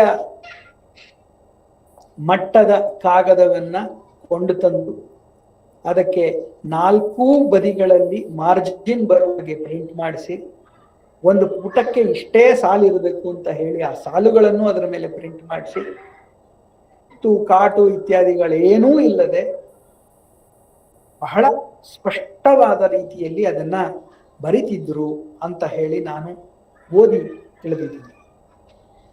ನಾನು ನಮ್ಮ ವಿಚಾರ ವೇದಿಕೆಯ ಗೆಳೆಯರಲ್ಲಿ ಮನವಿ ಮಾಡ್ಕೋತೀನಿ, ಸತ್ಯ ಅವರು ಬಹುಶಃ ಇಲ್ಲಿದ್ದಾರೆ ಅಂತ ನಾನು ಕೇಳ್ಕೊತೀನಿ, ಅವರ ಸಂಗ್ರಹದಲ್ಲಿ ಏನಾದರೂ ಕೃಷ್ಣಶಾಸ್ತ್ರಿಗಳ ಈ ತರಹದ ಹಸ್ತಪ್ರತಿಗಳು ಇತ್ಯಾದಿಗಳು ಇದ್ರೆ ದಯವಿಟ್ಟು ಅದನ್ನ ಸಂರಕ್ಷಿಸುವ ಕೆಲಸವನ್ನ ಮಾಡೋಣ ಮತ್ತು ಅದನ್ನ 4 ಜನ ನೋಡೋದು ಅವಕಾಶವನ್ನ ಮಾಡ್ಕೊಳ್ಳುವಂಥ ವ್ಯವಸ್ಥೆಯನ್ನು ಏನಾದರೂ ಮಾಡಿದ್ರೆ ಅದರ ಮೂಲ ನಾವು ಕೂಡ ಅದನ್ನ ಸ್ಫೂರ್ತಿಯನ್ನ ಪಡ್ಕೋಬಹುದು ಅಂತ ಅಂದ್ಕೊಂಡು ಈ ಮಾತುಗಳನ್ನ ನಾನು ಹೇಳ್ತಾ ಇದ್ದೀನಿ. ಅವಾಗಲೇ ಅನ್ನದಾನೇಶ್ ಅವರು ಈ ಒಂದು ಪ್ರಸಂಗವನ್ನ ಮುಂದೆ ಮೊದಲೇ ಮೆನ್ಷನ್ ಮಾಡಿದ್ರು. ಆದ್ರೂ ಕೂಡ ನಾನು ಇಲ್ಲಿ ಇದನ್ನ ಮೆನ್ಷನ್ ಮಾಡಕ್ ಇಷ್ಟಪಡ್ತೀನಿ. ಯಾಕೆ ಅಂದ್ರೆ ಒಬ್ಬ ಲೇಖಕ ಏನ್ ಕೆಲಸ ಮಾಡ್ತಾನೆ ಅದರ ಫಲ ಎಲ್ಲಿರ್ಬೇಕು ಅನ್ನುವಂಥದ್ದು ಅವನಿಗೆ ಗೊತ್ತಿರ್ಬೇಕು. ನಾವು ನಮ್ಮ ಬಿಸ್ನೆಸ್ ಅಡ್ಮಿನಿಸ್ಟ್ರೇಷನ್ ಅಲ್ಲಿ ಇವತ್ತು ಇದನ್ನೆಲ್ಲ ಬಹಳ ವಿಶೇಷವಾಗಿ ಅನ್ನೋ ತರಹ ಹೇಳ್ತೀವಿ. ಟಾರ್ಗೆಟ್ ಆಡಿಯನ್ಸ್ ಯಾರು, ಟಾರ್ಗೆಟ್ ಗ್ರೂಪ್ ಯಾವುದು, ಬೆನಿಫಿಷಿಯರೀಸ್ ಯಾರು ಇತ್ಯಾದಿ ಆದಂಥ ಮಾತುಗಳನ್ನ ನಾವು ಹೇಳ್ತೀವಿ. ಕೃಷ್ಣಶಾಸ್ತ್ರಿಗಳು ಬೇಸಿಕಲಿ ಒಬ್ಬ ಮೇಷ್ಟ್ರು. ಹಾಗಾಗಿ ತಾವು ಬರೆದದ್ದು ತಮ್ಮ ಮುಂದೆ ಇರುವಂತಹವರಿಗೆ ಕಮ್ಯುನಿಕೇಟ್ ಆಗಬೇಕಾದ್ದು ಬಹಳ ಮುಖ್ಯ. ಇಲ್ಲಿ ತಮ್ಮ ಶ್ರಮ ಸಾರ್ಥಕ ಆಗಲ್ಲ ಅನ್ನುವಂಥದ್ದು ಅವರಿಗೆ ಗೊತ್ತಿತ್ತು. ಅದಕ್ಕೋಸ್ಕರವೇ ಅವರು ತಮ್ಮ ಮುಂದೆ 2 ಗುಂಪಿನ ಪ್ರತಿನಿಧಿಗಳನ್ನು ಇಟ್ಕೊಂಡು ಈ ಕಥೆಯನ್ನು ಹೇಳಿದ್ದಾರೆ. ನೋಡಿ, ಅವರು ಹೇಳಿದ್ದು ಎಷ್ಟು ಚೆನ್ನಾಗಿ ಇದನ್ನ ಆರಿಸ್ಕೊಂಡಿದ್ದಾರೆ ಅನ್ನೋ ಬರತುಗಳಲ್ಲಿ ಕೇಳಿ. ನಾನು ಈ ಗ್ರಂಥವನ್ನು ಬರೆಯುತ್ತಿದ್ದಾಗ ತಂದು ಬರೆದದ್ದನ್ನು ಅಂದಂದನ್ನೇ ನನ್ನ ಮಗಳು ಶಾಂತ ಸೌಭಾಗ್ಯವತಿ ಶಾಂತ ಮತ್ತು ಮೊಮ್ಮಗಳು ಸೌಭಾಗ್ಯವತಿ ಲೀಲಾ ಇಬ್ಬರೂ ಕುತೂಹಲದಿಂದಲೂ ವಿಶ್ವಾಸದಿಂದಲೂ ಓದುತ್ತಿದ್ದರು. ಇಬ್ಬರ ಹೆಸರನ್ನ ಮೆನ್ಷನ್ ಮಾಡ್ತಾ ಇದ್ದಾರೆ. ಸ್ವಲ್ಪ ಗಮನವಿಟ್ಟು ನೋಡ್ಕೊಳ್ಳಿ, ಗೊತ್ತಾಗತ್ತೆ. ಒಬ್ರು ಮಗಳು ಶಾಂತ, ಇನ್ನೊಬ್ಳು ಮೊಮ್ಮಗಳು ಸೌಭಾಗ್ಯವತಿ ಲೀಲಾ. ಇಬ್ರು ಓದ್ತಾ ಇದ್ರಂತೆ. ಅವರು ಓದುತ್ತಿದ್ದಾಗ ಅವರನ್ನು ನಾನು ಎಲ್ಲಿಯಾದರೂ ಬೇಸರವಾಯಿತೆ, ಎಲ್ಲಿಯಾದರೂ ಅರ್ಥವಾಗಲಿಲ್ಲವೇ ಎಂದು ಕೇಳುತ್ತಿದ್ದೆ. ಅದಕ್ಕೆ ಇಲ್ಲವೆಂದು ಉತ್ತರ ಬರುತ್ತಿತ್ತು. ನಿತ್ಯವೂ ಅದೇ ಪ್ರಶ್ನೆ, ಅದೇ ಉತ್ತರ. ಅದು ನಾನು ತಂದೆ ತಾತ ಎಂಬ ಪಕ್ಷಪಾತದಿಂದ ಹೇಳಿದ ಉತ್ತರವಲ್ಲವೆಂದು ಭಾವಿಸಿದ್ದೇನೆ. ಅವರಲ್ಲಿ ಒಬ್ಬಳು ಹೈಸ್ಕೂಲ್ ವಿದ್ಯಾರ್ಥಿನಿ, ಇನ್ನೊಬ್ಬಳು ಕಾಲೇಜಿನ ವಿದ್ಯಾರ್ಥಿನಿ. ಇದು ಶಾಸ್ತ್ರಿಗಳ ವಿಶೇಷತೆ. ಅವರ ಮಗಳು ಶಾಂತಾ ಅವರು ಆಗಿನ ಕಾಲಕ್ಕೆ ಕಾಲೇಜನ್ನ ಓದಿ ಮುಗಿಸಿದ್ದಂತಹವರು, ಲೀಲಾ ಅವರು ಹೈಸ್ಕೂಲನ್ನ ಓದ್ತಾ ಇದ್ದಂತಹ ಕಾಲ. ಅಂದ್ರೆ 2 ಏಜ್ ಗ್ರೂಪಿನ ಓದುಗರನ್ನ ರೆಪ್ರೆಸೆಂಟೇಟಿವ್ ಆಗಿ ಇಟ್ಕೊಂಡು ಪ್ರತಿ ದಿವಸ ಎಲ್ಲಾದ್ರೂ ಕಷ್ಟ ಆಯ್ತಾ, ಎಲ್ಲಾರು ಅರ್ಥ ಆಗ್ಲಿಲ್ವಾ ಅಂತ ಕೇಳಿ ಕೇಳಿ ಕೇಳಿ ಅವ್ರ ಬರವಣಿಗೆಯನ್ನ ಅನುವಾದವನ್ನ ಫೈನ್ ಟ್ಯೂನ್ ಮಾಡಿದ್ದಾರೆ. ಆ ಮಟ್ಟದ ವಿದ್ಯಾಬುದ್ಧಿಗಳ ಜನರು ತಿಳಿಯುವಂತೆ ಸರಳವಾಗಿ, ಸಂಕೋಚ ಪಟ್ಟುಕೊಳ್ಳದಂತೆ ಗಂಭೀರವಾಗಿ, ಸಂಸ್ಕಾರ ಪಡೆಯುವಂತೆ ಶುದ್ಧವಾಗಿ, ಸಂತೋಷ ಪಡುವಂತೆ ರಸವತ್ತಾಗಿ ಬರೆಯಬೇಕೆಂಬುದೇ ನನ್ನ ಮುಖ್ಯ ಅಂತ ಹೇಳಿ ಶಾಸ್ತ್ರಿಗಳು ಹೇಳ್ತಾ ಇದ್ದಾರೆ. ಆ ಉದ್ದೇಶ ಇವತ್ತಿಗೂ ಎಷ್ಟರ ಮಟ್ಟಿಗೆ ಸಾರ್ಥಕ ಆಗಿದೆ ಅನ್ನೋದಕ್ಕೆ ಅವರ ಪುಸ್ತಕ ಅಷ್ಟು ಬಾರಿ ರೀಪ್ರಿಂಟ್ ಆಗಿದೆ ಅನ್ನುವಂಥದ್ದೇನೆ ದೊಡ್ಡ ಸಾಕ್ಷಿ. ಅದಕ್ಕೆ ಈ ವಚನ ಭಾರತಕ್ಕೆ ಕೂಡ ಅವರು ಸುಮಾರು 80 ಪುಟಗಳಷ್ಟು ವಿಸ್ತಾರವಾದಂತಹ ಪೀಠಿಕೆಯನ್ನು ಬರೆದಿದ್ದಾರೆ. ಅದರಲ್ಲಿ ಸುಮಾರು 75-80 ಫುಟ್ನೋಟ್ ಇದಾವೆ ಅನ್ನುವಂಥದ್ದು ಅವರು ವಿಸ್ತಾರವಾದಂತಹ ಓದು ಅದರಲ್ಲಿ ಪ್ರತಿಫಲಿತ ಆಗಿರೋದನ್ನು ಕಾಣುತ್ತೆ. ಬದುಕಿನ ಕಷ್ಟ ಸುಖಗಳ ಸಮಸ್ಯೆ, ಕರ್ಮ, ಇಂದಿನ ಪ್ರಪಂಚ ಮತ್ತು ಅದಕ್ಕೆ ಮಹಾಭಾರತದ ಸಂದೇಶ ಮುಂತಾದಂಥ ಅನೇಕ ಪ್ರಕರಣಗಳಲ್ಲಿ ಅವರು ಚರ್ಚೆ ಮಾಡಿರುವ ವಿಷಯಗಳೇನಿದೆಯಲ್ಲ, ಈ ವಿಷಯಗಳನ್ನೇ ಸಪರೇಟ್ ಮಾಡಿದ್ರೆ ಒಂದು ಅದ್ಭುತವಾದಂಥ ಪುಸ್ತಕ ಆಗುತ್ತೆ.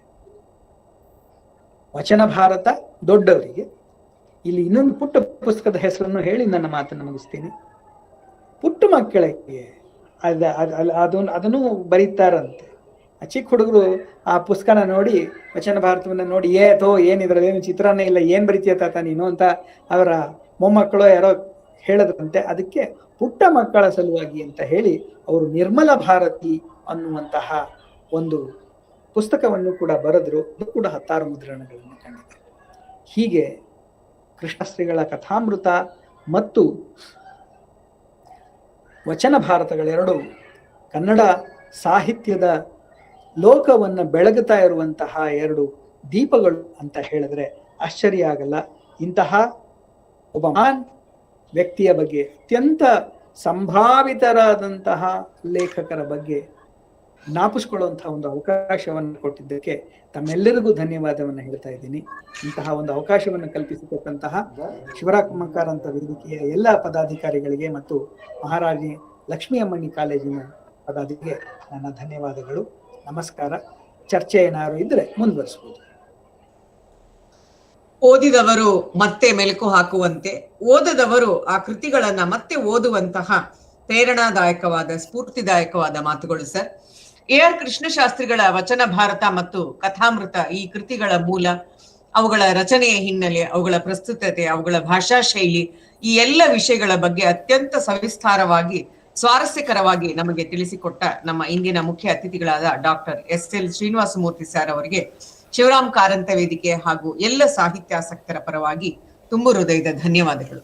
ಆತ್ಮೀಯರೇ, ಈಗ ಈ ಕಾರ್ಯಕ್ರಮದ ಘನ ಅಧ್ಯಕ್ಷತೆಯನ್ನು ವಹಿಸಿದ್ದಾರೆ ಶಿವರಾಮ್ ಕಾರಂತ ವೇದಿಕೆಯ ಅತ್ಯಂತ ಕ್ರಿಯಾಶೀಲ ಉಪಾಧ್ಯಕ್ಷರಾದ ಶ್ರೀ ವೀರಶೇಖರ ಸ್ವಾಮಿ ಅವರು ತಮ್ಮ ಅಧ್ಯಕ್ಷೀಯ ನುಡಿಗಳನ್ನ ಆಡ್ಬೇಕು ಅಂತ ಕೇಳ್ಕೊತಾ ಇದ್ದಾರೆ. ಎಲ್ರಿಗೂ ನಮಸ್ಕಾರ. ಶಿವರಾಮ ಕಾರಂತ ವೇದಿಕೆ, ತೇಜಸ್ವಿ ಕನ್ನಡ ಸಂಶೋಧನಾ ಕೇಂದ್ರ ಹಾಗೂ ಮಹಾರಾಣಿ ಲಕ್ಷ್ಮಿ ಅಮ್ಮಣ್ಣಿ ಕಾಲೇಜ್ ಮಲ್ಲೇಶ್ವರಂ ಇವರ ಸಹಯೋಗದಲ್ಲಿ ಇವತ್ತು AR ಕೃಷ್ಣಶಾಸ್ತ್ರಿ ಅವರ ಸ್ಮರಣೆಯ ಕಾರ್ಯಕ್ರಮ ಬಹಳ ಅದ್ಭುತವಾಗಿ ಮೂಡಿಬಂತು ಅಂತ ನಾನು ಹೇಳೋದಕ್ಕೆ ಇಷ್ಟಪಡ್ತೀನಿ. ನಮ್ಮ ಶಿವರಾಮ ಕಾರಂತ ವೇದಿಕೆ ಎಲ್ಲ ಕಾರ್ಯಕ್ರಮಗಳು ಕೂಡ ಬಹಳಷ್ಟು ಗುಣಾತ್ಮಕವಾಗಿರ್ತವೆ, ಗುಣಮಟ್ಟವಾಗಿರ್ತವೆ ಅಂತ ಹೇಳೋದಕ್ಕೆ ಇದು ಒಂದು ಉದಾಹರಣೆ. ಬಹಳ ಉತ್ತಮವಾದ ಕಾರ್ಯಕ್ರಮ, ಬಹಳ ಚೆನ್ನಾಗಿ ಮೂಡಿ ಬಂತು. ಬಹಳಷ್ಟು ದಿನಗಳ ಮೇಲೆ ಒಂದು ಸಾಹಿತ್ಯಾತ್ಮಕವಾದಂಥ ಒಂದು ಕಾರ್ಯಕ್ರಮವನ್ನು ಕೇಳುವಂತ ಸೌಭಾಗ್ಯ ನಮಗಾಯ್ತು. ನಿಜಕ್ಕೂ ಹೇಳೋದಾದ್ರೆ ಇಬ್ರು ಮಾತನಾಡುವಾಗ ಅವ್ರು ಇನ್ನೂ ಮಾತಾಡ್ತಾನೆ ಇರಬೇಕು, ನಾವು ಕೇಳ್ತಾನೆ ಇರಬೇಕು ಅನ್ನೋ ಮನೋಭಾವ, ಅನ್ನೋ ಆಸಕ್ತಿ ನನಗಂತೂ ಬಂತು. ಉದ್ಘಾಟನಾ ಭಾಷಣ ಮಾಡಿದಂಥ ನಮ್ಮ ಅನ್ನದಾನೇಶ್ ಅವರು ಬಹಳಷ್ಟು ವಿಷಯ ನಾನು ಸಂಗ್ರಹಣೆ ಮಾಡಿದ್ದೆ. ಮುಖ್ಯವಾಗಿ ನಮ್ಮ CR ಸತ್ಯ ಸರ್ ಏನಿದ್ದಾರೆ ಅವ್ರ ಹತ್ರ ಮಾತನಾಡಿ ಪುಸ್ತಕ ಎಲ್ಲ ತಗೊಂಡು ನಾನು ಏನೇನು ಹೇಳ್ಬೇಕಂತಿದೆ ಅದನ್ನೆಲ್ಲ ಅವ್ರ ಉದ್ಘಾಟನಾ ಭಾಷಣದಲ್ಲಿ ಹೇಳಿಬಿಟ್ಟು ಆಗೋಯ್ತು. ಬಹಳ ಸೊಗಸಾಗಿ ಹೇಳಿದ್ರು. ಅವ್ರಿಗೆ ಸಂಸ್ಥೆ ಪರವಾಗಿ ಅನಂತ ಧನ್ಯವಾದಗಳು. ಹಾಗೆ ಉಪನ್ಯಾಸ ಹಾಗೆ 2 ಉಪನ್ಯಾಸಗಳ ಬಗ್ಗೆ ಬಹಳಷ್ಟು ವರ್ಷ ನಾನು ಧಾರವಾಡದಲ್ಲಿ ಓದ್ತಾ ಇರುವಾಗ ಕನ್ನಡ ಕ್ಲಾಸಲ್ಲಿ ಕೂತು ಕಥೆಗಳನ್ನ ಕೇಳ್ತಾ ಇರುವಾಗ, ಪೌರಾಣಿಕ ಕಥೆಗಳನ್ನ ಕೇಳ್ತಾ ಇರುವಾಗ ಗಂಟೆಗಟ್ಟಲೆ ಇದ್ರೂ ಕೂಡ ನಮ್ಗೆ ಬೇಸರ ಆಗ್ತಿಲ್ಲ. ಅದೇ ತರ ಶ್ರೀನಿವಾಸ ಮೂರ್ತಿ ಸಾರು ಎಲ್ಲಿಂದಲೋ ನಮ್ಮನ್ನ ಕರ್ಕೊಂಡೋಗಿ 2 ಕೃತಿಗಳ ಬಗ್ಗೆ, 2 ಮಹಾನ್ ಕೃತಿಗಳ ಬಗ್ಗೆ ಬಹಳ ಸೊಗಸಾಗಿ ನಮ್ಗೆ ತಿಳಿಸ್ಕೊಟ್ರು. ಅವರೆಲ್ಲ ಅಷ್ಟೊಂದು ಅದ್ಭುತವಾದ, ಅಮೋಘವಾದ, ಪ್ರಬುದ್ಧವಾದ ಭಾಷಣ ಕೇಳಿದ ಮೇಲೆ ಈ ಅಧ್ಯಕ್ಷರ ಭಾಷಣಕ್ಕೆ ಏನು ಸೊಗಸೇ ಇಲ್ಲ ಅಂತ ಹೇಳ್ತಾ, ಹಾಗೆ ಇಂಥ ಒಳ್ಳೆ ಕಾರ್ಯಕ್ರಮವನ್ನ ಆಯೋಜಿಸಿದ ಎಲ್ಲರಿಗೂ ಕೂಡ, ವಿಶೇಷವಾಗಿ ದೀಪಾ ಪಡ್ಕೆಯವರು, ಅವರು ಒಳ್ಳೊಳ್ಳೆ ವ್ಯಕ್ತಿಗಳನ್ನ ಕರ್ಕೊಂಡ್ಬಂದು ನಮ್ಗೆ ನಮ್ಮ ಸಂಸ್ಥೆಗೆ ಕಾರ್ಯಕ್ರಮಗಳನ್ನ ಕೊಡಿಸ್ತಾ ಇದ್ದಾರೆ. ಅವ್ರಿಗೂ ಕೂಡ ನಾನು ಧನ್ಯವಾದಗಳು ಅರ್ಪಿಸ್ತಾ ಇದ್ದೀನಿ. ಹಾಗೆ ಕಾರ್ಯಾಧ್ಯಕ್ಷರು ಅವ್ರು ಯಾವಾಗ್ಲೂ ನಮ್ಮ ಚಡಗ ಸಾರ್ ಅವರು ಗುಣಮಟ್ಟದ ಕಾರ್ಯಕ್ರಮ ಅಂತ ಹೇಳ್ತಾನೆ ಇರ್ತಾರೆ. ಇದು ನಿಜವಾಗ್ಲೂ ಗುಣಮಟ್ಟದ ಕಾರ್ಯಕ್ರಮ ಆಯ್ತು. ಎಲ್ರಿಗೂ ಕೂಡ, ಸಂಸ್ಥೆಯ ಎಲ್ಲರಿಗೂ ಕೂಡ ನಾನು ಅಭಿನಂದನೆಗಳಲ್ಲಿ ಸಲ್ಲಿಸ್ತಾ, ಗೌರವ ಅಭಿನಂದನೆಗಳನ್ನ ಮತ್ತೊಮ್ಮೆ ಇಬ್ರು ಬಂದಂತ ಅತಿಥಿಗಳಿಗೆ ಸಲ್ಲಿಸ್ತಾ ನನ್ನ ಅಧ್ಯಕ್ಷೀಯ ಭಾಷಣವನ್ನ ಚಿಕ್ಕದಾಗಿ ಮುಗಿಸ್ತಾ ಇದ್ದೇನೆ. ಎಲ್ಲರಿಗೂ ಕೂಡ ನಮಸ್ಕಾರಗಳು. ಧನ್ಯವಾದಗಳು ಸರ್. ಅಚ್ಚುಕಟ್ಟಾಗಿ ಅಧ್ಯಕ್ಷೀಯ ನುಡಿಗಳನ್ನು ಆಡಿದ ನಮ್ಮೆಲ್ಲರ ಮಾರ್ಗದರ್ಶಕರಾದ ಶ್ರೀರಾಮ್ ಕಾರಂತ ವೇದಿಕೆಯ ಉಪಾಧ್ಯಕ್ಷರಾದ ಶ್ರೀ ವೀರಶೇಖರ ಸ್ವಾಮಿ ಅವರಿಗೆ ಎಲ್ಲರ ಪರವಾಗಿ ತುಂಬು ಹೃದಯದ ಧನ್ಯವಾದಗಳು. ಆತ್ಮೀಯರೇ, ಕಾರ್ಯಕ್ರಮದ ಕೊನೆಯ ಘಟ್ಟ ವಂದನಾರ್ಪಣೆ. ಅದಕ್ಕೂ ಮೊದಲು ನಮ್ಮೆಲ್ಲರ ಮಾರ್ಗದರ್ಶಿಗಳು ಶಿವರಾಮ್ ಕಾರಂತ ವೇದಿಕೆಯ ಸಂಸ್ಥಾಪಕ ಅಧ್ಯಕ್ಷರು, ಪ್ರಸ್ತುತ ಕಾರ್ಯಾಧ್ಯಕ್ಷರು ಆಗಿರುವ ಶ್ರೀ ಪ. ಚಂದ್ರಶೇಖರ್ ಚಡಗ ಅವರು ಒಂದೆರಡು ಮಾತುಗಳನ್ನ ಆಡಲಿದ್ದಾರೆ. ಚಡಗ ಸರ್. ಎಲ್ಲರಿಗೂ ನಮಸ್ಕಾರ. ನಾನು ಹೆಚ್ಚು ಮಾತಾಡಿ ನಿಮ್ಮ ಸಹನೆಯನ್ನ ಪರೀಕ್ಷಿಸಲು ಇಷ್ಟಪಡುವುದಿಲ್ಲ. ಒಂದು ಅಥವಾ 2 ನಿಮಿಷದಲ್ಲಿ ಹೇಳಿ ಮುಗಿಸ್ಬಿಡ್ತೇನೆ. ಈ ಕಾರ್ಯಕ್ರಮ ಮುಖ್ಯವಾಗಿ ಹೇಳುವುದಾದ್ರೆ ನಮ್ಮ CR ಸತ್ಯ ಅಂದ್ರೆ ಮೊಮ್ಮಗ ಅವರು ಕೊಟ್ಟ ದತ್ತಿನಿಂದ ನಾವು ಕಾರ್ಯಕ್ರಮವನ್ನು ನಡೆಸಲಿಕ್ಕೆ ಸಾಧ್ಯ ಆಯಿತು. ಒಂದು. ಎರಡನೇದಾಗಿ ಇದರ ಮೂಲ ಕಾರಣ ಪುರುಷರು ಅಂದ್ರೆ SR ವಿಜಯಶಂಕರ್, ನಮ್ಮ ಗೌರವಾಧ್ಯಕ್ಷರು. ಅವರು ನನ್ನನ್ನ ಅನ್ನದಾನಿಗಳಿಗೆ ಕರೆದುಕೊಂಡು ಈ ಕಾರ್ಯಕ್ರಮವನ್ನು ಹೇಗೆ ಮಾಡಬೇಕು ಅಂತ ರೂಪಿಸಿದರು. ಇನ್ನೊಂದು ಸಹಾಯವನ್ನು ಮಾಡಿದರು ದೀಪಾ ಪಡ್ಕೆಯವರು, ಈಗಾಗಲೇ ಅಧ್ಯಕ್ಷರನ್ನು ಪ್ರಸ್ತಾಪಿಸಿದ್ದಾರೆ. ಅವರೆಲ್ಲ ನಮ್ಮ ಸಂಸ್ಥೆಯ ಬೆನ್ನೆಲುಬಾಗಿದ್ದಾರೆ. ಇನ್ನು ನಮ್ಮ ಕೆಲಸಗಳು ಬಹಳ ಇವೆ. ಒಂದೇ ನಿಮಿಷದಲ್ಲಿ ಹೇಳೋದಾದ್ರೆ, ಈ ಶಿವರಾಮ ಕಾರಂತ ವೇದಿಕೆಗೆ ಒಂದು ಮಾತೃ ಸಂಸ್ಥೆಯಾದ Lakshminarayana Chadaga memorial charitable trust RT ನಗರದಲ್ಲಿ ಸುಮಾರು 25 ಪುಸ್ತಕಗಳುಂತಹ ಒಂದು ಗ್ರಂಥ ಭಂಡಾರವನ್ನ ಕಳೆದ 30 ವರ್ಷಗಳಲ್ಲಿ ನಡೆಸ್ಕೊಂಡು ಬಂದಿದೆ. 1991ರಲ್ಲಿ ಈ ಗ್ರಂಥ ಭಂಡಾರ ನಮ್ಮ ಮನೆಯ ಗ್ಯಾರೇಜ್ನಲ್ಲಿ ಆರಂಭವಾಯಿತು. ಈಗ ಅದು ಬೆಳೆದು ಒಂದು ಬೆಂಗಳೂರಿನಲ್ಲಿಯೇ ಒಂದು ಉತ್ತಮ ಗ್ರಂಥ ಭಂಡಾರ ಆಗಿದೆ ಅಂತ ವಿದ್ವಾಂಸರು ಹೇಳ್ತಾರೆ. ಸಾಮಾನ್ಯರಿಗೆ ಅದು ರೂಪಿಸಲಿಕ್ಕಿಲ್ಲ, ಯಾಕಂದ್ರೆ ನಮ್ಮಲ್ಲಿ ಕನ್ನಡ ಸಾಹಿತ್ಯದ ವಿಮರ್ಶಾತ್ಮಕ ಕೃತಿಗಳನ್ನ ನಾವು ಹೆಚ್ಚಾಗಿ ಕೊಂಡುಕೊಳ್ತಾ ಇದ್ದೇವೆ ಮತ್ತು ದಾನವೂ ಮಾಡ್ತಾ ಇದ್ದೇವೆ. ಬಹಳಷ್ಟು ಜನ ನಮ್ಮ ಗ್ರಂಥಾಲಯಕ್ಕೆ ಬೇಕಾದ ಪುಸ್ತಕಗಳನ್ನು ತಮಗೆ ಅದು ಇನ್ ಬೇಡ ಅಂತ ಅಂದ್ರೆ ನಮ್ಗೆ ಕೊಡ್ತಾ ಇದ್ದಾರೆ. ಅದರಿಂದ ಅವರೆಲ್ಲರ ಒಂದು ಬೆಂಬಲದಿಂದ ಈ ಗ್ರಂಥಾಲಯ ಮತ್ತು ಈ ಶಿವರಾಮ ಕಾರಂತ ವೇದಿಕೆ ಈ ಎರಡು ಒಂದು ಭಾಷಣ ಕೇಳಿದ ಮೇಲೆ ಈಗ ನಾವು 2 ವಿದ್ವಾಂಸರಿಂದ ಕೃಷ್ಣಶಾಸ್ತ್ರಿಗಳ ಬಗ್ಗೆ ಮತ್ತು ಉತ್ತರ ಭಾರತದ ಬಗ್ಗೆ ಕೇಳಿದ್ದೇವೆ.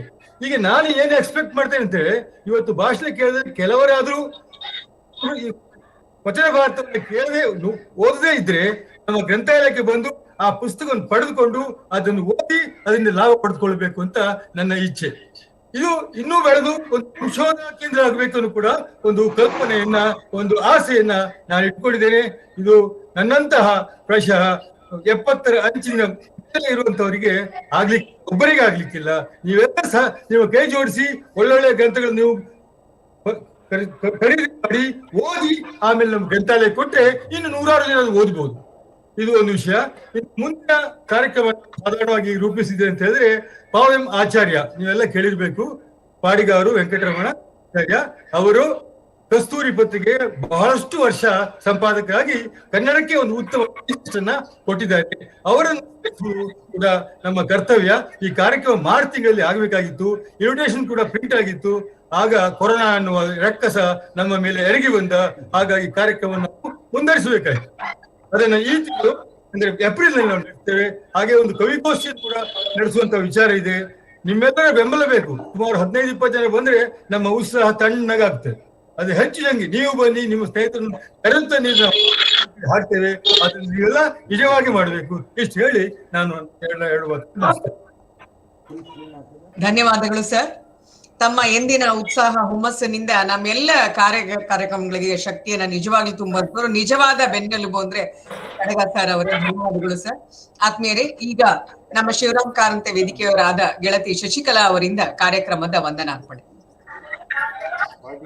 ಸಾದರ ಪ್ರಣಾಮಗಳು. ಇದುವರೆಗೂ ಶಿವರಾಮ ಕಾರಂತ ವೇದಿಕೆ ಹಾಗೂ ತೇಜಸ್ವಿ ಕನ್ನಡ ಸಂಶೋಧನಾ ಕೇಂದ್ರ ಕನ್ನಡ ವಿಭಾಗ, ಮಹಾರಾಣಿ ಲಕ್ಷ್ಮಿ ಅಮ್ಮಣ್ಣಿ ಮಹಿಳಾ ಕಾಲೇಜು ಇವರ ಸಹಯೋಗದಲ್ಲಿ ದಿವಂಗತ ಡಾಕ್ಟರ್ ಎ ಕೃಷ್ಣಶಾಸ್ತ್ರಿ ರವರ ಸ್ಮರಣೆ ಗೂಗಲ್ ಮೀಟ್ ವರ್ಚುವಲ್ ಸಭೆ ಯಶಸ್ವಿಯಾಗಿ ನಡೆದಿದ್ದು, ಈ ಸಭೆಯಲ್ಲಿ ಉಪಸ್ಥಿತರಿದ್ದ ಎಲ್ಲ ಸಾಹಿತ್ಯ ಪ್ರೇಮಿಗಳ ಮನತಣಿಸಿದೆ. ಈ 2 ಸಾಹಿತ್ಯ ವೇದಿಕೆಗಳಿಗೂ ನನ್ನ ನಮನಗಳು. ಗೂಗಲ್ ಮೀಟ್ ವರ್ಚುವಲ್ ಸಭೆಯಲ್ಲಿ ಭಾಗವಹಿಸಿದ್ದ ಎಲ್ಲ ಗಣ್ಯರು, ಅತಿಥಿಗಳು ಎಲ್ಲರನ್ನೂ ಆತ್ಮೀಯವಾಗಿ ಸ್ವಾಗತಿಸಿದ ಗಣ್ಯರ ಪರಿಚಯ ಮಾಡಿದ ನಮ್ಮ ವೇದಿಕೆಯ ಕಾರ್ಯದರ್ಶಿ ಇಂದಿರಾ ಶರಣ್ ರವರಿಗೆ ಧನ್ಯವಾದಗಳು. ನಮ್ಮ ಈ ಕಾರ್ಯಕ್ರಮದ ಉದ್ಘಾಟಕರಾಗಿ ಮಾತನಾಡಿದ PA ಅನ್ನದಾನೇಶ್ ಹರೀಶ್, ನಿರ್ದೇಶಕರು ತೇಜಸ್ವಿ ಕನ್ನಡ ಸಂಶೋಧನಾ ಕೇಂದ್ರ, ಮಹಾರಾಣಿ ಲಕ್ಷ್ಮಿ ಅಮ್ಮಣ್ಣಿ ಮಹಿಳಾ ಕಾಲೇಜು. ಇವರು ಡಾಕ್ಟರ್ ಎ ಕೃಷ್ಣಶಾಸ್ತ್ರಿಯವರ ಕನ್ನಡ ಪ್ರೇಮ, ಸಾಹಿತ್ಯಿಕವಾಗಿ ಅವರ ಕೃಷಿ ದೃಷ್ಟಿಕೋನಗಳನ್ನು ಸಮಂಜಸವಾಗಿ ಕಟ್ಟಿಕೊಟ್ಟಿರುತ್ತಾರೆ. ಇವರೆಗೆ ಎರಡೂ ವೇದಿಕೆಗಳ ಹಾಗೂ ವರ್ಚುವಲ್ ಸಭೆಯಲ್ಲಿ ಭಾಗವಹಿಸಿರುವ ಎಲ್ಲಾ ಸಾಹಿತ್ಯಾಭಿಮಾನಿಗಳ ಪರವಾಗಿ ಗೌರವ ವಂದನೆಗಳನ್ನು ಅರ್ಪಿಸುತ್ತೇನೆ. ನಮ್ಮ ಈ ಗೂಗಲ್ ಮೀಟ್ ವರ್ಚುವಲ್ ಸಭೆಯ ಕಾರ್ಯಕ್ರಮದ ಮುಖ್ಯ ಅತಿಥಿಗಳು ಡಾಕ್ಟರ್ ಎಸ್.ಎಲ್. ಶ್ರೀನಿವಾಸ ಮೂರ್ತಿಯವರು, ಕನ್ನಡ ವಿಭಾಗದ ಮುಖ್ಯಸ್ಥರು, ವಿಜಯ ವಿಭಜಿತ ಕಾಲೇಜು ಬೆಂಗಳೂರು. ಇವರು ದಿವಂಗತ ಎ.ಆರ್. ಕೃಷ್ಣಶಾಸ್ತ್ರಿಯವರ ವಚನ ಭಾರತ ಮತ್ತು ಕಥಾಮೃತ ಎರಡು ಕೃತಿಗಳನ್ನು ಆಯ್ದು ನೀಡಿದ ಉಪನ್ಯಾಸ ಸಾಹಿತ್ಯ ಗಾನದಲ್ಲಿ ವಚನ ಭಾರತ ಮತ್ತು ಕಥಾಮೃತ ಎಂಬ ಎರಡು ಕೃತಿಗಳನ್ನು ಕಬ್ಬಿನಂತೆ ಹರಿದು ಸಾಹಿತ್ಯ ರಸ ತೆಗೆದು ಸಾಹಿತ್ಯಾಸಕ್ತ ಬಂಧುಗಳಿಗೆ ಈ ಒಂದು ಕಬ್ಬಿನ ರಸದಂತೆ ಸಭಾಸದರಿಗೆ ಕುಡಿಸಿ ಸಾಹಿತ್ಯದ ಹಸುವನ್ನು ಮತ್ತಷ್ಟು ಹೆಚ್ಚಿಸಿದ ಈ ಒಂದು ಉಪನ್ಯಾಸಕರಿಗೆ ಎರಡೂ ವೇದಿಕೆಗಳ ಹಾಗೂ ಈ ವರ್ಚುವಲ್ ಸಭೆಯಲ್ಲಿ ಉಪಸ್ಥಿತರಿರುವ ಎಲ್ಲಾ ಸಭಾಸದರ ಪರವಾಗಿ ಅನಂತಾನಂತ ಗೌರವ ವಂದನೆಗಳನ್ನ ತಲುಪಿಸುತ್ತೇನೆ ಮತ್ತೆ ಅವರಿಗೆ ಅರ್ಪಿಸುತ್ತೇನೆ. ವೇದಿಕೆಗೆ ಇವರ ಪರಿಚಯಿಸಿದ ದೀಪಾ ಪಡುಕೆಯವರಿಗೂ ಸಹ ಧನ್ಯವಾದಗಳು.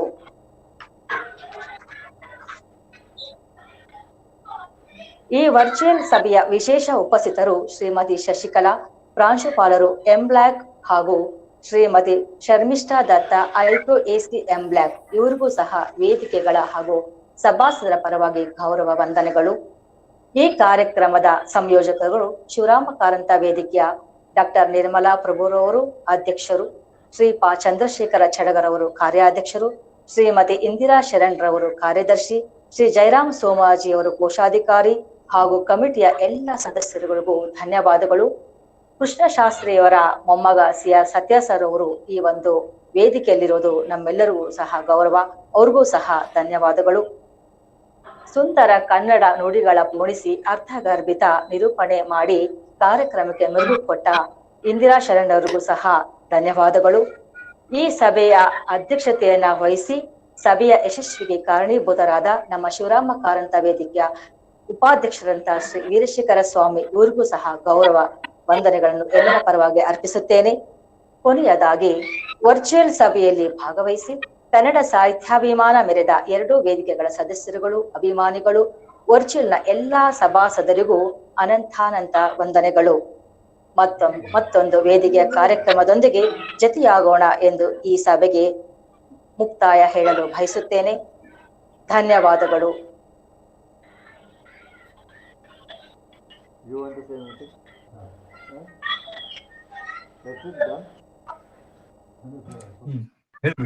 ಮುಂದಿನ ಸಭೆ ಏಪ್ರಿಲ್ ನಲ್ಲಿ ಪ್ರಾಯಶಃ ಎರಡೆರಡು ಕಾರ್ಯಕ್ರಮ ಇರ್ತದೆ. ಅವೆರಡೂ ಕಾರ್ಯಕ್ರಮಗಳಿಗೆ ಅಗತ್ಯ ಬನ್ನಿ. ಖಂಡಿತ ಸರ್, ಖಂಡಿತ.